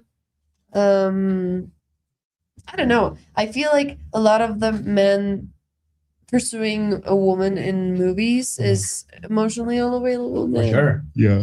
That's what. It's like, for example, in and you'll tell me if you agree with me, but in 10 days, how did lose a guy in 10 days?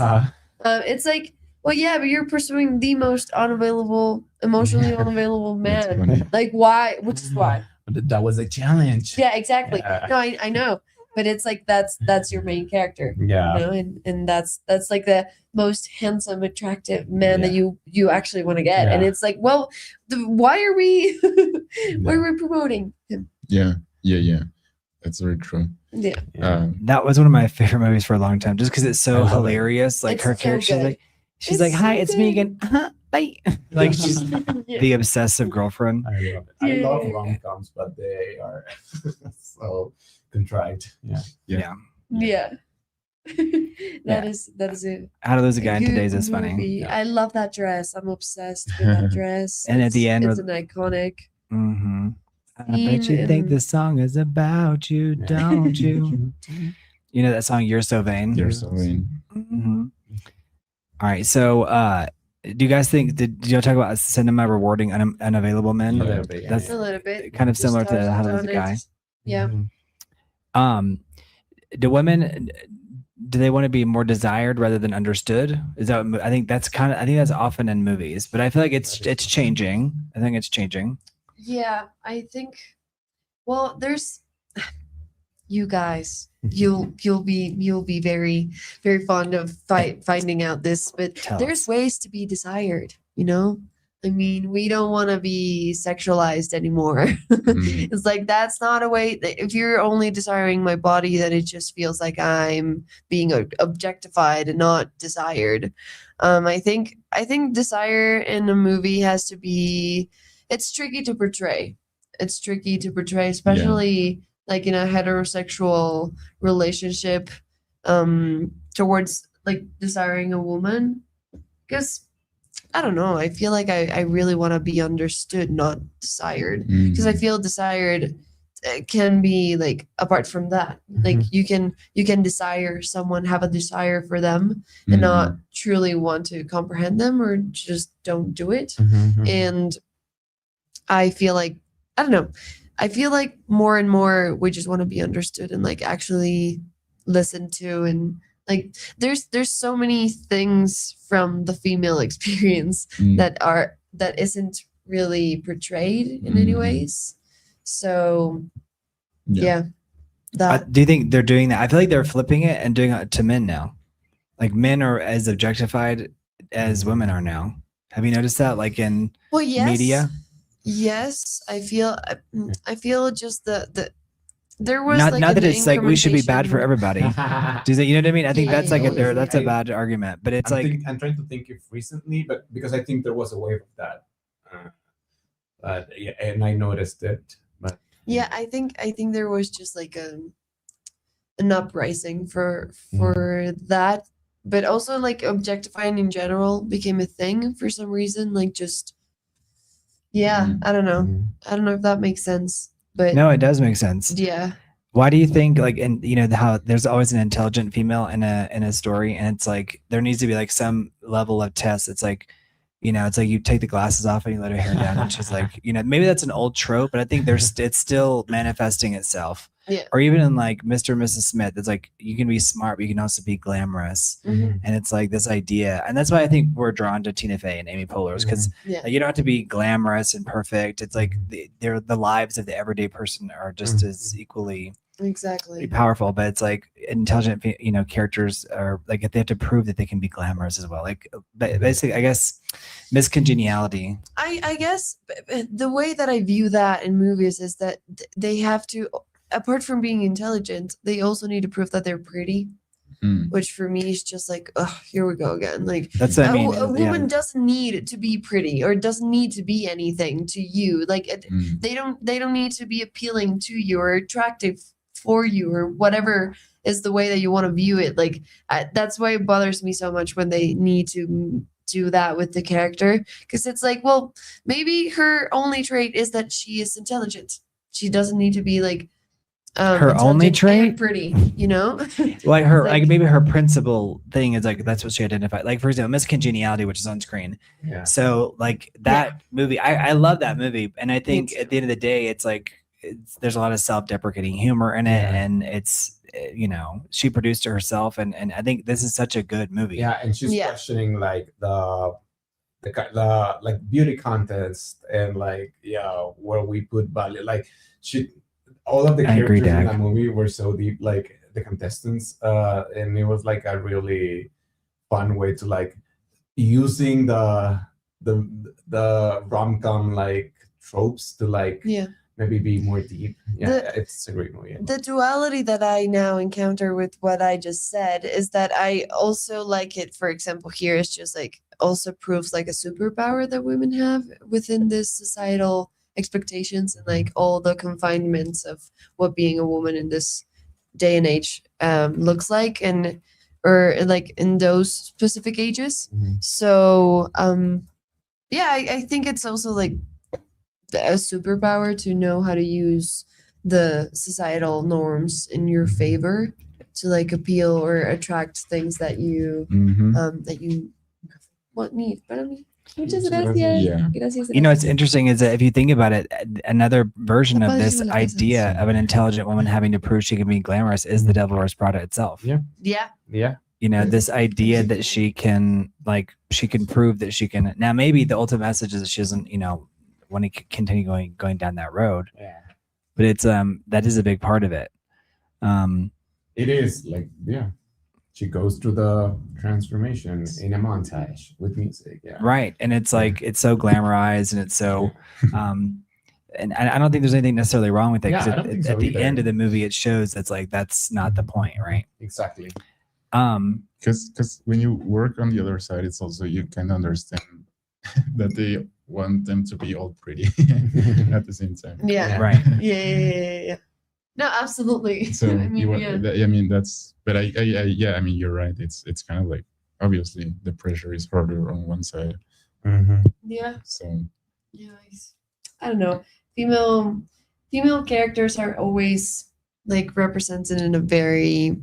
I mean, obviously, every character can be presented in a very complex way, but I really like to think about like or analyze the circumstances in which that female protagonist I'm watching is in, because that transforms a lot of who she can be and who she is. And like, for example, watching Lady Bird was like, she's such a great character because of the like her own societal expectations and like wants and needs and wrongs and goods in her brain. And I loved it. I love how stubborn she is and how strongly opinionated she is as well. Even which could be viewed as unlikable. Right. Yeah. Like problematic for. But it really isn't. I mean, it really works. So yeah, I love a problematic character. Same. When it's outside of the lines of she's being a problematic woman would be like very loud or like emotional. Yeah, I would say like quote unquote unlikable, because I don't think a character has to be likable for us to wanna see their story. Yeah. I agree. I would agree. Definitely. Which I don't know what character would be like. I Well, mean, for instance, like Breaking Bad, I love Breaking Bad. I hate Walter White, but I want to see his full story. I want to see what he does. I want to keep watching. yeah. And that would that work? Would that work with a female character? Would people like venture to I create would that love character? to watch that. Same. Was I'd it love like to Queen watch of the that 'cause South, kind of like I that? don't know if What? I. Queen of the South, wasn't that kind of like Yes, the kinda. female, like, because you're entering like the haven't seen anti-hero it. territory Yeah. of like the, but what's the difference between the Queen of the South, and what's the difference between Queen of the South and Walter White? Yeah. I what- haven't seen Queen of the South, but I think they are kind of like similar, like unapologetic and yeah. But yeah, and I think that was a huge success. Yeah, I just don't know. I cannot even imagine like what the effect would be, like if Walter White was a woman. I would love to see it. I would but love to see it. but I'm Act saying in it. like- Hey. Yeah, yes, for sure. But No, I'm saying like, yeah, producers think that no, that would never work, so they don't try it. But yeah, but I think it would be so interesting to watch a woman in that role and like just like sure. getting in front of like men's face and like dangerous men, you know, and like just dealing with the whole having the higher status in the situation every single time. I mean, that unlikable, that like that Yeah. morally But it- corrupt. Exactly. Outside from the things that normally in movies make a woman unlikable, Mhm. you know, like being too emotional or like I don't really want to. Yeah, exactly. I wouldn't want it Loud. to be that, but Mhm. to be like something I don't know, very drastic. Yeah. So, so in terms of like success, like the way it's portrayed on screen, what was the first time you saw success on screen and you're like, this is interesting? Like, this is exciting. I think with The Devil Wears Prada, I was thinking that. it's a fun movie because it's, I mean, it's real. Yeah. In some ways, but it looks exciting because she Success. also, again, going back to the idea of hustling, she hustles and she's like just trying her best. Yeah, and she very good at her accomplishes it. job and underestimated, but she like I think that is real. And when you accomplish something, it feels good. I mean, it feels exciting. So I felt excited for that movie. Yeah. My answer is really dumb, but to be expected. It's it's Barbie Superstar. Oh, Just like the two Barbies of the like. Is it like one- the animated? Is it an animated like? Yes. Yeah. Okay. Yeah. And it was like one of her was a pop star and the other one was a princess, and they wanted to like exchange to see what their life felt like. And just like the superstar was struggling, but was like so successful. Is and, it like, was princess really and happy. pop star? Yes. Okay. That taught me success because they both wanted different things that what they already had and made something about it. And I was like, wait, mhm. that's great. So there was like it ended up being less superficial than you might expect for that kind of movie. Like, is this it right here, Barbie, the princess and the pop star? Yes. It feels like, yeah. Have you watched all No. the Barbie movies? Absolutely. I think many they're are I think they're more popular than people realize because they Yeah. obviously keep making Yeah. them. How, Yeah, how yeah, many I've are seen the there? Nutcracker. Ooh, just Fairytopia, I think it's like 12. like 5 or 6. Wow. And then just the Barbie and then like something else. Yeah, probably Barbie more than in 15. And There's- then you have the Barbie like aquatic Barbies. So like Mermaidia. Mermaidia. The Mermaidia is the fun. best. Like just it's the best. You guys are Um, obsessed with mermaids. Yes. I am. Absolutely. Mermaids are easy. Listen, hey, they're easy to be. Mermaids obsessed are with. amazing. And And they are real. they are real. And they are, yeah, to be clear, And they are. I real. am To be becoming a mermaid. clear. I don't know when or how, So you but see I all will. these are all these Barbie movies. There's tons of them. It's a whole cinematic universe. No, it's amazing. It's like There's a lot there's of a lot. Barbie walked so the MCU could run. Of them. them. There you go. You Yeah. heard it Who here started saying first. those? Is that a Gen Z thing to constantly be saying those statements? just I think it's not a bad statement, but I'm always like, it's so funny because I see it like in YouTube video comments all the time. Yeah. So funny. It's a Yeah. thing. So Did you answer? yeah. I'm trying to think. Like for me, my first thought was The Devil Wears Prada. Yeah. I'm trying to think if I saw maybe something. I keep going to like maybe Carrie in Sex and the City, but was she? Yeah, I guess she was successful. She And was. it I mean, exciting? I think it was exciting. Yeah. I think I liked think- how I liked how like her, you know, Samantha was so out there, but Yeah. actually Carrie was relatively conservative compared to Samantha. Yeah, very. And then very Charlotte was like judgmental. ultra, but I was Yeah. definitely like in practice more Charlotte for sure. Yeah. I think people like to hate on Carrie. I love her, but she is very. Do people like to hate unlikable. on Carrie? That must be a Right. new thing. Back in the day, they didn't. Oh, the all of the articles and like no, or even on Twitter, people like love to trash on her because she's such a clown. But Still, yes, I think still, and I've seen like the That's way so weird. maybe turn like if you hate Carrie, that just speaks more about you. That means you are the Carrie and you don't like that about yourself. which oh, I because think she's like is maybe really like kind of cringy and vulnerable and like very flawed. I think she is very flawed. I mean, but that's the point, right? I think Yeah. that is the Yeah, point. yeah. So I do. How dare she have like be Yeah. complex? How Yeah. dare she have problems and Exactly, I issues as a think- person? I think Right. that is true, and yeah, I do like Carrie and the Sex and the City TV show. The Yeah. movies some are okay, and that reboot was awful. But I am sad to see it go. I could watch that show like for 20 more seasons. It was Yeah. awful. That's It funny. was I trash. really did not like it at all.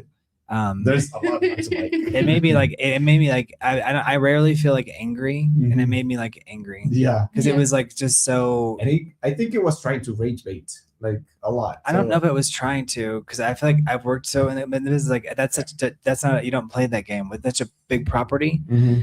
And, you know, it's like Supergirl. Like if they were trying to rage bait, they succeeded, but that results in $400 million Yeah. of lost money. Yeah. Yeah, You gotta Yeah. you look at like how much money Disney lost last year. It's like Yeah. mind-boggling. It is. It's like it's almost $800 million. and I don't And think just they from- were trying to rage bait with Supergirl. I think it was a very No, I- earnest attempt, and it's Well, maybe the lack of earnesty, because like shouldn't heroes have some heroic qualities? yeah, I think that I think Yeah, they're trying to take like the I know Walter what you're White and make it like a Supergirl. Like Yeah. no, like the anti-hero should not be inside of like, especially when you're from another planet. Like why are you like an alcoholic? You know, and like you know what I mean, and like can't get out of bed. because of trauma, she's trying to cope. I wanna see it. Intergenerational trauma. But yeah, it missed the mark, I think.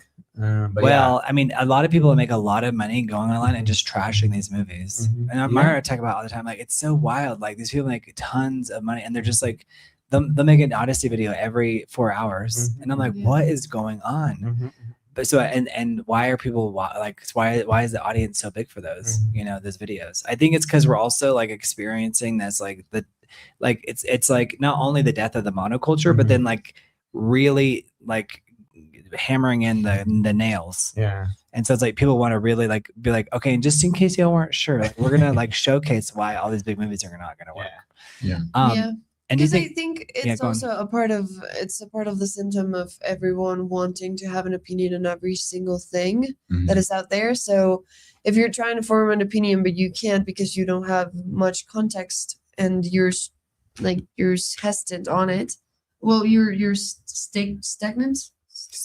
Stagnant. or That's a nice word. you know like firm. like stagnant, you mean like in your Oh. own career or life, or what do you mean like in Yeah. terms of you don't have a good like footing on why to have Yeah. a perspective on something? Exactly. Those videos become very appealing because it gives you like copying the response from another classmate on Very good the take on exam. that. So it's kind of like, yeah, I also think that people are upset to feel left out of the cultural conversation. Yes. So absolutely. it's like by being against it, it's like in a way it makes you feel like you're part of the cultural conversation, even though it's parasocially. yeah, because now you belong to the people that didn't like it, and now you Right. have a bunch of ideas why you didn't like it, Mhm. even though those are probably And it's the like you things haven't that even seen you it. You're like, list- yeah, but I made Exactly. 15 video essays on it. And they have a Exactly. million views each. Yeah. It's like I don't like that director, and it's like, well, why? It's like, well, I don't know, but I just don't like it. Okay. Well, I think it's like the Cringe. Dakota Johnson. Well, it's different. The joke, I think that's different Yeah, because it it's like is. her, like that. Yeah, there's like a Stop justifying yourself. now. I guess I get upset whenever I see actors like who are like working all the time, and I think Kristen Stewart is similar. You know, I do love her though. I do like her more Yeah, because a I lot feel like more. it felt more. But I the think acting was she- there. yeah, I think We're- Twilight is a very specific like Yeah, Twilight thing is that happened. Like there was Twilight I and, do- Shailene Woodley too in the Divergent series. Yeah. There was this whole She's a wave of great casting people who actress, but didn't those like. I movies don't are give a too f much. attitude. yeah, Where it's just like I don't even want to be here. Like, Yeah. why do I have to film this movie? yeah. I do. But she's a great actress. I do think so other too. I things, do. yeah. I think Dakota is very different. No, I think Dakota is very because Dakota is a nipple baby, and I think like that extreme shows nepo baby. she, If like, you go look up, it's she she's has an extreme nepo nothing baby. to lose, and that shows she's like Definitely. yeah. Definitely. But yeah, And no, she I- brags about like attacking her neighbors like on Yeah. talk shows and stuff. And I'm like, Yeah. I don't know. It's Yeah. weird. I don't want to hate on her. I mean, good on her. I do not hate her. But people, I do but women some love of her her, like actors. in general, not you necessarily. Maybe you do, but women love her because they keep casting her in all these like, upcoming romance Yeah, movies. like female leads. Well, where it's always, but it's the romance movies, Yeah. you know. And then when Madame Yeah. Web, and she was just like, yeah, I don't even care, you know, like I don't care if they lost $1 billion. Like, I Yeah. really don't Like, care. whatever. I didn't, so that's great. Yeah, you didn't see it. Trash. No, that she didn't lose. Ah. a Yeah, million exactly. dollars. She's like, no, I didn't it's lose $1 like billion. she will keep The working. investors did. And sometimes that is a turn off. Yeah. Yeah, it's just she has this very like I don't know something about her vibe, her feeling, Mhm. you know, like yeah, I feel like it's one of those people that don't really. I don't see the passion in her. You know, it's like That's every I think time what she's I'm in an getting at is just interview- as a manager or someone who Mhm. works with actors. Now I think listen, if she can get a movie greenlit, that's wonderful. But Yeah. I guess it Ooh. is a bit it's just frustrating. It's Yeah. listen, Exactly, it's just like it feels deceiving. She feels Yes. deceiving. something about that. Exactly. All right, you guys turn on your buzzers. I'm gonna have a little trivia round. Oh, Okay. you stole it. I want this one. All right. They all have like a different sound effect and they have Yeah. different colors. Wait, do Yeah. yours? Oh, that's very triumphant. Oh, that's very violent. That's very violent. If you guys are here, Okay, you're we have, staying with we have that 2 more one. super I don't chats, so know. feel free to leave a super chat. Okay, so these are going to be pretty easy, nervous. depending on. No, these are not. These are easy. All right, so which film character said life was like a box of chocolates? Damn, Tom Hanks in. Damn, I'm blanking. And it is the name of. The All right, movie. life is like a box of chocolates. You never know what you're going to get. It's in Forrest Gump. Forrest Gump. Ding, ding, ding, ding, Yeah. ding. Since the question was which film character, it's Forrest Gump is the Forrest answer. Gump. And actually, it's for Forrest Gump's mother, which is Sally Field. She says Very it first. good. Yeah. But I don't know the name of the character, so I don't. With it. Remember like the scene where he's like she has to sleep with the principal to get him into school because he's so special Yes. needs, and she's like, "Your mama sure does love you." Like that was Robert Zemeckis is an amazing director. Yes, he is very. Which he's good. Huge, He directed Contact. huge range. Yeah. Which television series centers on 6 friends frequently meeting at Central Perk? No, that's not fair. Friends. Friends, correct. You Ding, ding, need ding, to ding, hear ding. the whole question Mhm. first. He just heard the word friends and was like, "I'm It's in." just a risk that you take because I Friends. could have been wrong. Yeah. You know what? Fine. You guys participate in the chat if you guys are here. All right. So, which film features a simulated reality and a choice between a red and a blue pill? The Matrix. No, hey, he didn't even give the word to you. Yeah, you're right. It's you're the right. Matrix. It's the Matrix. It's the Matrix. All right. Correct. Which character transforms from overlooked student to prom royalty in Mean Girls? What's the character's name? Katie Heron. How do you spell her first name? CADY. Very good. Yeah. Excellent. Extra Very good. points, Extra points. They know it. They love the trivia. People come back for the trivia. They're like, they can just smell the trivia. They're like, I'm back with the trivia. All right. Which film character repeatedly trains by running up the steps of the Philadelphia Museum of Art? Oh no, What? no, You- no! you- Take it. Which no, which I film was gonna say character Rambo, no. repeatedly trains by running up and down the steps of the Philadelphia Museum of Art, and he puts his hands up like this. Rocky. Rocky. No, you did. Yeah. It's the I don't eye know. of the I didn't know tiger, that. and we're in full of I felt like I knew it, but Yeah, I was gonna say Rambo. That was yes, Stallone on R, but yeah. Yeah, it's good I think stuff. this is Mario's. All right. Which series follows advertising executive Don Draper? Madman. Very good. We listen. It's because we saw the Making same me stuff. It's a generation. It's making me yeah. pissed. All right. All right. Which film features Miranda Priestley in the fashion magazine Runway? The Devil. Oh wait, I could be wrong. The Devil Wears Prada. Correct. Could have been. The Devil Oh, Wears I Prada could too. have been wrong. Has taken every single It's question the risk right. that I took. You got to be fast, quick on your toes, or on your fingertips. All right. Which sitcom follows employees of the Dunder Mifflin Paper Company? The Office. It's correct. It's The The Office. American. The American We're Office. just being crushed. We're just Yeah. sitting here. I mean, This is the. They are playing. This is ending up being like a generational Humiliating. divide. TV rate. Well, guess what? If you're learning too, right? Yeah. All right. All right. So, which franchise follows a British secret agent identified as 007? James Bond. Correct. James Bond. Which series follows the wealthy and deeply dysfunctional Roy family? Succession. Correct. I'm sorry, you guys. These are actually That's fair. like You know what? That's fair. I'm just gonna. these are shows that are like definitely maybe like geared towards more our age. No, because I did watch Succession, but I didn't. I It's the Roy didn't really family. think of that. Yeah. All right. If you guys are just not joining us, we're doing trivia, so everybody can participate in this. You'll love it. All right. So next one. Which Disney film centers on a young lion reclaiming his kingdom? The Lion King. Did you let her have that one? Yeah. No. He obviously did. I saw his hand being like, just looking at No, mine she did being me like, fair just and go ahead. square. So nice Go of ahead. you. Play it. That was an easy You know, one. it's fine. Which film follows Truman Burbank discovering that his entire life is a television show?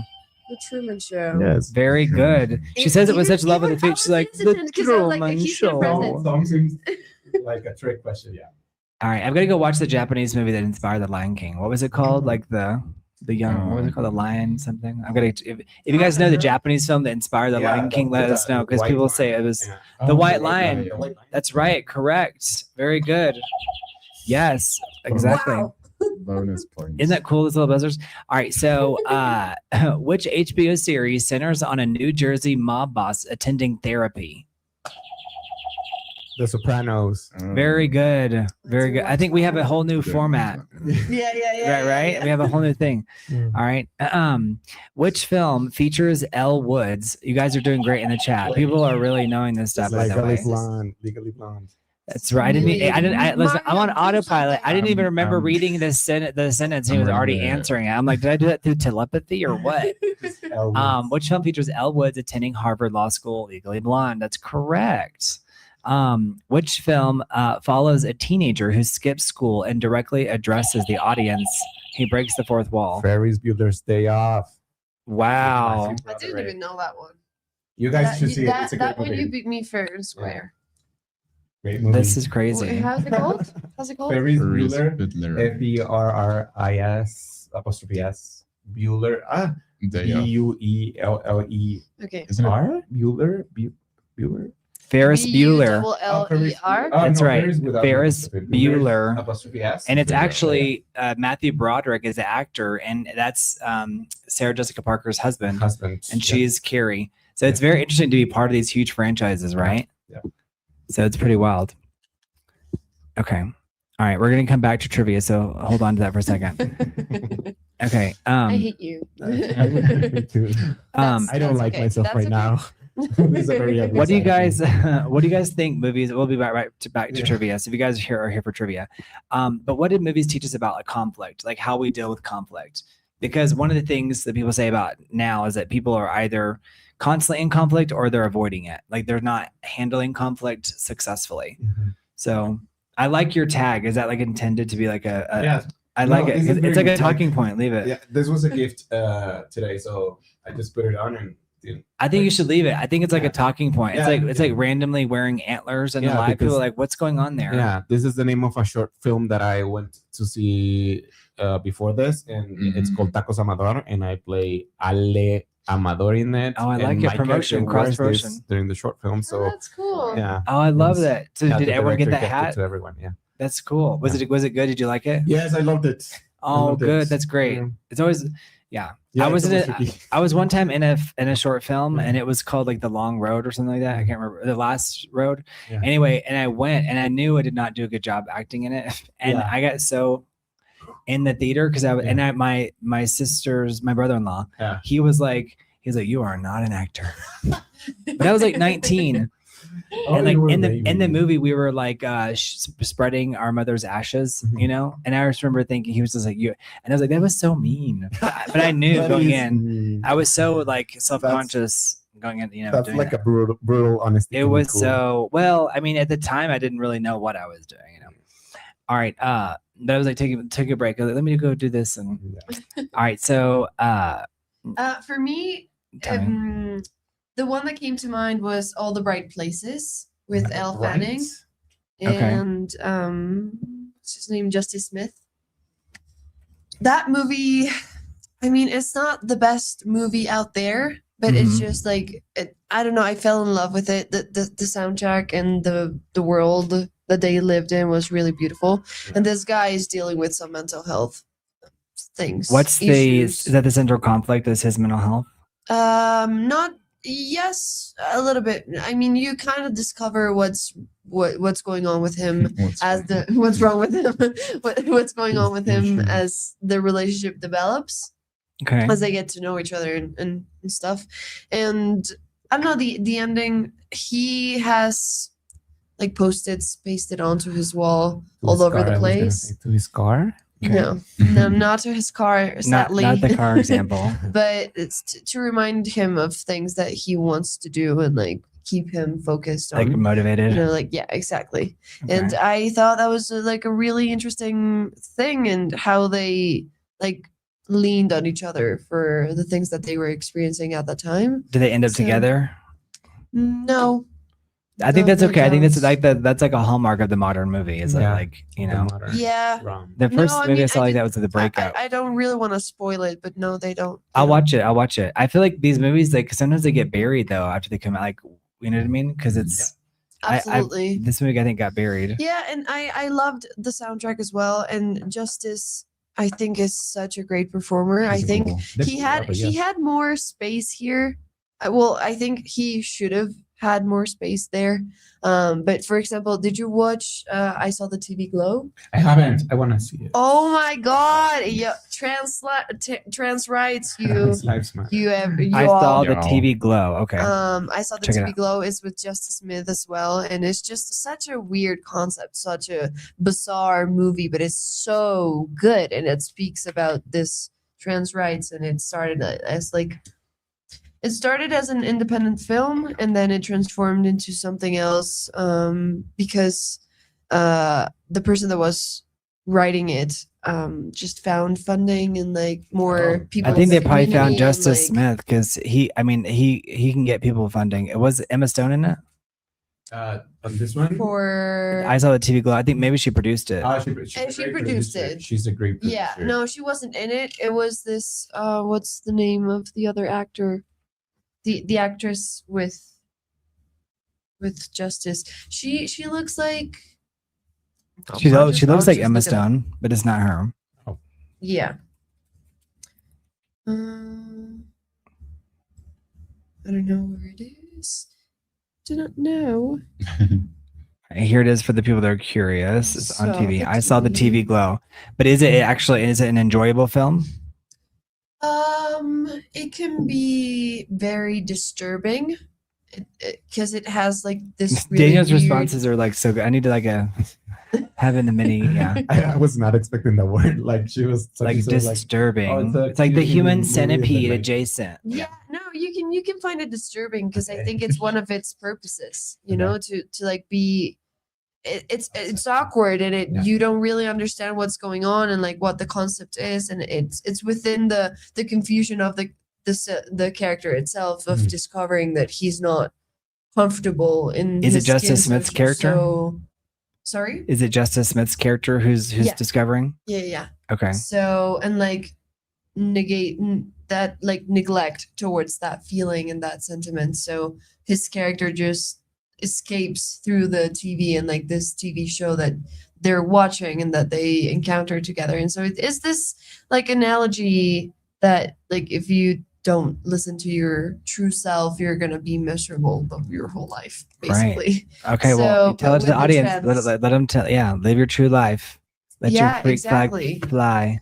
That's the only way through it, you know, like Yeah, for it's- sure. There's no other way. Like you cannot neglect or deny is the right word parts of yourself because they're always gonna be there and they're always gonna like if you don't embrace them, they're gonna come back at you.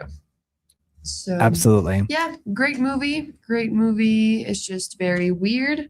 Has like very weird visuals and concepts. It can be there's some scenes that are like disgusting, you know, like you get disgusted by what you're watching, Right. which I really like. It's like it's really uncomfortable, but it's like, oh, it's doing something to me. Right. Well, I mean, maybe Let it's challenging the viewer, let's say. Yeah. Versus like everything has to be so comfortably packaged. Yeah. All right.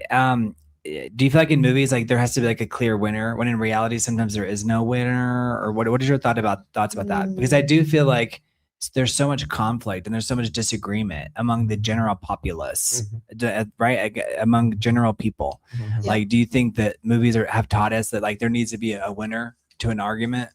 I think so, because when we see a movie with an open ending, it tends to bother people. Make us Yeah. uncomfortable. And I don't necessarily see that, but I see that people get mad or not mad, but they get, like they get opinions out of movies that are like open ended. Yeah, I feel like people don't like the feeling of being unsure what happened Yeah. with this with these characters and these people and this We need a circumstances. resolution type of thing. I think it's like the desperation of not knowing Not knowing. that yeah. gets us freaked out. I agree.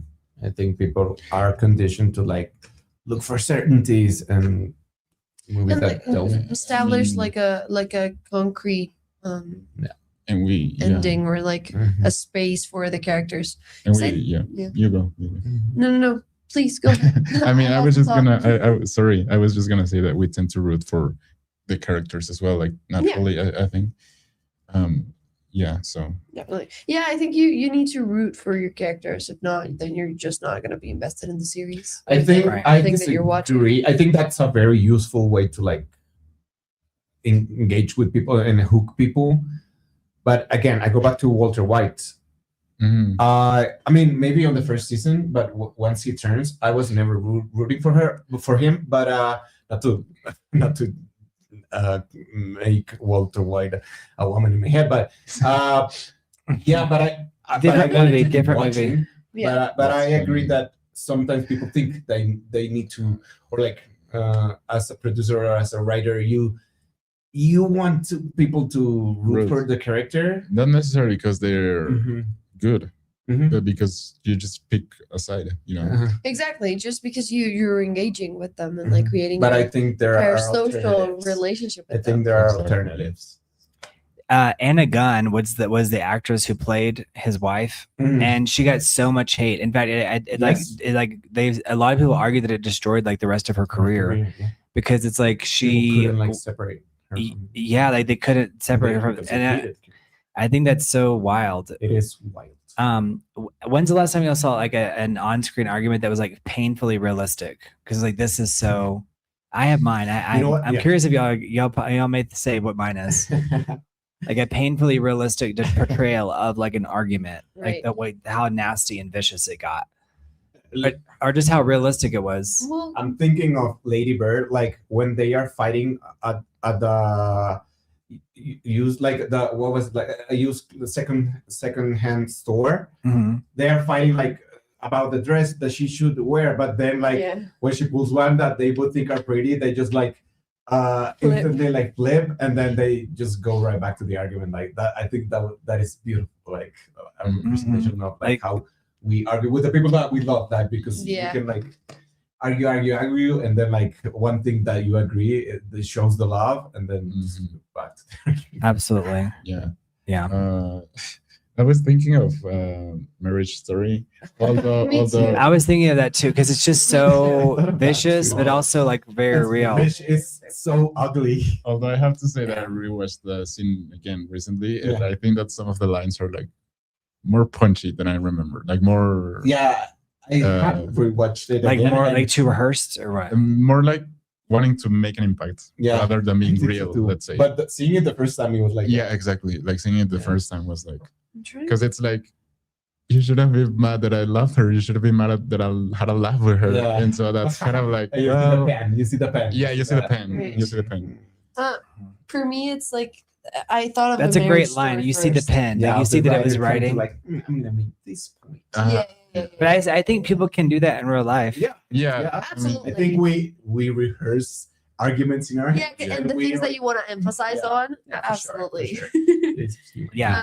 I thought of the Marriage Story first, and then I went to Match Point, which is Scarlett Johansson as well. I haven't. And She's in everything. you haven't watched it? That's like about cheating, right? Yeah. Yeah. I remember feeling so disturbed in the theater.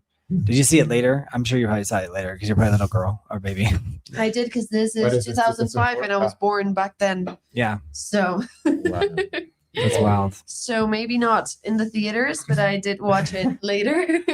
And yeah, I thought the way that they were fighting and like what they were saying about the situation per se was really accurate, and like what they wanted and what the characters needed and what they were looking for in the other person.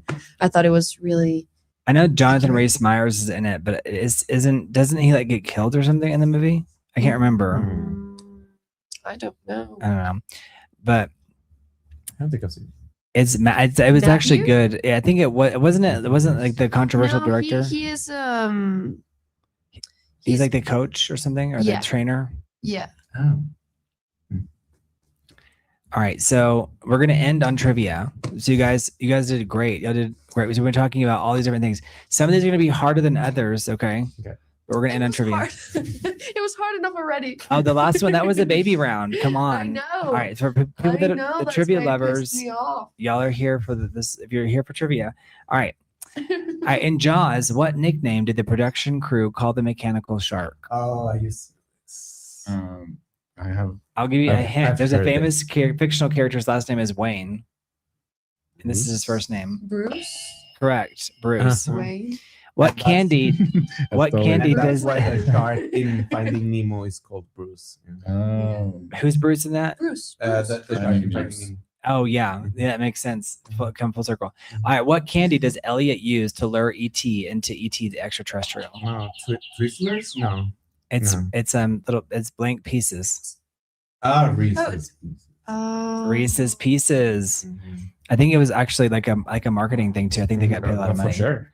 I don't know why in my brain it was like those little candy that They- are like mint candy with the red and Mentos? the yellow. The red and the white. It was Reese's Pieces though, which is like Oh. Reese's, and they have like little the little things that Yeah. have the peanut butter in them. They're called Yeah, yeah, Reese's yeah. Pieces, I love Reese's Pieces. right? Do they have If you them would here? Like to sponsor. Yes. Yeah, you're right. If you'd like to sponsor us as we grow. Yeah. All right, what type of car is transformed into a time machine in Back to the Future? A DeLorean. I don't know the year. It's all right. It's a DeLorean DMC-12. It's a No, DeLorean. I'll take that. that. All right. What is the Might name be of the like fictional Volkswagen. island where the original Jurassic Park is located? It's in Spanish. What's the name? Yeah, the I don't island. know this. The original island. It's But it's Isla in what? Starts with the N. Nuevo. Isla Nublar. Isla Nuevo. Nublada. It was Isla Nublar. No. And it was like off the coast of like Costa Rica. Yeah. It was Isla Nublar. Blah. All right. John Scott knows what's up. All right. So, in the Truman Show, what is Burbank's profession? What is his job? He sells Oh, something that nobody likes to pay for, pillows. and a lot of times they deny your claim whenever you actually need it. Insurance. He's an insurance salesman. Like they kind of pick the most I like don't know boring why I job. thought I was gonna say phones, just straight up phones, just like landlines. Yeah, well, maybe it's because he's on a phone. Yeah. You don't see him really doing much of the selling though. You kind of see him, playing with the magazine, making the Mhm. woman. All right, in Matrix, which color pill does Neo choose? In the Matrix, which color pill does Neo choose? The red pill. That's correct. He takes the red pill, and that's why he wakes up in the real world versus back in, the Matrix. Which actor played Maximus in Gladiator? I don't know. I do know. There was a movie we talked about previously where he has the black makeup, Brandon Lee, and that movie was called The Crow. Yes. You got it, Russell Crowe. Russell Crowe. Very good. He's picking You up got what it, I'm Russell putting Crowe? down. Very good. He All was right. being kind. Yeah, because you had pressed He has before. been kind. Yeah, That's right. No, I've been bad. I don't know these questions. Yeah. These are good. No, yeah. With no one's been fed answers. What object must the characters enter to share dreams in Inception? What object must the characters they have to be connected to something? It's like, I mean, this is a kind of this is too Yeah, hard, it's but not it's a Ooh, It's not the spinning thing, right? no. That's the totem. Yeah. But there's a dream. It's a machine. It's based. There's no word for it, but it was a dream sharing machine. But basically, they plug themselves. So I would have taken any kind of. it wasn't a watch. No, No. It was- They had to plug themselves into the dream sharing Yeah. machine, so they were kind of Yeah, share yeah, the yeah, yeah, universe. yeah. Yeah. All right. So what was the name? it was just like a dream sharing machine or device. It was basically Oh. kind of like it was like in a briefcase or something. Yeah. What phrase does Forrest Gump repeatedly use before describing something his mother told him? For describing. It's exactly what you'd say. It's like blank thing. Mama used to say. My mama always said, I'll accept that. That's good. Mama always said. Mama always said, Always say. and then he would say, you could tell a lot about the person by their shoes, or things like that. Mama always said. Yeah. From that movies that I got, like the I don't know, I got obsessed with looking at people's shoes when I was a kid. It was like the first thing that I looked at. It was very fun. Yeah, I mean, I think you can take it overboard too, because sometimes you're just wearing a random pair of shoes. But I think it is true, especially for the time. It's like your shoes imply, your status, how much you have to walk, all those different things. Yeah, John Scott absolutely. says, "Stupid is as stupid does." That was one of his says. Mama says, "Stupid is as stupid does." All right, what is Charles Foster Kane's final word in Citizen Kane? Rosebud. Correct. I love that you point the Yeah. microphone as well. Yeah. In Casablanca, what is the name of Humphrey Bogart's character? Damn. It's Rick something. Rick Sanchez. No. Rick Reynolds? Rogers? It starts with a B. The Rick Butler. No, it's Blaine. does it rhyme with Rogers but with a B? It's Blaine. It's Blaine. Rick Blaine. Ah, What no. famous line does Norma Desmond speak near the end of Sunset Boulevard? She's looks into the camera and she's like, The famous scene. she's on the staircase and she's or she's delirious. Like what she's. she said or What was her line? Mhm. She says, "All right, Mister." Oh, I don't know. what's the name of It's about a silent movie star, right? And she can't transition into the talkies, Yeah. right? Because she's. Yeah. And they're like, "Hey, you're Norma Desmond. You used to be big." She's like, "I am still big. It's some pictures that got small." Yeah. But at the end of the movie, she says, "All right, Mr. DeMille, I'm ready for my close-up." Ah, yeah. Oh, So Mr. DeMille was the director in that. All right, who directed Some Like It Hot? This is really movie cinema. It's Billy something. this is Who? Billy. So Wilder? Billy what? Yes. Billy Wilder, correct. Billy Wilder, excellent. just pushes. This is the all right. And so if you're you're the baby here, so it's like you'll Cinema learn. history. Because some of the stuff Yeah. is just older. Yeah. All right, Singing in the Rain. What profession does Don Lockwood have? Never seen it. In it? It's actually the answer is kind of like, what is he doing in the movie? What is his job in the movie? I He's haven't a watched it. I haven't seen it. he's a movie actor. He was a silent film star in the movie. Oh, cool. So in Singing in the Rain, What's I'm singing in the rain. I'm singing in the rain. What a glorious feeling. I'm happy Singing again. in the rain. Singing in the rain without the G, singing. All right. What motel is operated by Norman Bates in Psycho? Oh. It's in the name. The Bates Motel. Ding, ding, ding, ding, ding. Very good. There's been a lot of derivative work from Yeah. that, like the Bates Motel. Yeah. Why I is was the gonna main? say Boogie Motel. Yeah. And hey, that's good. All right. So, what, let's see here. John Scott, you want to help us out? We need 2 more super chats. Let's make it happen. So why is the main character confined to his apartment in Rear Window? Rear Window is an Alfred Hitchcock movie. He broke his leg. Yeah. Very good. Well, you're getting your own spin-off trivia show, and you're getting a therapy show. And then, yeah, Mario knows his history as well. But he has a broken leg. That's right. Yeah. Which actress played a Princess Anne in Roman Holiday? Very famous. She's on Roman lunchboxes. Holiday. Every time you go to an Airbnb, you see her picture like on a wall somewhere. Marilyn Monroe. Okay, just as famous as Marilyn Monroe in terms of you see her all the time, like in Audrey Hepburn. Oh, yes. Audrey Audrey Hepburn. Hepburn. That's is correct. Sabrina. In 12 Angry Men, what crime is the defendant accused of committing?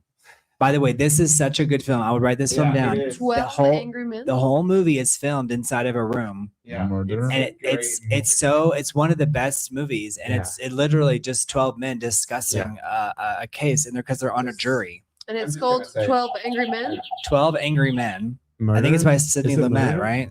Yeah. Yeah, Cindy Lumet. Sidney Lumet. Oh. I don't know. I just said murder, but I don't know. It's yes, murder of the person murdered his Wife? father, Father. and it's Hates about his it's son. about it's See, you it's didn't know. exploring I doubt. didn't know. Yeah, I love it. She's like, you didn't But know. it's- since John they Scott take got the- it. Yeah, they take they the got chance broken on leg, it. murder, Yeah, mates. John Scott knows all this stuff. Rosebud. John Scott's killing it. All right, so who directed Pulp Fiction? Quentin Tarantino. Very good. That was yeah. That All was- right, who directed easy. Goodfellas? Directed? Scorsese. Mhm. That's right, Martin Martin Scorsese. Mhm. Which director made The Grand Budapest Hotel? Wes Anderson. Very good. Which director who directed Do the Right Thing? Do the Right Thing. Oh, it's Oh, Spike. Spike Jones? Spike Lee. Spike Lee. Spike Lee. Spike Very Lee. good. Very good.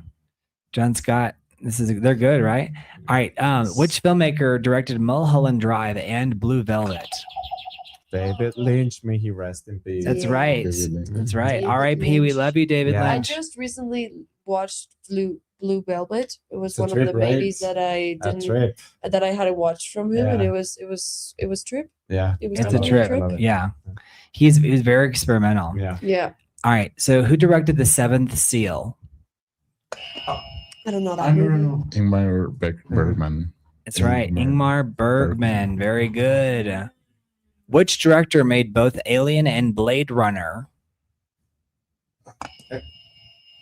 Ridley Scott. Oh, see. Ridley Scott is correct. Alien and Blade Runner was, and then he also did Gladiator, right? Yeah. Who directed The Piano? Such a great movie. Don't Roman Polanski. Was it? Oh no, that's the pianist. The pianist, yeah. She also did The Power of the Dog.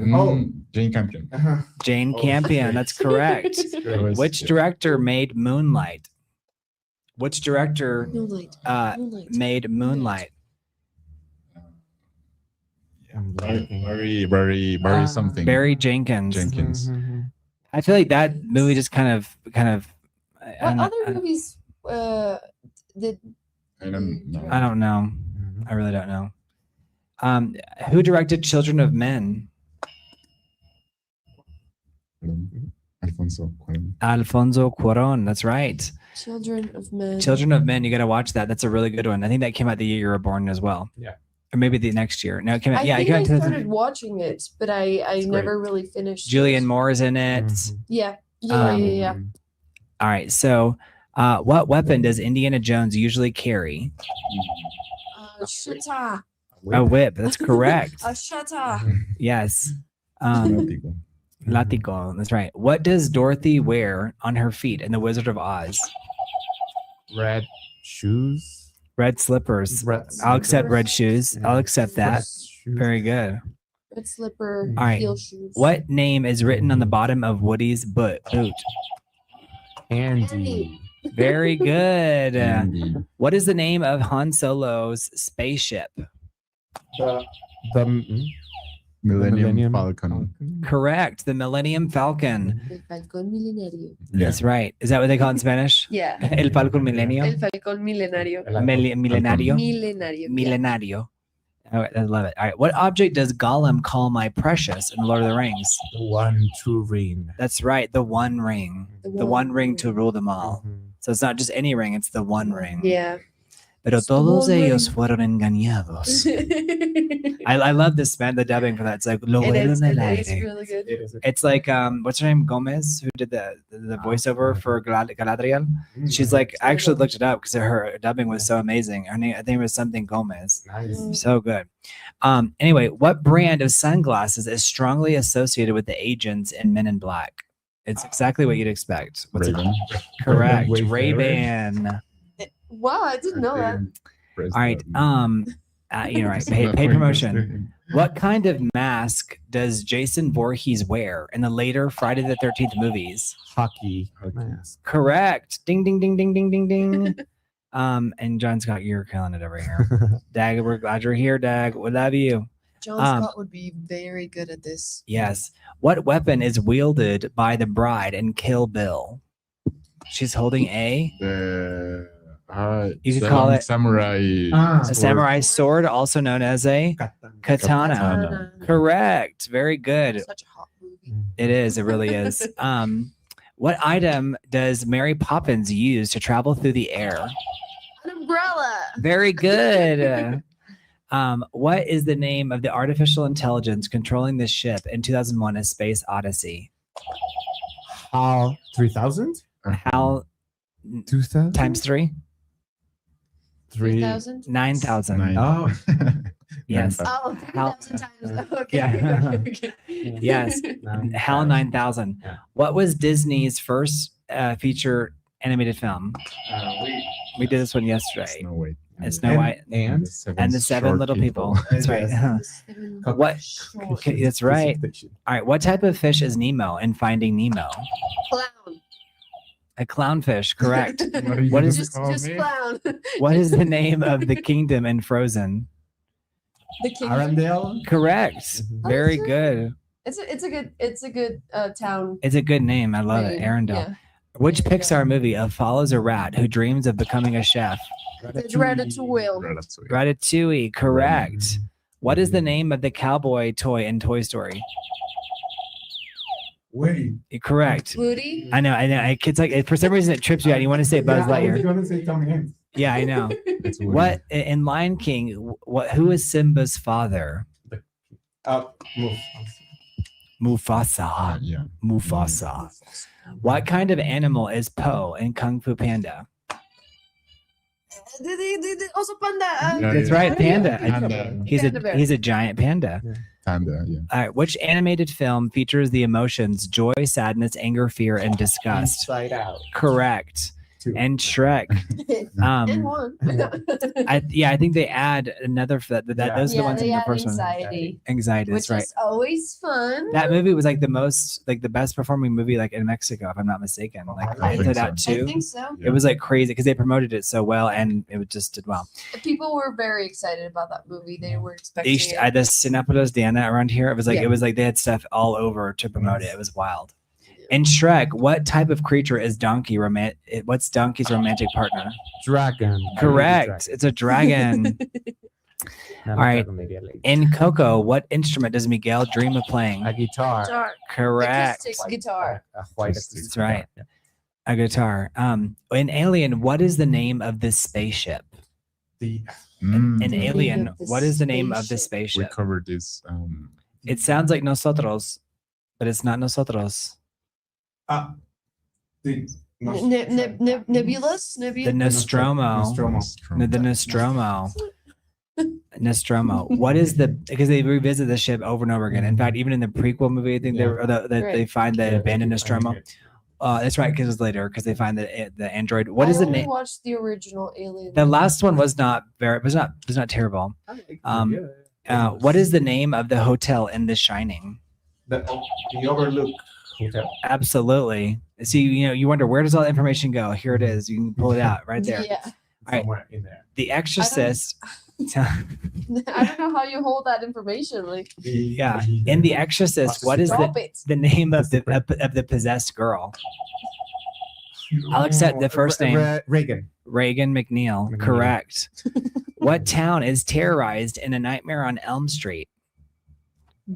What town is terrified in A Nightmare on Elm Street? I don't know. No idea. No, That thing. it's Movie. It's Springwood. oh, You'd be forgiven. Yeah. All right. In Thank you. Yes. In The Terminator, what model is Arnold Schwarzenegger's original Terminator? He's a T. It's not a 700 and it's not a 900. 800. The T800. See 800. What phrase does the character John Hammond repeatedly use to describe Jurassic Park? He keeps saying like they're like this is so good. He goes, oh, we blank blank blank. We blank blank blank. We spared. No. It's an expression. Like for example, it's like, oh, I love your podcast area. I'm like, oh, I spared no expense. Meaning I spent like they spent all their money on that. So he would say all the time, the main guy, John Hammond, he would say, we spared no expense. So that means saying means that you spend all of your money. It means like we didn't weren't careful with it. We weren't Okay. precious. We were like Precious. everything that we did the absolute best to that. Do you know what I'm saying? Yeah. So it's like we spared no expense. Right. So I put it on screen so you know the expression. We spared no expense. And it is a real expression. Like it means like we didn't put a line sheet. We just like because if knowing it's Jurassic Park, it's like we're gonna put the best into everything. And Right. sadly, it still went haywire, right? In the Sixth Sense, what can Cole see? Cole Sear. His name is Cole Sear. See, Dead people. correct. What is the name of the demonic clown in It? It's It. Well, his name's Pennywise. Pennywise. Very good. Pennywise. Right. Yeah. Right. It's In The Princess Bride, what is Wesley's masked identity? The Princess Bride. What is Sorry, Wesley's what was the masked? question? We heard you. What is Wesley's masked identity? I'll put it on the screen. Dag is so funny. He's like he can see color. Dag is always he's been here. He's always providing the jokes. Yes. It's the Dread Very Pirate Roberts. All right, so that one's more obscure. All right, so which fictional metal is Captain America's shield primarily made of? Vibranium. Very Is it the same? good. Yeah. I think we have found your calling. Yeah. Yeah, I've won like a trivia or two. yeah. No, I trivia is not one of my things because it demands for me to perform Yeah. at a speed that I normally don't like. I need it Yeah, the stop pressure. and take Yeah. and like remember and the name and the letter and the Translation. yeah, Alright. the anxiety just gets to me. It's like I'm trying to have fun and I'm having fun, but it's also like stressful because I Yeah. want to win. And it's like no, and I become more frustrated with every question. Okay. All right. So, which Japanese director made Seven Samurai and Rashomon? Yeah, Kurosawa. That came out. That's correct. In which country was The Bicycle Thieves produced? Italy. Italy. Correct. What is the name of the projectionist who mentors Salvatore in Cinema Paradiso? No idea. But great movie. Ooh, Mhm. I have no clue, Benny. but such a great movie. It's like whenever you want like something like, and if you go to an Italian restaurant and you're getting like a pasta, you might want a chicken Alfredo. Very good. Alfredo. Al Pastor. Al pastor. That's hilarious. Pasta al pastor would be Por interesting. favor. Yeah. I mean, with some pineapple on top. Right. All right. So it's Alfredo. In what country is Pan's Labyrinth set? Spain. That's correct. Yeah. Franco. Yeah. Cheating. Which South Korean director made Parasite? Bong Joon-ho. Very good, Bong Joon-ho. Bong Joon-ho. Yeah. Some people love that montage sequence. It's Yeah. like he's like famous for that, like the peach fuzz. Which director made the Mexican film Y tu mamá también? Alfonso That's right. Cuarón. Cuarón otra vez. That's right. Alfonso Cuarón. Alfonso Cuarón. In which French neighborhood? In fact, after that, he did the Prisoner of Azkaban because they were like they loved the Yes. dynamic that he Yeah. created there. The character. Yeah. In development. In which French neighborhood does Amélie live and work? It's Montmartre. Montmartre. Montmartre. That's right, Montmartre. So in which Montmartre. Amélie? In which French neighborhood does Amélie? It's that. Have you seen that print? Like it's a red Yeah. cover, and she's just like, "Oh, I'm just Amélie." Oh, I love that Yeah. movie. So she lives. They never asked. She lives in Montmartre. All right. So, which Taiwanese director made Crouching Tiger, Hidden Dragon? He also did Brokeback Mountain. Oh. Ang Lee. And Correct. And the first Hulk movie. That's right. That nobody saw. And Gemini Man. Yeah. Which was a movie that did not work. The first Um, Hulk movie. What city provides the primary setting for City of God? I got in trouble with my grandmother when we were watching this because Is it was Rio? Rio de Janeiro. Correct. That's right. John That's Scott. from the knows- favelas one, right? That's right. Yeah. Oh, right. There was a scene, and like I remember, like I literally like it was horrific because I was like, someone said this is an amazing film, Mhm. and she was like, you take a banana. It was like there was like crazy scenes in there. Mhm. At least it Yeah. was like scandalous at the time. City of God is a great movie, but I it's I don't think I've so ever seen it. so raw. In Life is Beautiful, what is the first name of the father, played by Roberto Benigni? I don't remember. We use the term like for Italian people, like for like there's a Guidette, and then a male would be a Guido. Mhm. So in Life is Beautiful, the first name of the father, played by Robert Benigni, is Guido. All right, in the Not final a stretch, you devastating guys. Final movie. stretch. Don't forget to like and subscribe, guys. Okay. Okay. All right, this is our education. That way, you guys can go All home. That right. you learn something new. If there's a movie that you want to go see, write it down. Yeah. All right, what was the first film ever to win the Academy Award for Best Picture? Mm. That is such a thing that you would need to know, but it's Okay. If you fly, you need. An airplane? If you're gonna fly, what would you need? Wings? Wings as a movie. that was the first one to That was the win very Best first movie to Picture? win Best Picture. It was Wings. Oh. Mhm. Who was the first woman to win the Academy Award for Best Director? It happened during like just relatively recently, and it's James Cameron's ex-wife, The The Hurt Locker, with Catherine Bigelow. Bigelow. Very good, Catherine Bigelow. Which film made Catherine Bigelow the best director? The Hurt Locker. The Hurt Locker. Very good. What was the first non-English? I don't know if that was even. I don't know. I feel like that was kind of political. I don't know if that was. I don't know. Mhm. There were a lot of good films.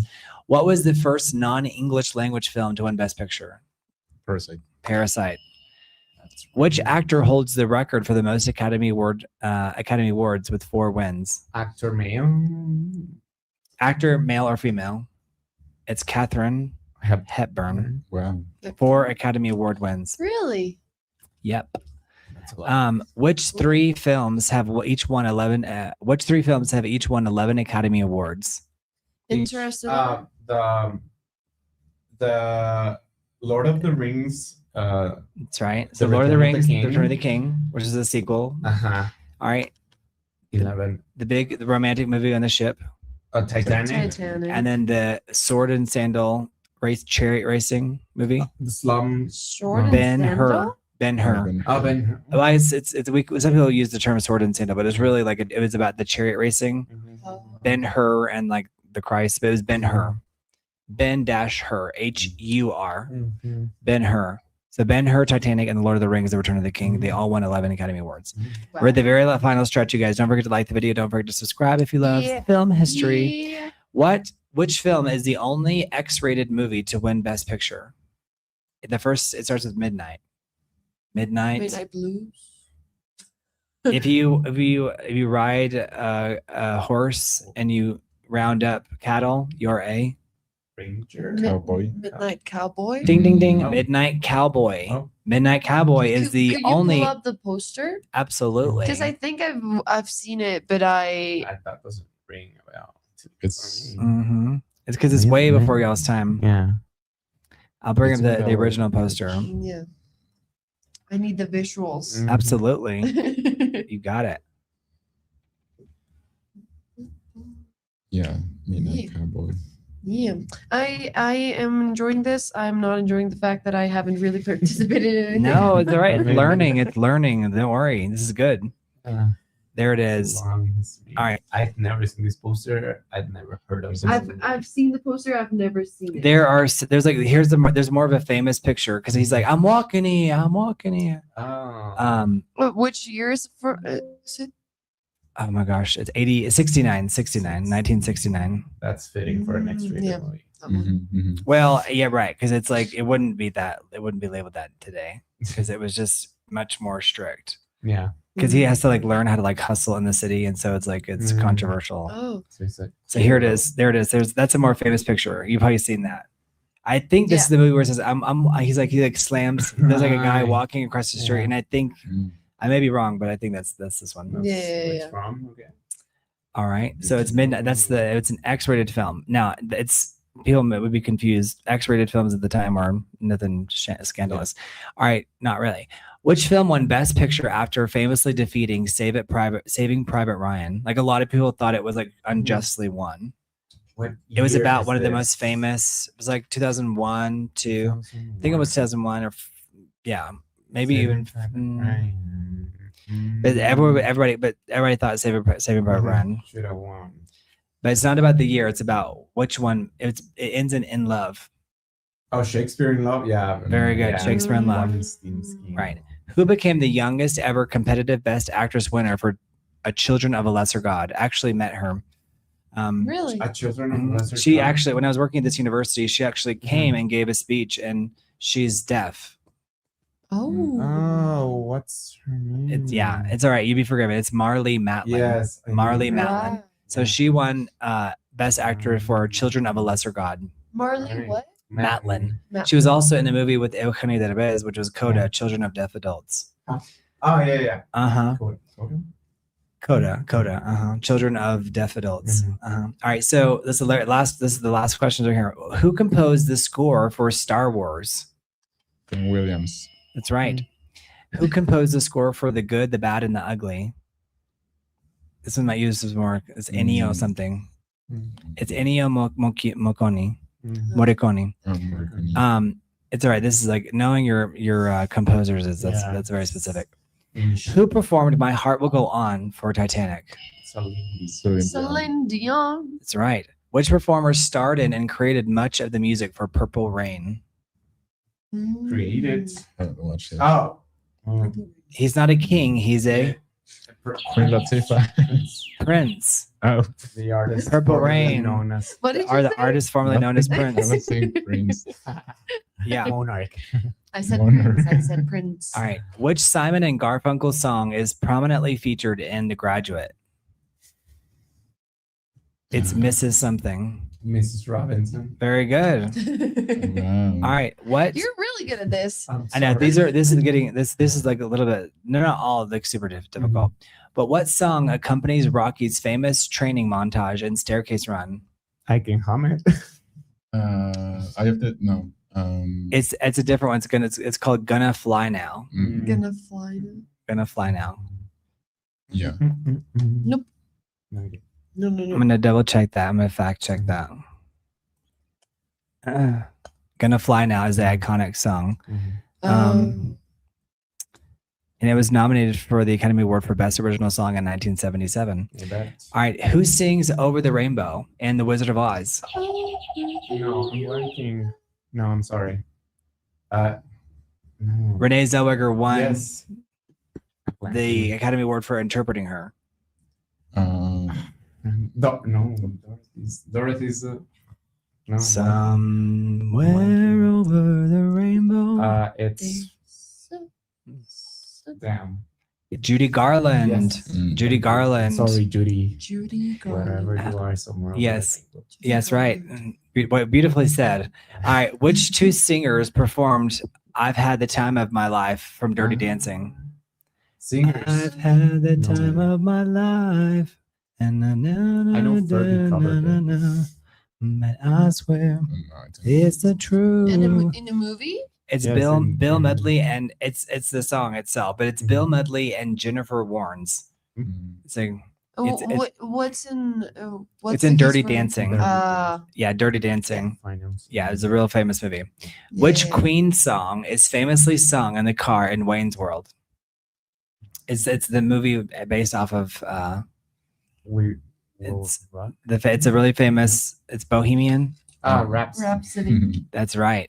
So if you haven't seen Wayne's World, Oh, it's a great movie. there's a movie for you to watch, Andre. All right. Wayne's World. Wayne's.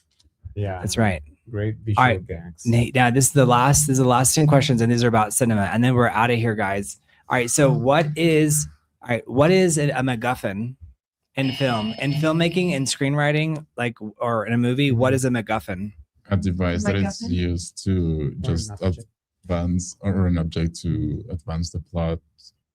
That you But need to that- like acquire to do something. That's right. That doesn't I'll put this on necessarily screen has because Andre, this is good stuff for you. MacGuffin? It's How do you total. write that? MCEGUFFIN. Here, it's on screen. Yeah. All right. What is a montage? Oh, like a succession of cuts to show like the passage of time. That's right. A sequence of edited shots used to compress time or communicate progress. Mhm. All right. What does a diegetic sound mean? When it's playing in the reality of the when music is playing in the reality of the scene and not just like That's Not on right. the outside. Mm-hmm. It can be heard by the actors, right? It can theoretically be heard. But it doesn't necessarily have to be.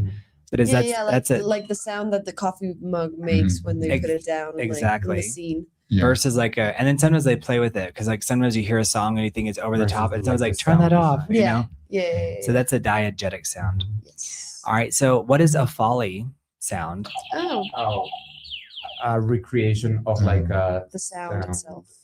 Diegetic. Yeah. Well, in a yeah. studio. Yeah, Yes, it's a yes, sound yes, effect yes, created yes, and yes. recorded to match the on-screen. Yes. So it's like coconuts used to Yeah. mimic like a horse going Like, by. In a studio, you recreate. But it's on screen, so this is you good recreate stuff. The specific sounds that you didn't catch or Yeah, like and- didn't. Or that you needed to recreate because it was like muffled Yeah, or whatever. Exactly. What is a jump cut? Oh, it's a. When you don't change the angle of the camera, but you Uh-huh. cut. An abrupt edit between similar shots that visibly skips forward in time or position. But it has to be in like the same setting, right? Not No. For it to you be a can jump keep the cut? character and change the whole No, the shots just have to be actually somewhat similar. similar. For Yeah. example, sometimes it'll cut to like someone like sitting at home, and then it'll be cut to them sitting at work.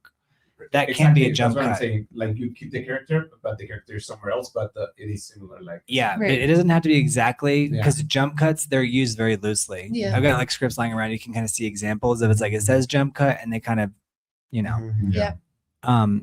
What is a match cut? Oh, it's when you align the picture that you have before with another one that's gonna like follow a sequence, but Like a it's like it's different points in time, but connected by the same like maybe action or Yeah, like similar space movements. Oh, or Yeah, I a mean, it's movement. essentially Yeah. when you cut, like the invisible cut. Yeah, exactly. Like when you like can melt down into like one Sure, picture but to yeah, another. I think it uses like similar movement, like the bone throwing in Yeah. Space Odyssey that turns into the Oh, right. Yeah, a transition connecting two shots to a similar image, shape, movement, or idea. So right. that's Yeah. exactly right. That would be like a match cut. And there's so many ways to do a match cut. Or like the match cuts that were used in Challengers. Those were Mm. great. Yeah, I mean, like with I gotta watch the that. with the tennis It's a great ball and movie. like all the Mm. swings and everything that just Mhm. match cut to another thing or like the Mm-hmm. next shot is it's really cool. Mhm. Really, really Mhm. cool. The editing in that is amazing. Mark Yeah. stands. We're going. We're still going. But we're finishing. So if you want to help us finish strong, you're welcome to. All right. What is a Dutch angle? What is a Oh, Dutch angle?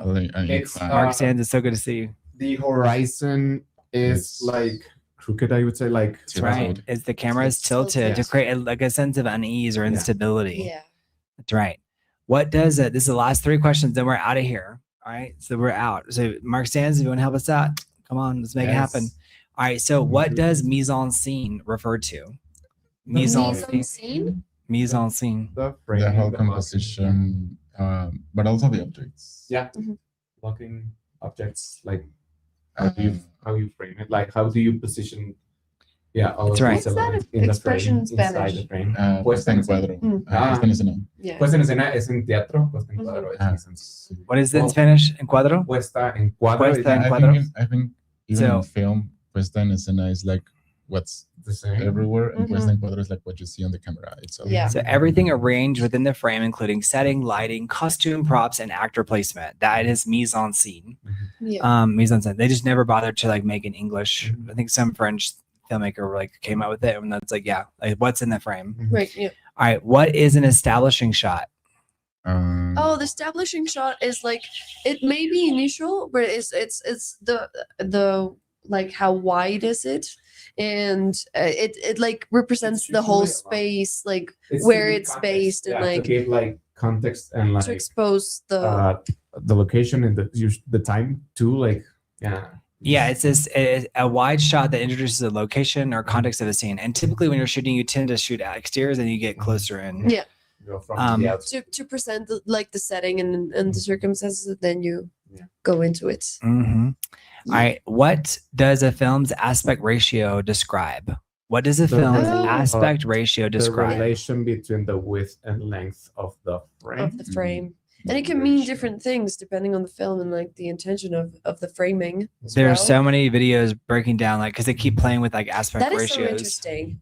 That is always. It's also very interesting annoying to- because it's like It can be. it's because jarring. it's becomes it's like it gets wider. It's like, okay, then we'll make it taller. It's like, okay, well then, what's the Yeah. difference between the original? Thank you, Mark Sands. Holy crap, I wish you could have been there the whole time. Good on y'all. Thank Mark you. Sands. Thank you. All right. Well, so my last question is who's your favorite actor and why? Ooh. Mine is Kristen Stewart.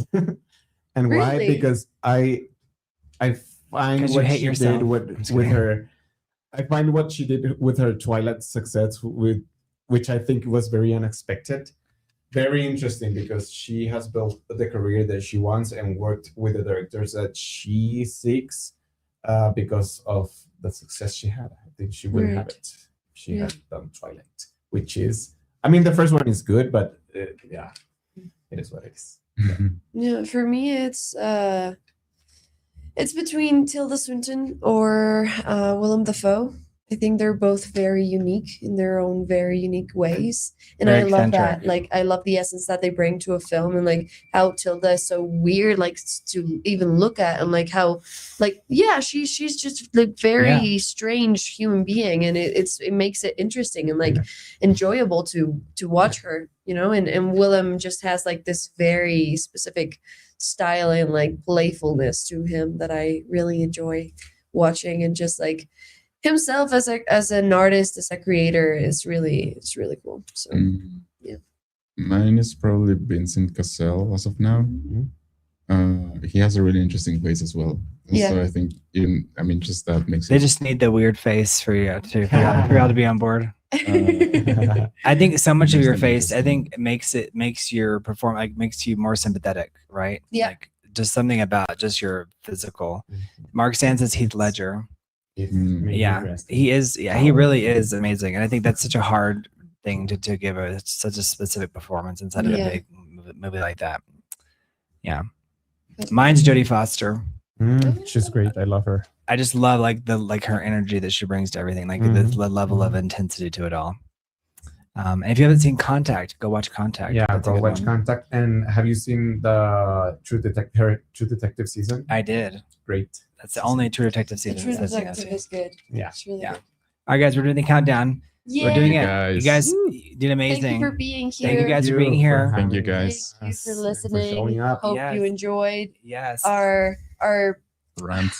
Yeah. It's good. This is like it's Our all these things in ranting. one. It's so many things. And And we finished Mario and with- I being destroyed by Daniel and the trivia. The second trivia was very. It was hard, but yeah. I liked it.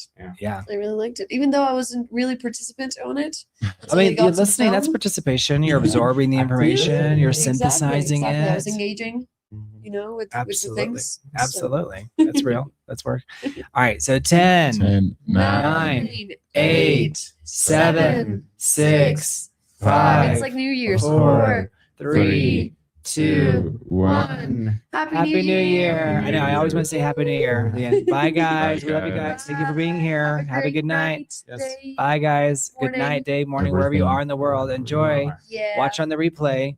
Bye. Bye, guys. Bye, Bye, guys. guys.